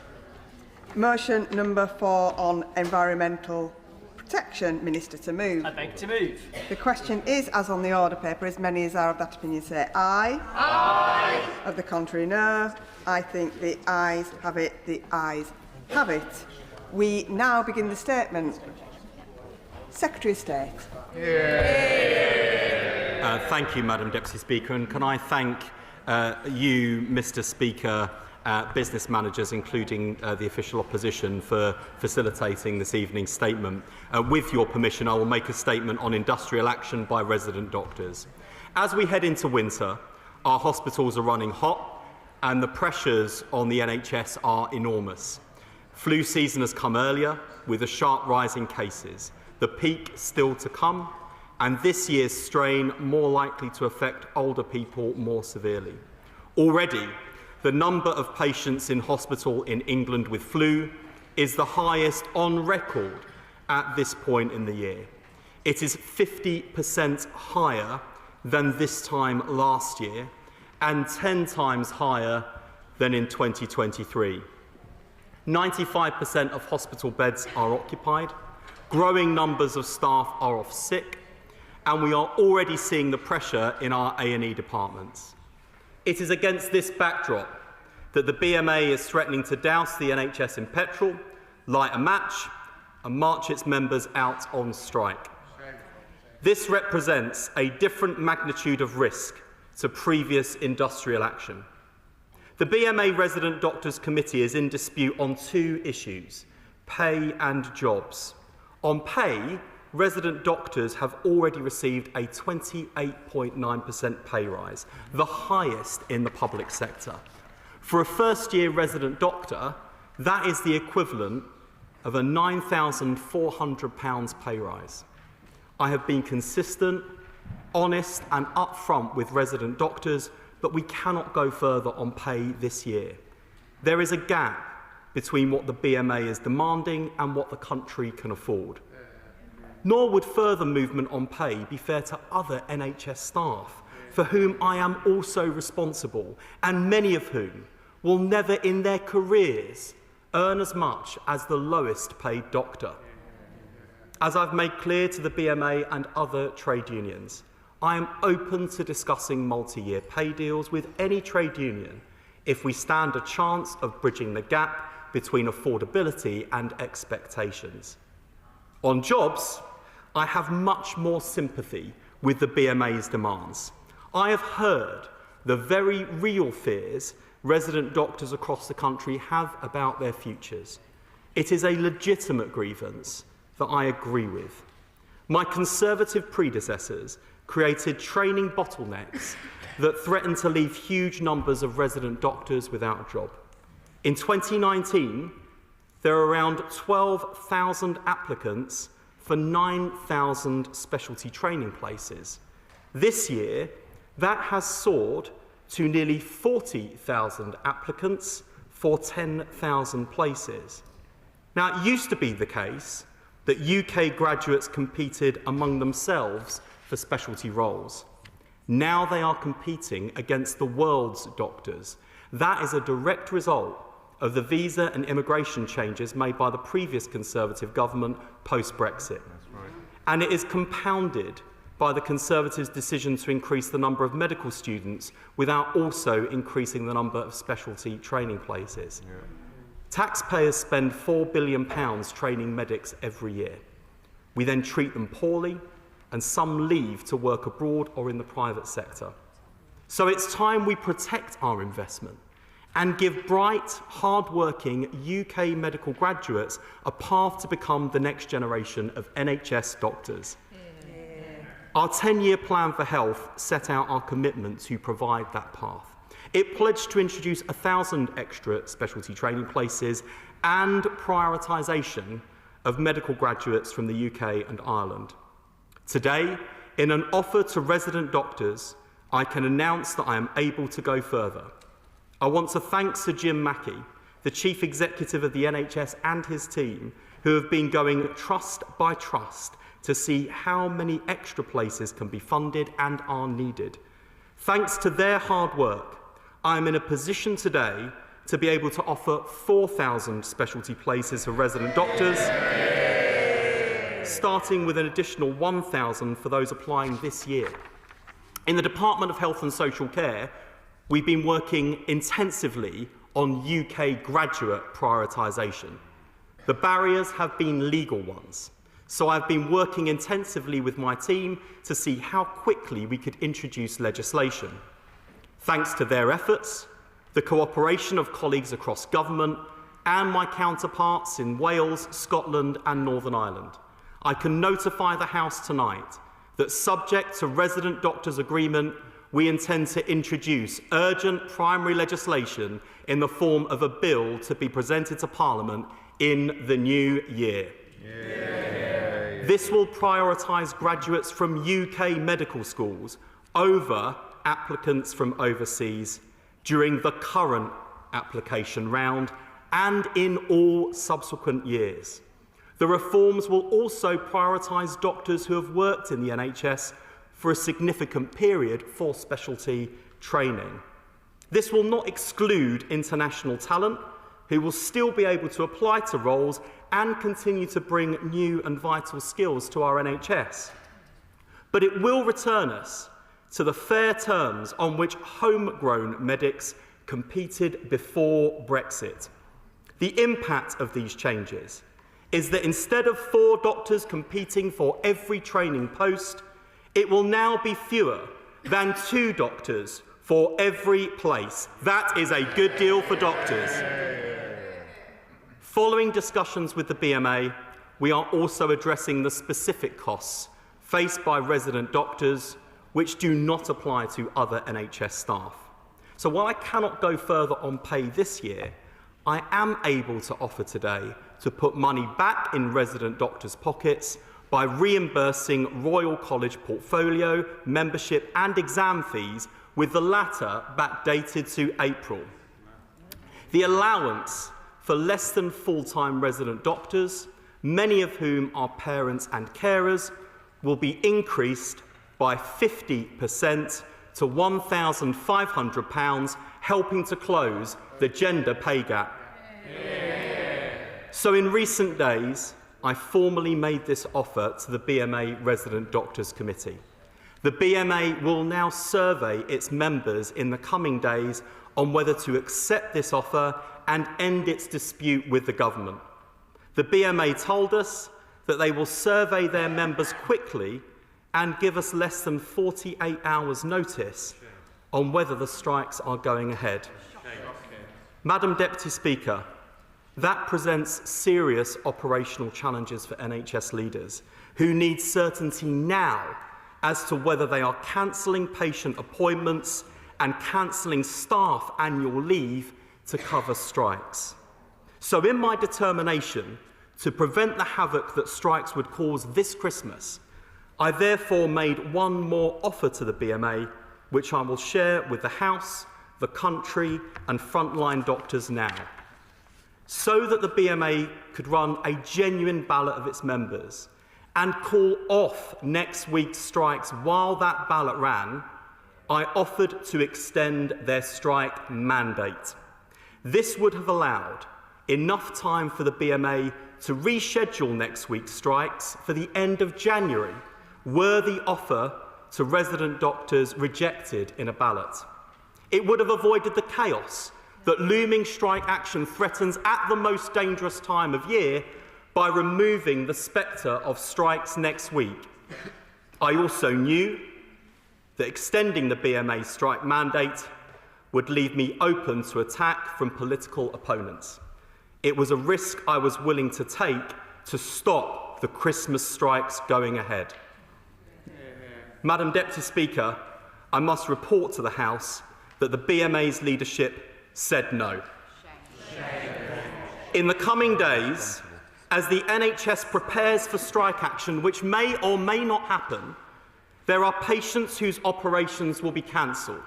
There are NHS staff who will have to tell their families that they won't be home for Christmas because they have to cover for resident doctor colleagues. And this was entirely avoidable. No one should be in any doubt that the BMA has chosen to play politics with people's lives this Christmas and to continue holding the spectre of strikes over the NHS. I ask resident doctors to bear that in mind when they cast their votes. Madam Deputy Speaker, the power to end these strikes now lies in the hands of doctors. Resident doctors face a choice: to continue the damaging industrial action in which everyone loses, or to choose more jobs, better career progression, more money in their pockets and an end to strikes.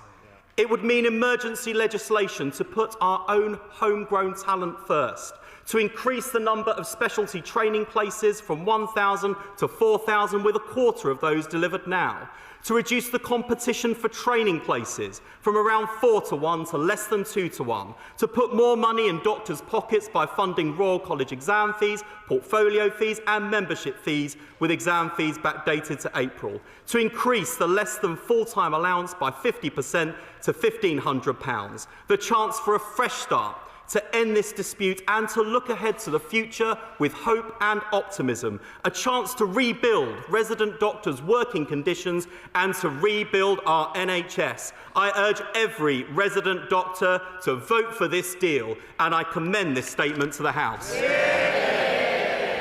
I call Shadow Health Secretary Stuart Andrews. Thank you very much, Madam Deputy Speaker, and can I thank the Secretary of State for advance sight of his statement, and also thank him sincerely for making me aware last night of his intention to come to the House and make a statement today.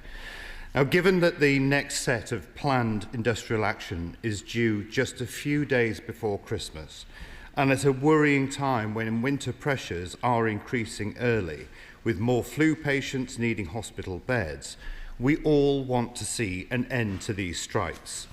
On this side of the House, we want to offer our thanks and our gratitude to all those in the workforce who have worked so hard to try and minimise the impact of the strikes so far. Now, in his statement, the Secretary of State talks about the competition for places. This is not new information, and he said himself that the figures have soared in the last 2 years. So why is it that only now is he addressing it? So close to a damaging strike. He could have dealt with this back in the previous talks with the unions, but he didn't. But I have said that I want us to be constructive in opposition. And so I welcome the work he's done to offer more places to UK doctors, and depending on the detail of the legislation, we will help to secure that aim, and I'll make this offer to work with him to assure that we get there. But can I ask him, therefore, with regard to the 4,000 places he's announced and the specifically 1,000 that are announced for this year, perhaps he could tell the House which specialisms these places will be available in. Can he break it down into GPs, surgery, obstetrics, anaesthetics, and so on? And is he confident that there are enough trainers and enough capacity in training settings that he has chosen? Because GPs are trained in general practice as well as in hospitals, and community training in some specialists like paediatrics. And when will these places be available for applications? Will he also look at replicating the Australian model of placing any international doctors in areas of the country with the greatest need, because we know we need to address those issues? Now, all of this, of course, is dependent on the BMA accepting this offer. But what if they don't? After all, their track record speaks for itself. We warned that giving pay awards with no conditions would encourage them to come back for more, and they have. So, if they reject this, what are his plans to manage and deal with it? As he said himself, the NHS is under pressure from combined flu and RSV. So what is he doing to ensure those who are eligible for the vaccines actually have them? What additional resources has he made available to manage the strikes if they happen and for winter pressures if they don't? Does he recognise that if they reject this offer and they carry on with the strikes, that his government's own employment rights bill will make things much worse next year? So will he think again about the reductions in the minimum thresholds for strikes and reintroduce the minimum service levels? And also, does he expect that this new legislation and the announcements he's made today will have any implications for the Equalities Act? And if so, what are they? And how will he address them? And will he have to disapply the Act? These strikes must end. The BMA are behaving appallingly. But I have to say to him, if he doesn't deal with those issues around thresholds and minimum service levels, it is only going to get much, much worse, with unions like the BMA at the end of the day causing more issues. And it is patients, our constituents, and their families and loved ones who will suffer. Secretary of State.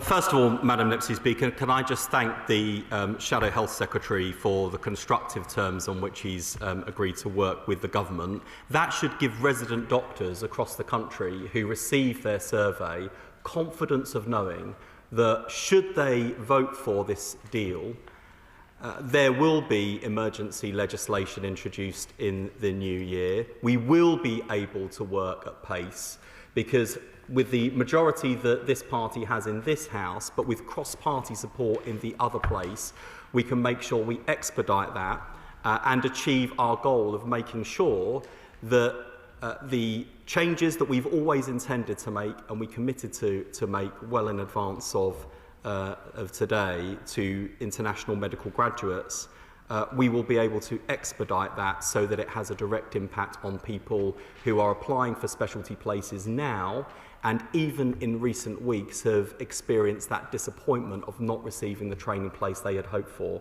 We can keep that hope alive. We can improve the number of specialty places available if resident doctors vote for this deal. So I urge them to do that. In terms of why haven't we dealt with this before, I'm tempted once again to revert to my usual analogy of the arsonist heckling the fire brigade. However, given the constructive terms on which he's offered to work with us on this, I will pull my punches a little. Just to say, however, that in terms of putting together the 1,000 extra additional places now and bringing together the legislation urgently, that requires a significant level of operational detail planning to open up additional specialty places because the Shadow Health Secretary's right, we have to make sure we've got enough trainers. And so Jim Mackey and his team have literally been working trust by trust to make sure we can give him and the House and resident doctors that assurance that we can facilitate these extra places. And on the legislation, he will know and people will appreciate this is fiendishly complicated. I've had to get agreement from business managers in a packed legislative programme here. We've had to make sure that the bill would be legally watertight and consistent with both our domestic law and international treaty obligations. And I've needed the support from my counterparts in Wales, Scotland and Northern Ireland. And I must thank them sincerely for the spirit in which, regardless of party, they have worked with this government. So we can give resident doctors all of that assurance. In terms of what happens if the strike goes ahead, look, first of all, he's absolutely right. Frontline staff and NHS leaders have done a superb job in managing previous rounds of strike action. In fact, the last round of strike action, we did indeed maintain 95% of planned care.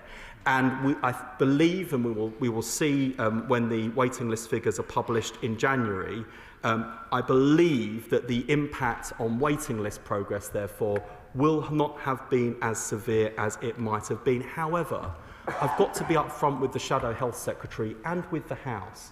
that there is a much different degree of risk this time. So while we're aiming to maintain 95% of elective activity, again, we're aiming to, I cannot guarantee that. And I cannot give that assurance in all good conscience, given the level of pressure we are under. And that is why I just find it inexplicable, actually, that having offered to extend the mandate so the BMA could reschedule the same amount of strike action in January if their members reject this offer, I do not understand why they wouldn't do that. And honestly, and as a Labour MP, I've spent lots of time in rooms with trade unions and negotiating. I honestly cannot think of a single other trade union in this country that would behave in this way.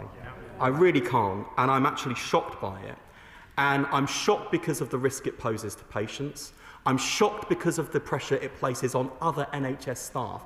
And I'm shocked because it threatens the recovery of the NHS that we all care about. I would say to resident doctors following these exchanges, listen to what the Conservative Party opposite have said about trade union laws, about their rejection of the deal that we struck within weeks of coming into office. There is not a more pro-NHS, pro-doctor government waiting in the wings. There is a Labour government committed to the NHS, committed to the NHS workforce, that has gone further than any other government before, both on pay, terms and conditions, and the pace in which we're improving those things. These were never grounds for strike action before. They are certainly not grounds for strike action now. And I appeal to resident doctors over the BMA to do the right thing, vote for this deal, and work with a government that wants to work with you. Black Hamilton. Thank you, Madam Deputy Speaker. I have always been a massive advocate of all medical and nursing staff and absolutely understand what a difficult job our healthcare workers do. Saying that, with flu running rampant across the country and most NHS staff, including resident doctors and also nurses and other staff, suffering at this moment in time, will the Secretary of State join me in urging the leadership of the BMA and the doctors to see sense and put patients first at this difficult time? Thank you. Tristesse. I agree entirely with my honourable friend. She brings considerable frontline experience to this House, having worked in the NHS and dedicated her life to it herself. I am pretty sure that as well as speaking for her constituents, she's speaking for so many other NHS staff. I don't want to see nurse pitted against doctor, NHS staff pitted against each other. I don't want to see people resenting each other at a time when we should be pulling together to get the NHS back on its feet and to make sure it is well down the road to recovery. And that's why, even at this late stage, I urge the BMA to think again. There is nothing to stop me extending the strike mandate tomorrow, and for us, even at this late stage, to give Jim Mackey and NHS leaders the opportunity to stand down planning for strikes next week, even at this late stage. It would be an extraordinary gesture of goodwill. It would be a Christmas present for the country. It would benefit doctors, resident or otherwise. It would benefit all NHS staff, and most importantly of all, it would benefit patients. I hope that message is heard in good faith by the BMA even now. Liberal Democrat spokesperson, Dr Danny Chambers. Thank you, Madam Deputy Speaker, and I thank the Secretary of State for his statement today, because people are going to be hugely alarmed at the threat of more industrial action right before Christmas. And we can't forget how we got here. We know the previous government under-resourced the NHS, it was overburdened, people felt underappreciated, and the whole system was being held together by the goodwill of the staff working in there. But having said that, you know, when we're in a situation, the timing is terrible. We've got the worst winter flu outbreak in decades, a few days right before Christmas.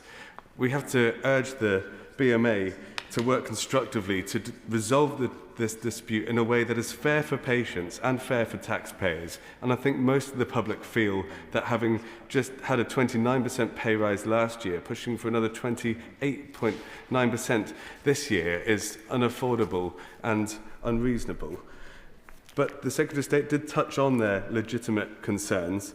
The previous government increased medical school places without increasing the facilities to to deliver the specialist training placements necessary. So this is a predictable bottleneck that we're now up against. And waiting lists are long. We need more doctors. And we've got doctors that have been trained largely at the taxpayer's expense, struggling to find work. So we very much welcome these extra 4,000 placements that was announced today. That's hugely necessary. Can we ensure that these will address the shortages in GPs, psychiatry, the areas where we have very acute shortages at the moment? And just to put these 4,000 places in context, as much as they are needed, last year 10,000 doctors applied for 500 psychiatric training courses. The Secretary of State said about 40,000 are applying for 10,000 places. Is there work to try and increase these places even more in the next few months and years as quickly as possible? And this is all taking in the context of in Winchester Hospital is a really good example. 1 in 5 beds taken up by people who just don't have any social care packages. We know that means it's not good for them. They're stuck in the hospital. We want to get them home for Christmas, but also it's going to affect the flow through the hospital right now in a winter flu crisis. So we welcome this action. We urge the BMA to call off these strikes. But can we address the legitimate grievances that you have announced? Secretary of State. Can I thank the Liberal Democrat spokesperson for his support as well as the constructive challenge? And he is absolutely right to describe the challenge that we inherited and we are seeking to deal with. There are a number of steps we've taken along the way. For example, we promised to recruit an additional 1,000 GPs to the front line in our first year. And we expanded the R's scheme in order to do that, and we're able to actually recruit an extra 2,500. And what we're setting out to do with this deal, because of the international medical graduate dimension to this, it means those extra specialty training places go even further. So while I would not pretend, and frankly don't ever pretend, that the steps we've taken in our first 18 months in office have solved everything all at once and there's no shortage of things to solve, I would just say to BMA members considering how to cast their vote, a 28.9% pay rise, action on international medical graduates through urgent legislation, the expansion of specialty training places, this is real progress. It's meaningful change in people's pockets. It is meaningful change to people's lives, working conditions and career progression and prospects. So please don't let perfect be the enemy of good. We've got a lot of fronts and a lot of fires to put out as a government, and that does take time.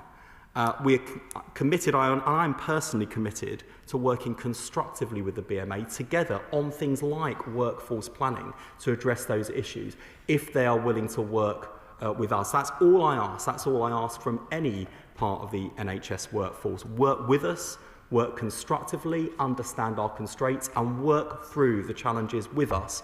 And we will all get to a better place and create a rising tide in the NHS that lifts all ships. Alex McIntyre.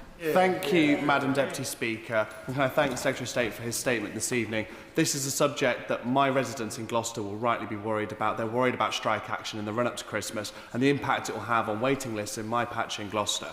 And I'm not surprised that there's no one here from the Reform Party to hear about the challenge our NHS are facing. I am really shocked there's nobody from the Green Party. But there we go. But can the Secretary of State confirm that there will be resident doctors sitting at home in Gloucester tonight who will want to vote for this deal, who won't want to go on strike next week, who want to get the NHS back on its feet? The BMA should do the right thing, call off the strikes next week, listen to their members, and let's get on with the work of repairing our NHS and the damage the party opposite did together. Secretary of State. I wholeheartedly agree with my honourable friend. It's always a disappointment when Reform and the Greens don't appear in the chamber, but I wouldn't want to be accused of misleading the House. I'm sure they had a better offer and there's a Christmas party up the road. But in all seriousness, Madam Deputy Speaker, my honourable friend is absolutely right. I mean, the tragedy of the past couple of rounds of industrial action is that each round costs about £250 million.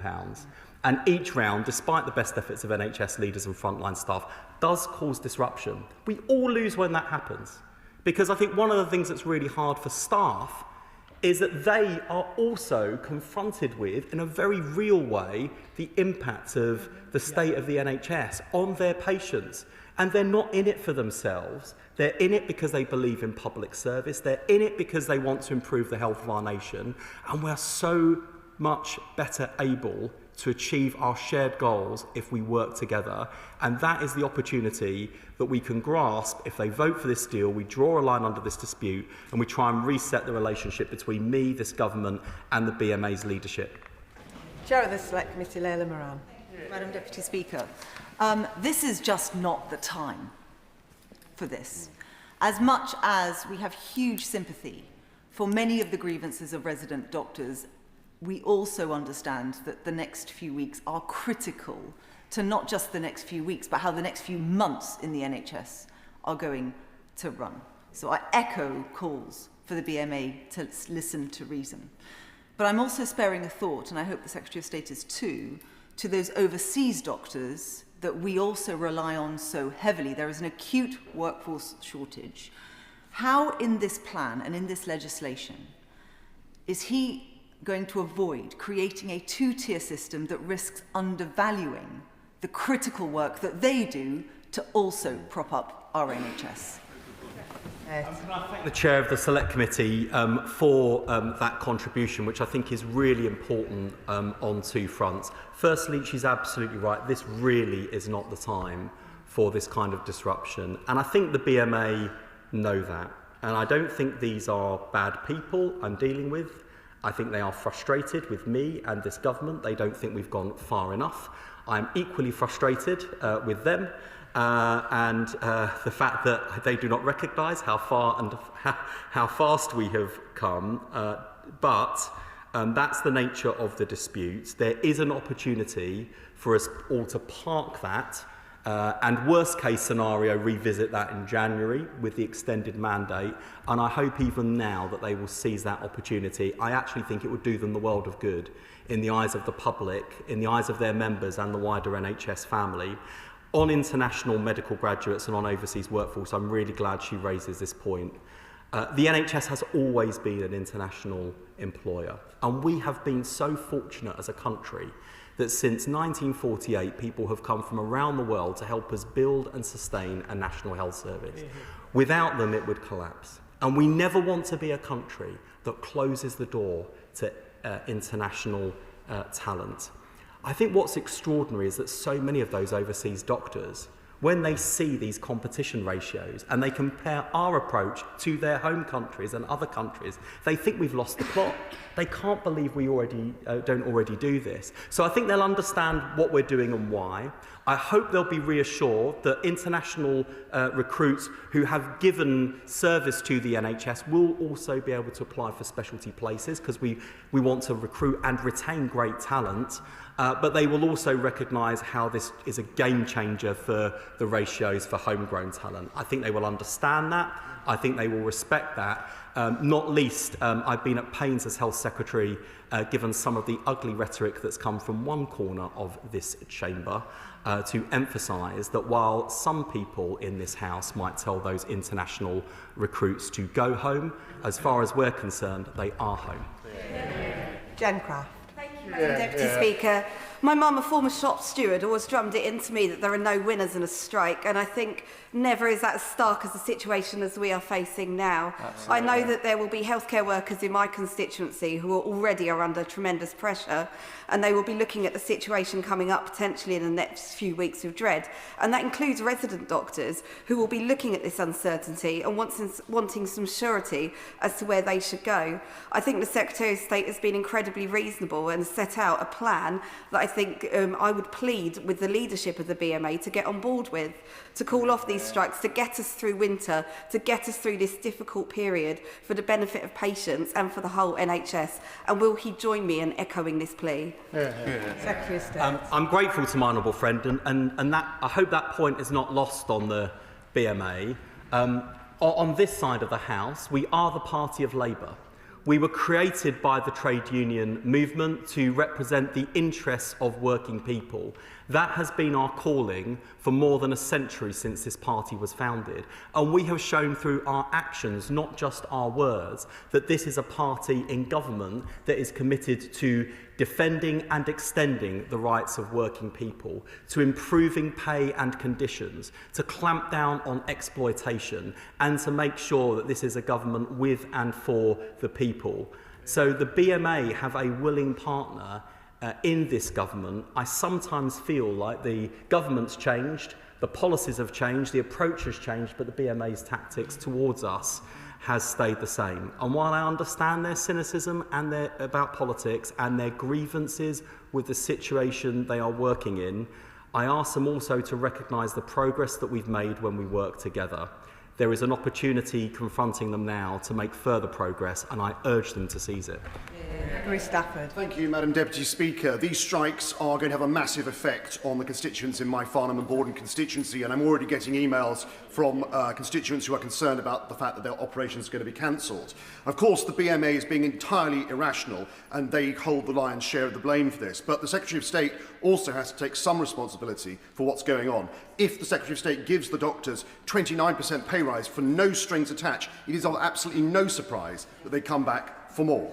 Now, I welcome the 4,000 extra places. I'd like to press him on exactly where those 4,000 places will come. And would it not be better to have published this within the workforce plan, which is continually delayed by his department? So when is that workforce plan actually going to come about? Can I thank the honourable gentleman for the first bit? As for the rest of it, let me just say, the NHS workforce plan that we inherited came in the 14th year of Conservative government. And it was so absurd, that on its trajectories for the increase in staffing numbers, within this century, 100% of the public would have to work for the NHS in order to sustain that level of workforce growth. And that is against the backdrop of AI, machine learning, genomics, and the revolution in life sciences and medical technology that will change the NHS workforce and change the face of medicine.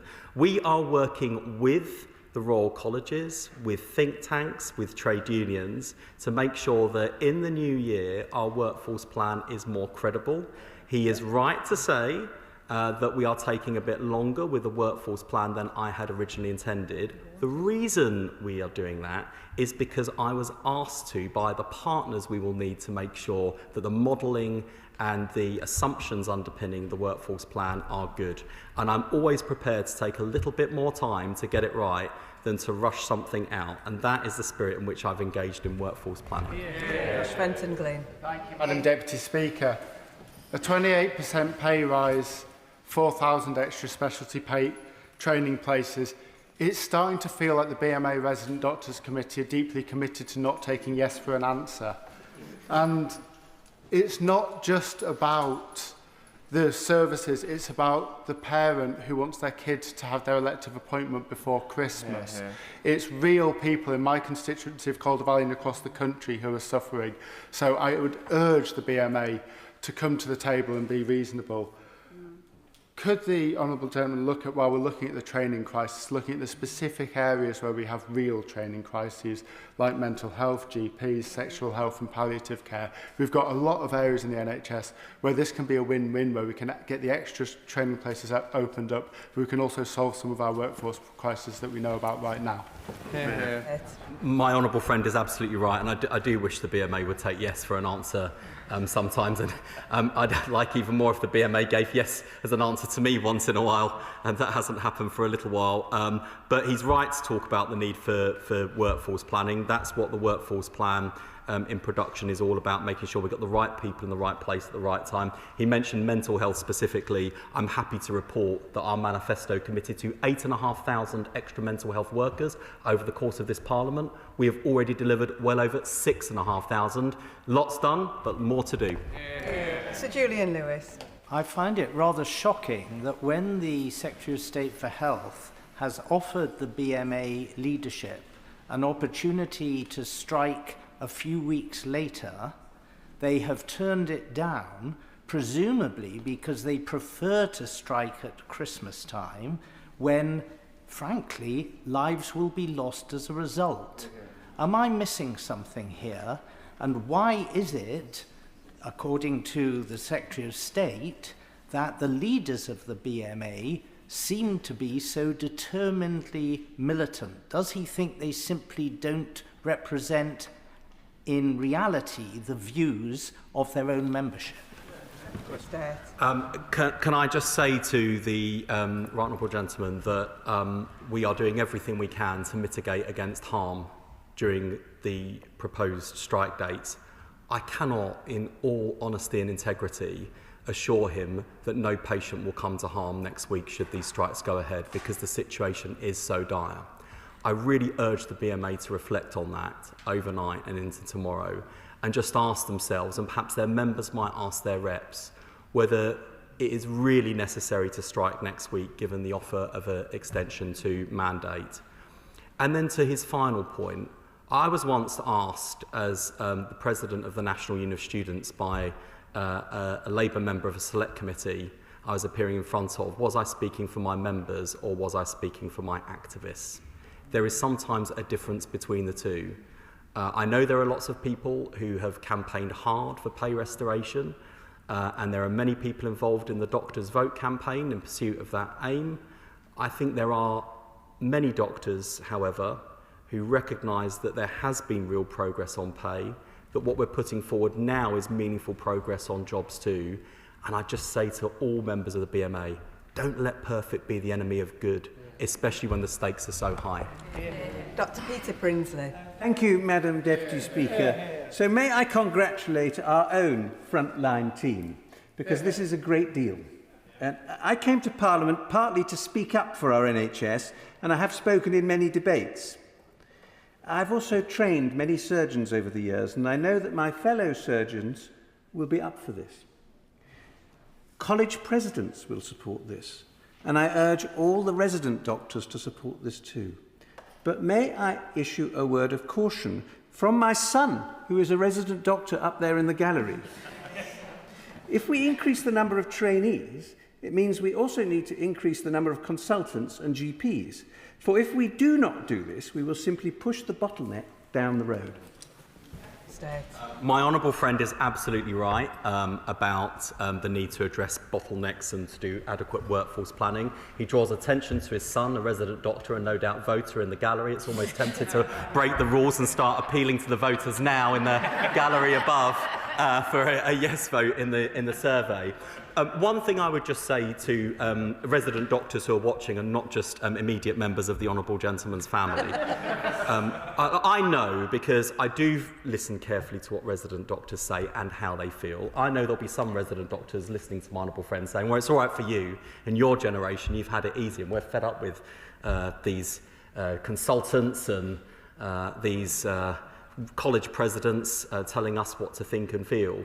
I hope that resident doctors know the extent to which my honourable friend has really fought their corner and spoken up for their concerns, and not just on the floor of this House, but in meetings with ministers. He keeps us anchored in the sentiment and experiences of all parts of the profession, especially resident doctors, where I know my honourable friend feels a real commitment to making sure that they have a bright future and a bright career. I hope they will heed his advice just as I do. Branch. Madam Deputy Speaker, given the seriousness of the pending strikes, it's understandable that the Health Secretary has decided today to focus his comments on the BMA and this upcoming strike. But I asked the Health Secretary constructively, what assessment has he made on the impact of the current giveaways that he's just announced on, one, the likelihood of future strikes, but secondly, the impact on other NHS staff, particularly nurses that already feel hard done by last year's pay rise? Can I just say that is a very thoughtful and appropriate question. Just to reassure the House, I and the Minister of State for Health have been working with Agenda for Change unions, particularly Unison, RCN, GMB, to make sure that we are dealing with the structural reform of Agenda for Change that they are seeking, and also to explore how we can deliver fairer pay for other parts of the NHS workforce and an improvement to the conditions and to the status of the nursing profession specifically, but also fairness for all NHS workers. That's one of the considerations I've had to bear in mind in terms of what we can offer the BMA and resident doctors. And I've been very clear with the resident doctors' reps about that privately, and I'm very happy to restate that publicly. Doctors have not had a bad deal from this government, frankly, and I have a responsibility to all parts of the NHS workforce, especially those who are lowest paid and who often lie awake at night worrying about their bills. Dr. Simon Offer. Thank you. Can I commend the Secretary of State around international medical graduates, because it is something that we have discussed in the past, and bringing forward emergency legislation is absolutely crucial here. So thank you for that. Can I also say trainers in the NHS, and I reassure the party opposite that we will make this happen. I've been a GP trainer for 25 years. We will work to make this happen, and that's what we do in the NHS.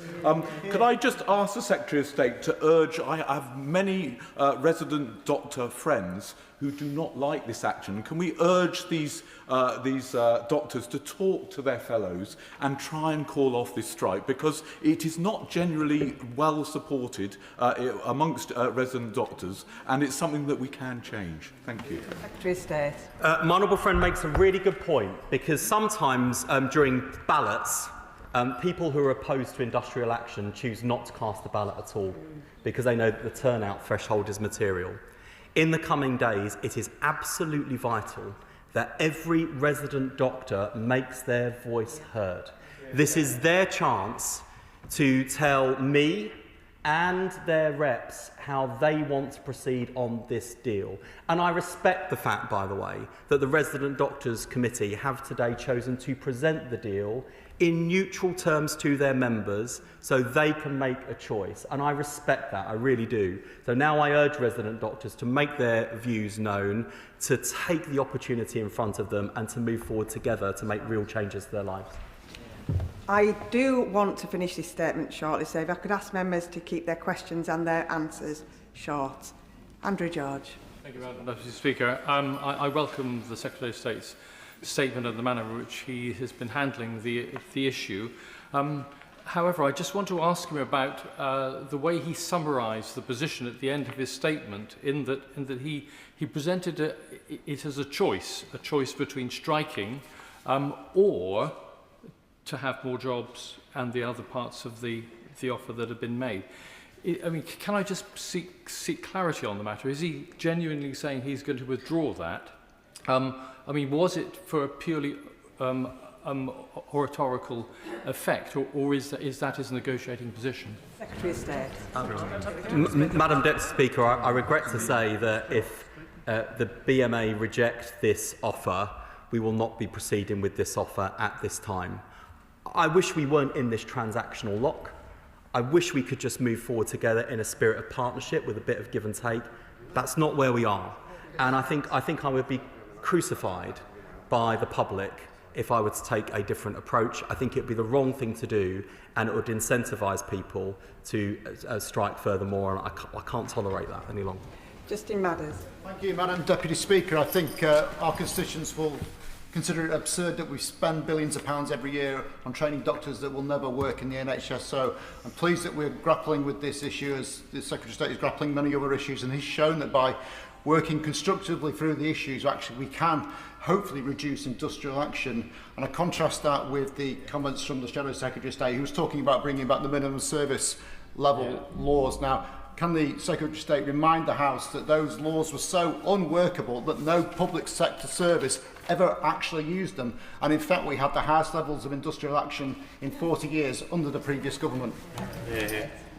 Can I thank my honourable friend? He has so much expertise on health and on employment rights and trade union laws, and he is absolutely right. And that's why this government has chosen a different approach. We want to work with all of our trade unions. We want to work with the BMA. We can still do so if we hit the reset button and each of us commit to building a more constructive relationship. Shannon. Madam Deputy Speaker, can I congratulate the Secretary of State very much and fully support his stance for the resident doctors' strike action. Stand firm is the message I would send to the Secretary of State and ask that God would bless you and your team. This will be the 14th strike since March 23 and is expected to cause major disruptions. With the recent influx of flu, it's indicated that some of the wards have 70% of occupancy. This could put healthcare system under extreme pressure. The action and emergency in the Ulster Hospital, in the Belfast City Hospital and the Royal Victoria Hospital are under intense pressure. If they didn't have the Indian doctors from India and Africa, we'd be under real pressure. So what discussions has the Minister had with the BMA in relation to the impact that this will have on emergency care and ultimately in terms of getting patients back home before Christmas? Thank you. I'm really grateful to the honourable gentleman for his support, and he is right to raise concern about the impact on urgent emergency care. We'll do our best to keep the show on the road, but I can't make guarantees in a way that I would want to about the quality or timeliness of care. And I just want to place on record my thanks to my counterpart in Northern Ireland, Mike Nesbitt, as well as my counterparts in Wales and Scotland for the constructive approach they've taken in making this possible. Anna. Thank you very much, Madam Deputy Speaker. The BMA, and sorry, I wish to draw attention to my membership of the GMB and my chairship of their parliamentary group. The BMA is currently in dispute with its workforce over an offer of 2% for this year, below the inflation rate of RPI, below the inflation rate of CPI. Does my right honourable friend agree that there is a striking inconsistency between the heads of claim that the BMA has advanced and its own record as an employer? Madam Deputy Speaker, I should also declare I'm a member of GMB in Unison and just say to my honourable friend, there is a striking inconsistency between what the BMA is demanding for its members and what it's proposing to pay its own staff. There is a word for that. In the spirit of trying to engage more constructively, I won't use it, but I urge the BMA to engage constructively with us and with their own staff. They certainly won't want to see me on the picket lines outside BMA House. Johnson. Thank you, Madam Deputy Speaker. I'm a lifelong trade unionist, so I'm very proud member of Unite and Unison, and was very proud to stand on the picket line with resident BMA doctors in my Liverpool Riverside constituency quite recently, and they talked about the challenges about the fees, and I'm sure they'll welcome the fact that there's going to be put more money in the pocket, but there was some inconsistency. So can the Minister maybe clarify that all resident doctors of all specialisms will be subject to the fee waivers? Secretary of State. I can give my honourable friend that assurance that for the Royal College fees that I outlined in my statement, they will be covered by us, and that will be a material saving their pockets. Exam fees will also be backdated, recognising that there'll be many doctors that have already done those and paid those fees. I hope that gives my honourable friend and resident doctors in her constituency the confidence that this is a good deal, one we can move forward on and campaign on together. Kevin McKenna. Thank you, Madam Deputy Speaker. I mean, I've worked so many Christmases and New Years as a nurse in the NHS. I know the dread and the wearied dread that so many colleagues have facing this threat of strike action, particularly against a spike in respiratory illnesses. It will be devastating. In a good year without strikes, it would be bad enough. So I really commend the Secretary of State for the work he's done to address what have been really long-running sores for the experience of resident doctors. I think genuinely some of this is transformational and what I know a lot of clinical colleagues have been after for so long. But healthcare is a collective activity. It's the multidisciplinary team that delivers healthcare, not individual doctors, not individual nurses. So can I commend the Secretary of State to keep focusing on that collective improvement to the NHS that I know he's been doing, and can I implore everyone who's listening in the BMA, let's just put this to bed now. It's time for everyone to have a Christmas and a healthy Christmas. Secretary of State. I'm grateful to my honourable friend, and of course my concern is always first and foremost patients, but it has been playing on my mind and my conscience that going into this December there are a lot of consultants, a lot of nurses, a lot of allied health professionals and other NHS staff who are more tired than they would otherwise have been because they are putting in those extra shifts and extra effort both to cover the previous round of strikes and then to help the NHS to recover in that long tail that follows in the days and weeks afterwards. And I really feel for them at the moment and the conditions they're working in. I think all of us would breathe a sigh of relief and also, frankly, express a great deal of gratitude, myself included, if the BMA take up the offer of postponing strikes until January. It's not too late. I urge them to think about that overnight and do the right thing. Sean Davies. Thank you, Madam Deputy Speaker. Can I just thank my right honourable friend for his leadership, but also the leadership of NHS bosses up and down this country who often do not get the praise that they deserve in this House. This is bad for patients and their families and also fellow NHS staff, but also it is above all bad for the trust and confidence in our NHS. And we know that there are people in this House and across the country that want to attack the very principle of the NHS. Does he agree with me that the BMA needs to take into consideration it's not just about the deal on the table today, but the very principle of our NHS going forward? My honourable friend's absolutely right, and it's to be honest, it's the thing that that causes me most anxiety is that I know that the NHS is on the road to recovery, but we're also surrounded by an enormous amount of jeopardy, and we need as much as we possibly can to make sure that we are not inflicting avoidable damage on our progress or avoidable setbacks, and it feels like that's what this round of strike action represents. My honourable friend is right to praise NHS leaders and managers. I know how emotionally invested they are in seeing their patients and their staff through this Christmas, and I urge resident doctors and the BMA to take up both the deal but also the opportunity to at least put off strike action to January. Rachel Taylor. Thank you, Madam Deputy Speaker. May I thank the Secretary of State for all his work on this so far. But I know that people in my constituency of North Warwickshire and Bedworth are going to be really worried about what might happen to them over this Christmas period. And could I also thank all those hard-working NHS staff, be they nurses or doctors, who have continued to look after us and are facing really difficult situation over this Christmas. And can he agree with me that we need to urge the BMA to call off this strike, and in doing so, will he commit to continuing that dialogue with the profession so that they know that he really understands the challenges they face, the training opportunities they need and the job opportunities that they deserve? I agree with my honourable friend entirely in what she says, and this is the point I've impressed upon the chair of the Resident Doctors Committee. This deal is not the end of a conversation about jobs and career development in the NHS, because there are plenty of problems for us to solve. And although we can't afford to go further on pay this year, what we've done so far, 28.9%, is not the extent of what the government can and is willing to do on pay. It just does require a bit of give and take, and I actually think we'll have much more constructive progress and meaningful progress if we work together. I've got my part to play in that, and from my point of view, we need to reset the relationship. It has hit the buffers somewhat in recent weeks. I'm willing to do that. I think we've got people we can work with on the Resident Doctors Committee, but I think we're going to have to grasp the olive branch as it's presented today, so we can make more progress in the new year. Mike Reader. People in Northampton are on a bit of a roller coaster, Madam Deputy Speaker. They've seen the benefits of a Labour